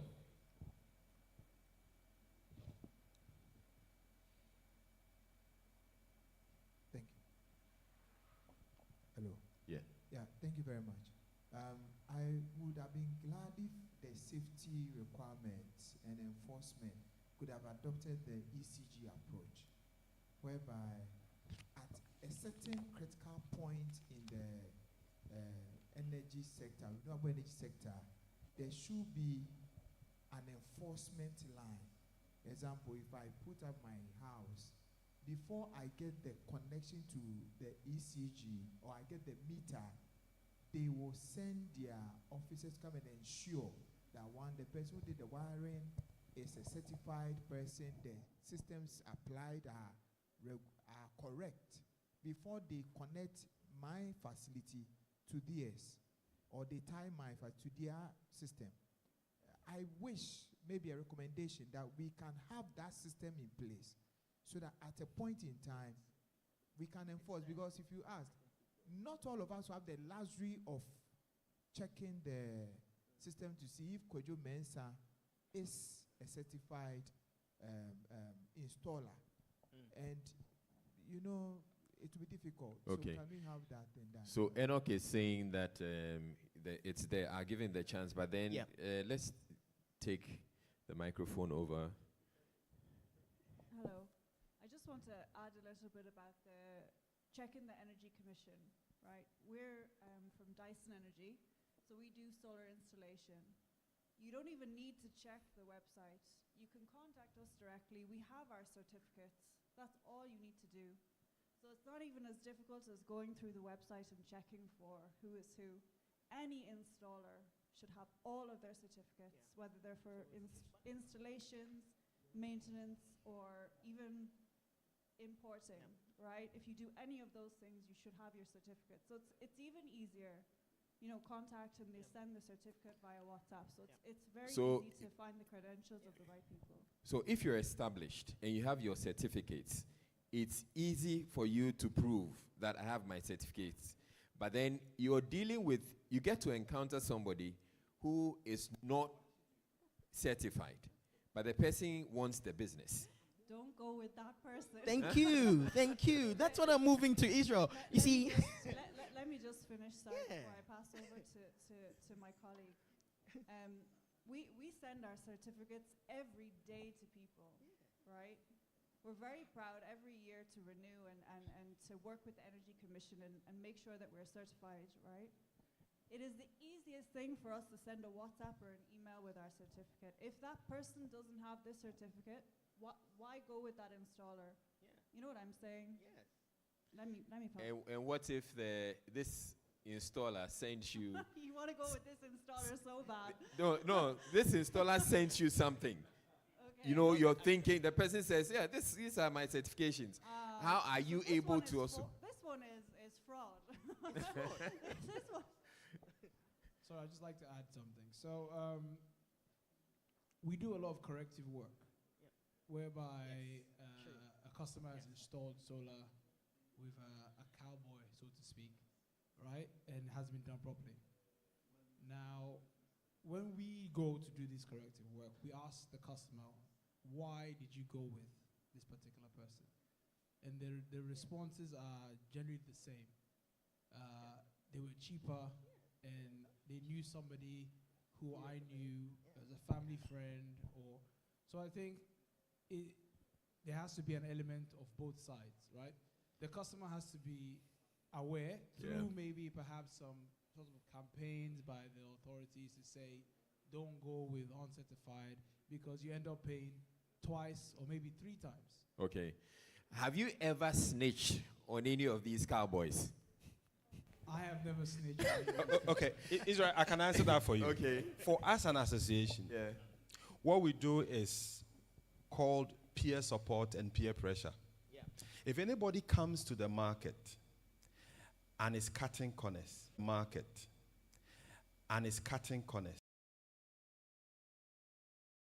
they'll tell you. Yeah. Okay. I mean, during Dumso, we saw them flood the market. Yeah.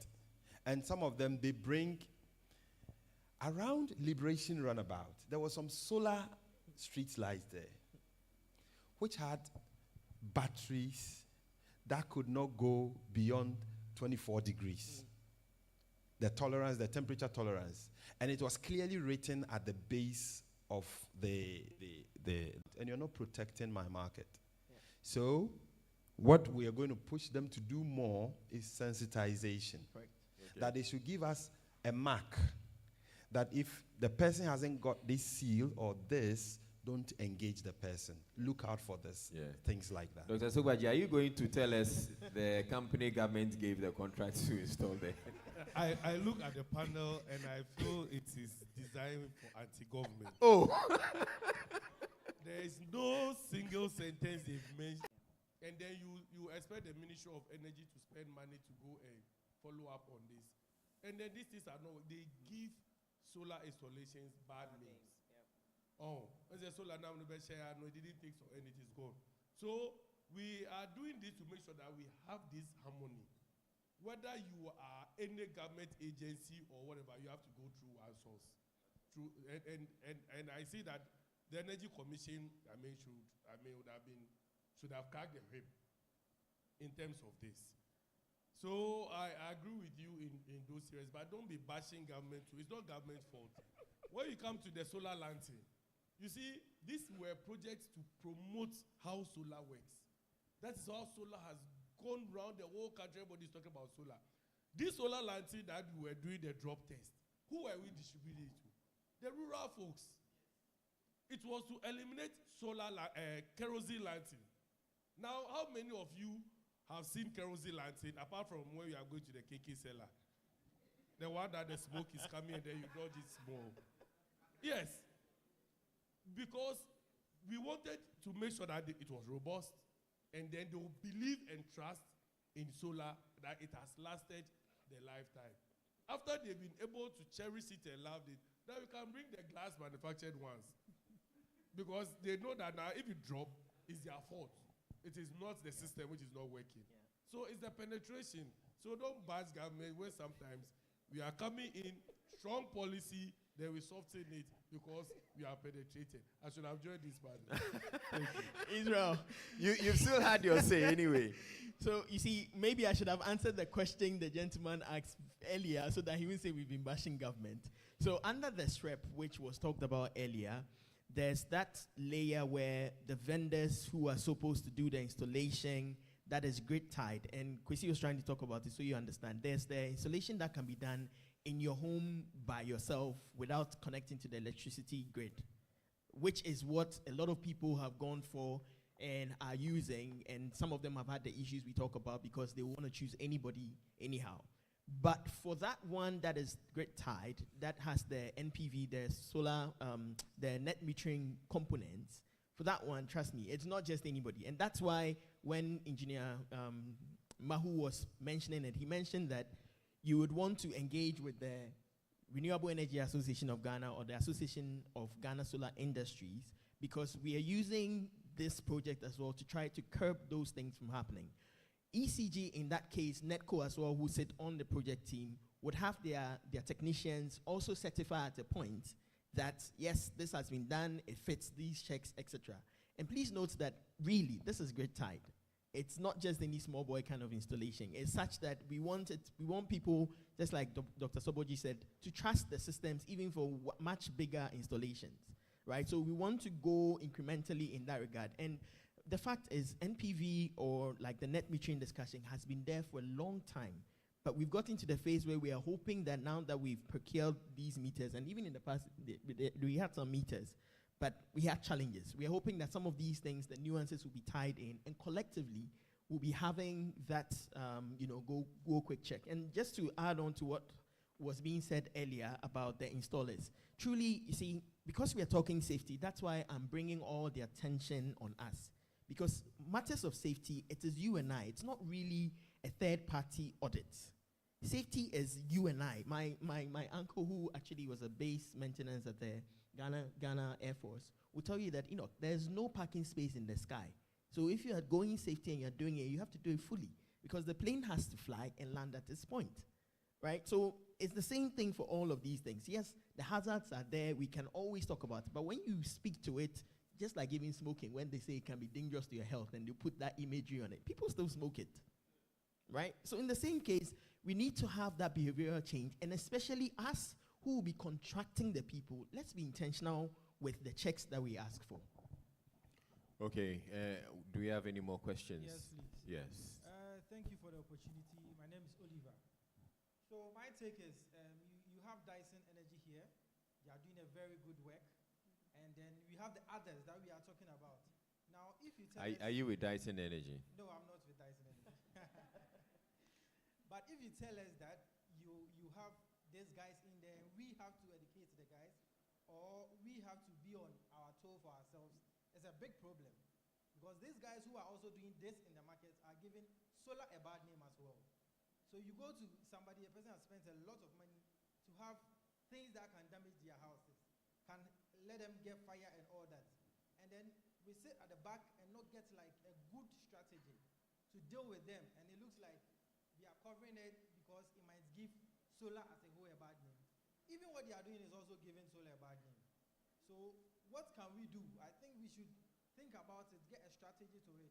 Maybe we have some advertisements on television that says you have to make sure your solar is being done by somebody who is like a correct, like Dyson Energy.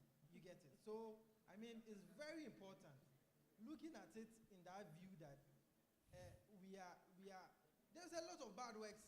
For me, I have seen a lot of bad works. And I've seen a lot of dangerous works as well. So I think we have to go to an extent to solve this issue. Yeah. We shouldn't cover it like this. Thank I- you. Is it possible that as an association you can come together? I mean, you can take some, levies from, the association, from members, and decide that you're going out to do some public advocacy. You're putting out some adverts on TV or radio and even social media. Yeah, we've done it before. I mean, we had support from members and then the Danish embassy, for instance, where we did most of these things, but we did it at that point where we're doing what we call the off-grid systems. So in the off-grid system, we did a simple poster that tells you what to expect in a solar system, how it functions, the people you should engage. But we had a problem. People who were not part of the association felt that we are doing a cartel, where they felt that, why okay. why wouldn't they join? Why wouldn't they join the cartel? So that became the problem, because already the yearly subscription from Energy Commission was cutting them off because they couldn't raise the money. And then the association's annual subscription also was a problem for them. So they don't have this, they don't have that, and so they couldn't operate. Then at a point we said, okay, let's do an amnesty. Whoever wants to join an association, don't pay any amount under the specific projects of Get Up, and then even before then, other projects. Still, they wouldn't want to come. Yeah. You see, the problem is, if you go to the Energy Commission now, I don't know if they've stopped, but to renew your license, you need to show some installations you have done from previous year. And the Energy Commission is supposed to go and randomly check those ones. And some includes tax obligations and things like your directors and all these things. Most Ghanaian companies don't do open book accounting. So they won't want to open themselves for some of all these things. And that is how come we find a lot of them not joining. So I think I will always separate the Energy Commission when it comes to this. They're doing a fantastic job. Yeah. We're also doing our best. But let's put some responsibility on the users. Yeah. There is Mami Dagomba, and then there is the Rage Hospital. If you are sick and you choose to go to Mami Dagomba, and he gives you a medicine without dosage, and he says, "I can't wafa," and you keep drinking and drinking, and you get stomach problem, you can't go to the Ministry of Health or the Ghana Health Service and demand that they didn't do their work. Yeah. You see, it was your choice. True. And to add to that, you see, for us, we are Renewable Energy Association of Ghana. So we look at it more not only on solar. There's the biomass, there's the biogas. In the morning you heard about charcoal and things like that. So it cuts across, right? And so I remember in 2015, 17 thereabout, we helped together with the EPA and a few others to try to set up, and we did actually set up the Biogas Association of Ghana. Why? Because with Lukma and Co., the whole idea was that aspect of biogas, I mean, we don't talk about it often, but people wanted to have a lot of biogas. And in the same case, you'd have those masons and others come to you and then would construct something for you. And that was a very informal sector, very informal. And it being informal meant that then you're going to the Mami Dagomba's more, right? People were not interested in the Rage. So in helping create that, it was to help sanitize it. Then there's also the Ghana Association of Clean Cook Stoves, who also are pushing the effort to push that. So yes, there's a lot of advocacy that is required. There's a lot of education that is required. But again, I'll throw it out to us. We need to be the first takers, first checkers, right? Because a lot of these actions will happen, and we strive to do more. Currently, and to answer one of the questions you asked in the morning about hoping that people would want to pick renewable energy, as in the corporate, right? In one of the projects I work on, so I work also with KITE, that's the Kumasi Institute for Energy, Environment and Technology.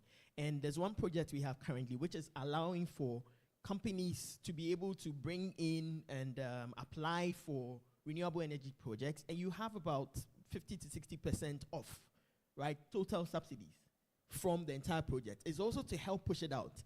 But that will be done also in ensuring that we are checking whoever it is that is installing, whether they are a proper one or not.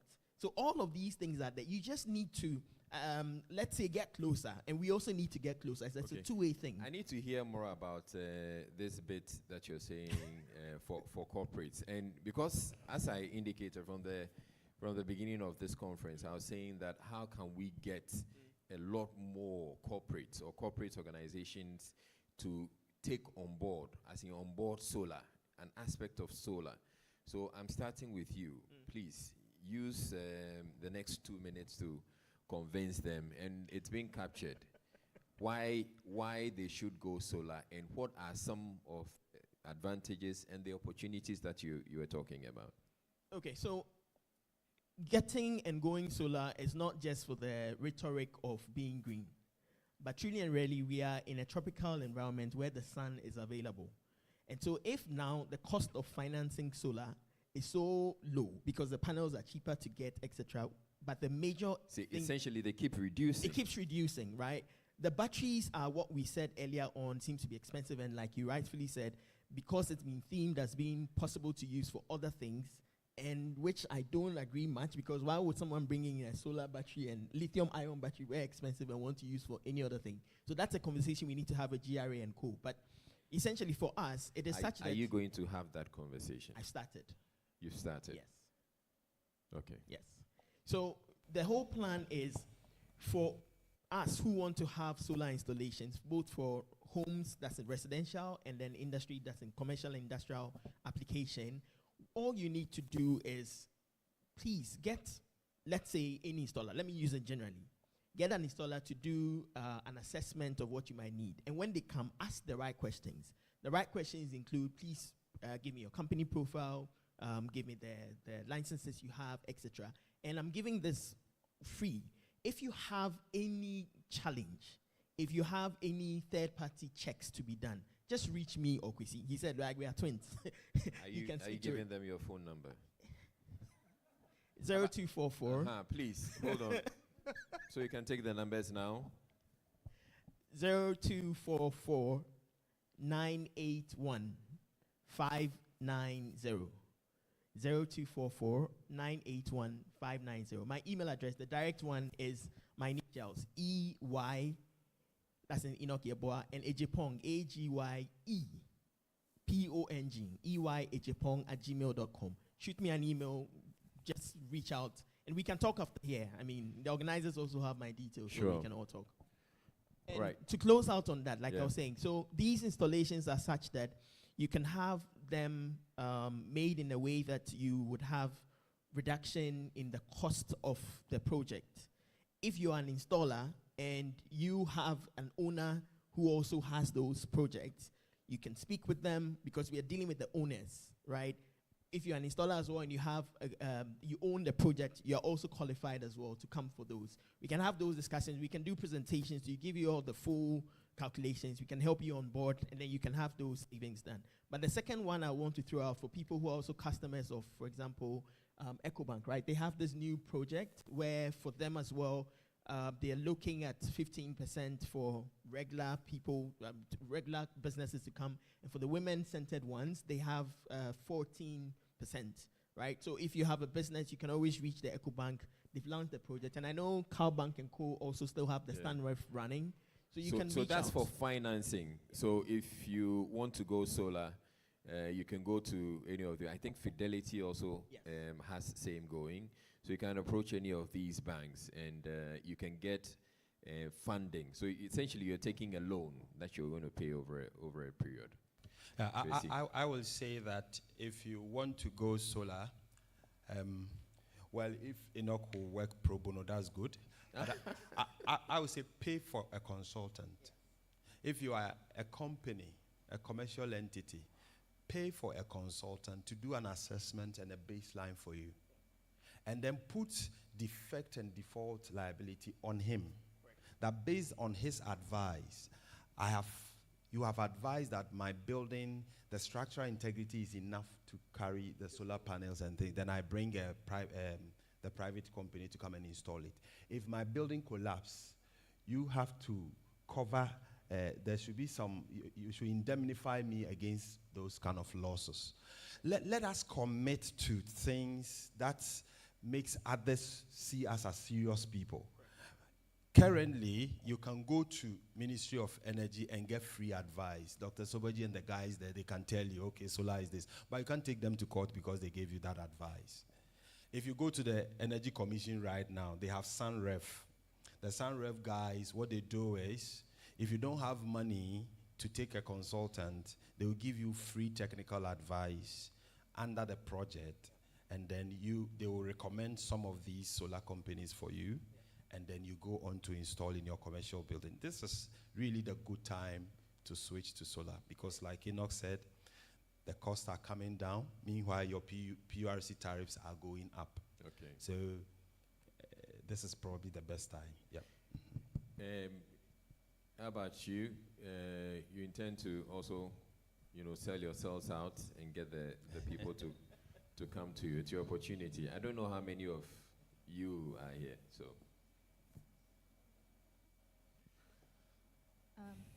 Thank you. Another thing I want to say, just a little bit of advice when you are looking for an installer.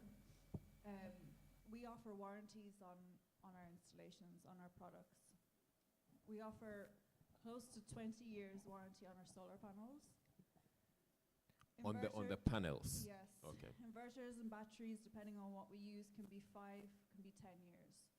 If your installers are not offering those manufacturer warranties to you, and not, like, we've never had to follow up with any of our customers because the products we use are just great quality. But if you're speaking to installers, they're not offering those warranties, then I would be thinking twice before going with them. So that's just a little tip or piece of advice. What are some of the testimonials you've had from the businesses you've installed for? So that way, the other businesses would hear and say, okay, there's a reason I should go solar. I just want to say one thing before I pass on to the testimonials. We never hear from our customers. And that's a great thing, because if we heard from them, it means the systems are not working. They're not doing what we told them that they're going to do. We don't hear from them because they're working far greater than what they ever expected. So we have to follow up with our customers. We have to check in with them every 6 months, a year. We never hear anything bad back because we do tend to go with the best quality. We are a little bit more expensive than other installers on the market because we use the best quality products that are available. Okay. So we don't tend to hear. But I'm going to pass on for some testimonials. All right. Yes. Like my colleague said, if you're not hearing from the customer, that's a good thing. It means there's no problems. They're just enjoying their electricity the way they would like to. Generally, when we do hear from customers is when we go for maintenance. Now, unfortunately, in Ghana, we don't have a maintenance culture here. Generally, particularly for solar, once it's installed, it's working, it's forgotten about, right? So we try to follow up with our customers and try to offer maintenance, which they reluctantly accept, right? Now, when we do go for the maintenance, they go, you know what, we are very happy that we've gone solar. Initially, we didn't want to because of the upfront cost. Yeah. As we know, solar can be expensive. But now that we've done it, we actually see that we are saving money because they tend to usually go back, they do a calculation, and they project out how much it will cost. And you see, for all our quotes, we present a 25-year savings plan because we suspect that the panels can last 25 years and longer. So you can be generating for that long. Now, when we present it to the customer, they don't understand it. They go, that's a lot of money. And I say, yes, because what people forget is you are paying 1,000 cedis a month this month. In 5 years' time, you won't be paying 1,000 cedis. You'll probably be paying 2,000 cedis. In 10 years' time, that money will be 4,000 cedis, maybe more. So when you actually calculate with the increase in costs, you find that solar is far cheaper. And that is what they love about the product, and that's how they enjoy. All right. So the bit I would want to add, and I've had solar at home. I've gone fully solar for about 5 years now. So, oh yeah, thank you. But I started small. I started small, and that's what I tell people all the time. When I started, I think it was 4 panels on the roof. Then at some point, I had to increase it. At some point, then I actually had a 12 kilowatt inverter. Then at some point I realized, well, the 12 kilowatt inverter, the installation didn't go too well. So somewhere along the line, it gave up. It gave up. They fixed it, but nah. Then eventually I came back down to a 5 kilowatt inverter. But I also knew how to manage the energy, the load in the house. So I have about 10 air conditions in the house. But I say that you don't turn on all 10 air conditions in your house at the same time. So maybe at most you have 2 or 3. And I'm like, okay, there are times that maybe I have guests coming in at home, coming into the house. So then we have to turn on maybe 3 air conditions at night. At that point, then I would switch to ECG. Then I can spare my system. And then, I mean, they're going to be in the house for a few days. And I'm only switching it at night. During the day, I'm back on. So I've come to understand the system. So as they're saying, if you're speaking to the consultant, if you're speaking to the expert, they can tell you all these things. Otherwise, somebody comes to you and assesses the number of air conditions in your house and tells you, oh, looking at the air conditions you have in your house, you need 20 kilowatts. But the more the capacity, the more you're going to pay. And the higher you're going to pay, or the more you're going to pay, the scarier it becomes for you. So then you say, I have to pay so much. Then in that case, I'm not doing it. But I'm saying, critically, when power goes off at home, what is the one thing you miss the most? Lights. So you can decide that to start with, I want a unit that's going to provide lights for me. Lights, fan, to charge your phone. It's not going to cost you so. So you can have that, you work with it for a bit, and then you realize that it's going well for you. You have some extra money, then you say, you have some extra money, then you say, I'm going to add on to the batteries. And I think if we are able to explain to people this way, then the uptake is going to be a lot better. Because for most people, when they're approached by the companies, they tell them, they assess, and then they'll tell you, looking at your house, it's going to cost you so much. And often, it's going to be about 100,000. And once you hear that, you're like, okay, that's a lot. But take the small bit, a bit that's going to take off your lights, your fans, and the rest isn't going to cost you that much. After a while, you add on to the batteries.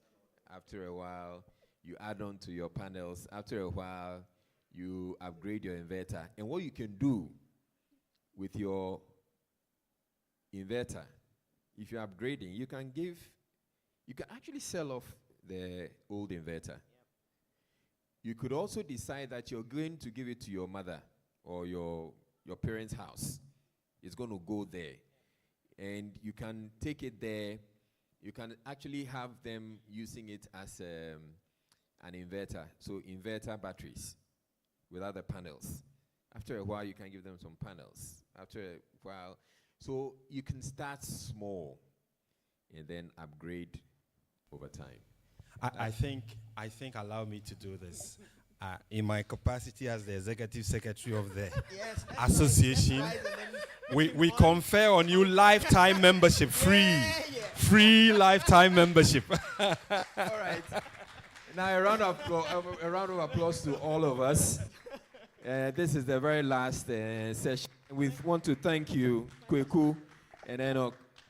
I was just going to say to end that, you see, that aspect of energy efficiency he talked about is that responsibility on us as well, because it's a demand side management, right? And I'm happy that I was convicted that in this session, I shouldn't talk more from a technical perspective and all of us, but to bring the conversation to us. And you've ended it nicely by letting everybody know that truly is us. Because the demand side management, which is about how I would put on my light, I'll put on my fan, I'll put on this, is you. you have to manage it because then you are getting systems sized rightly for you having all of that. So to end for me, it is such that like those who sang, they say sons of God, where I come from, they say march forward. So energy officers, march forward. Thank you very much. Thank you, thank you, thank you, thank you, thank you. So, Kwesi Ejenimbo, I think, is Executive Secretary, Association of Ghana Solar Industries. And then Enoch Yeboah Ajepong is the Director, Renewable Energy Association. Now, at this point, I'm going to invite the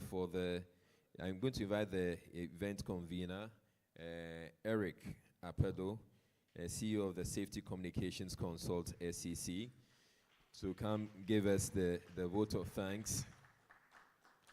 Please, I think he deserves a louder round of applause. Now, he comes in dressed sharply and all. The kind of stories that have gone on for this conference to happen, you have no idea. And I'm not going to be the one to tell you. Thank you, sir. Good evening and good afternoon. So, vote of time. Distinguished guests, ladies and gentlemen, on behalf of the organizing committee, I extend our sincere gratitude to all who contributed to the success of the Energy Sustainability Leadership Conference 2025. We thank our keynote speakers, panelists, and experts for their insightful contributions, which have greatly enriched our discussions. We also acknowledge our sponsors and partners for their invaluable support. To our partners, to our participants, your presence and engagement have been instrumental in making this conference impactful. Finally, our appreciation goes to the organizing team and volunteers for their dedication and professionalism. As we conclude, let us carry forward the knowledge shared here and continue working collectively towards a sustainable energy. Thank you, and God bless you. So we want to call out all the sponsors. So we have Gridco, we have We Power, we have Ghana Gas, we have Energy Commission, we have ECG, and we have Ghana Link. Thank you, and God bless you. All right, and I want to say thank you to you all. You have been wonderful participants, and this is where we bring the conference to an end. The Energy Sustainability Leadership Conference 2025 has come to an end. I thank you all for participating. And again, once again, I want to say a big thank you to all the sponsors who have made it possible. I wish you a wonderful rest of day. And I'm sure we're going to meet up sometime somewhere else talking energy. But energy soldiers, march forward.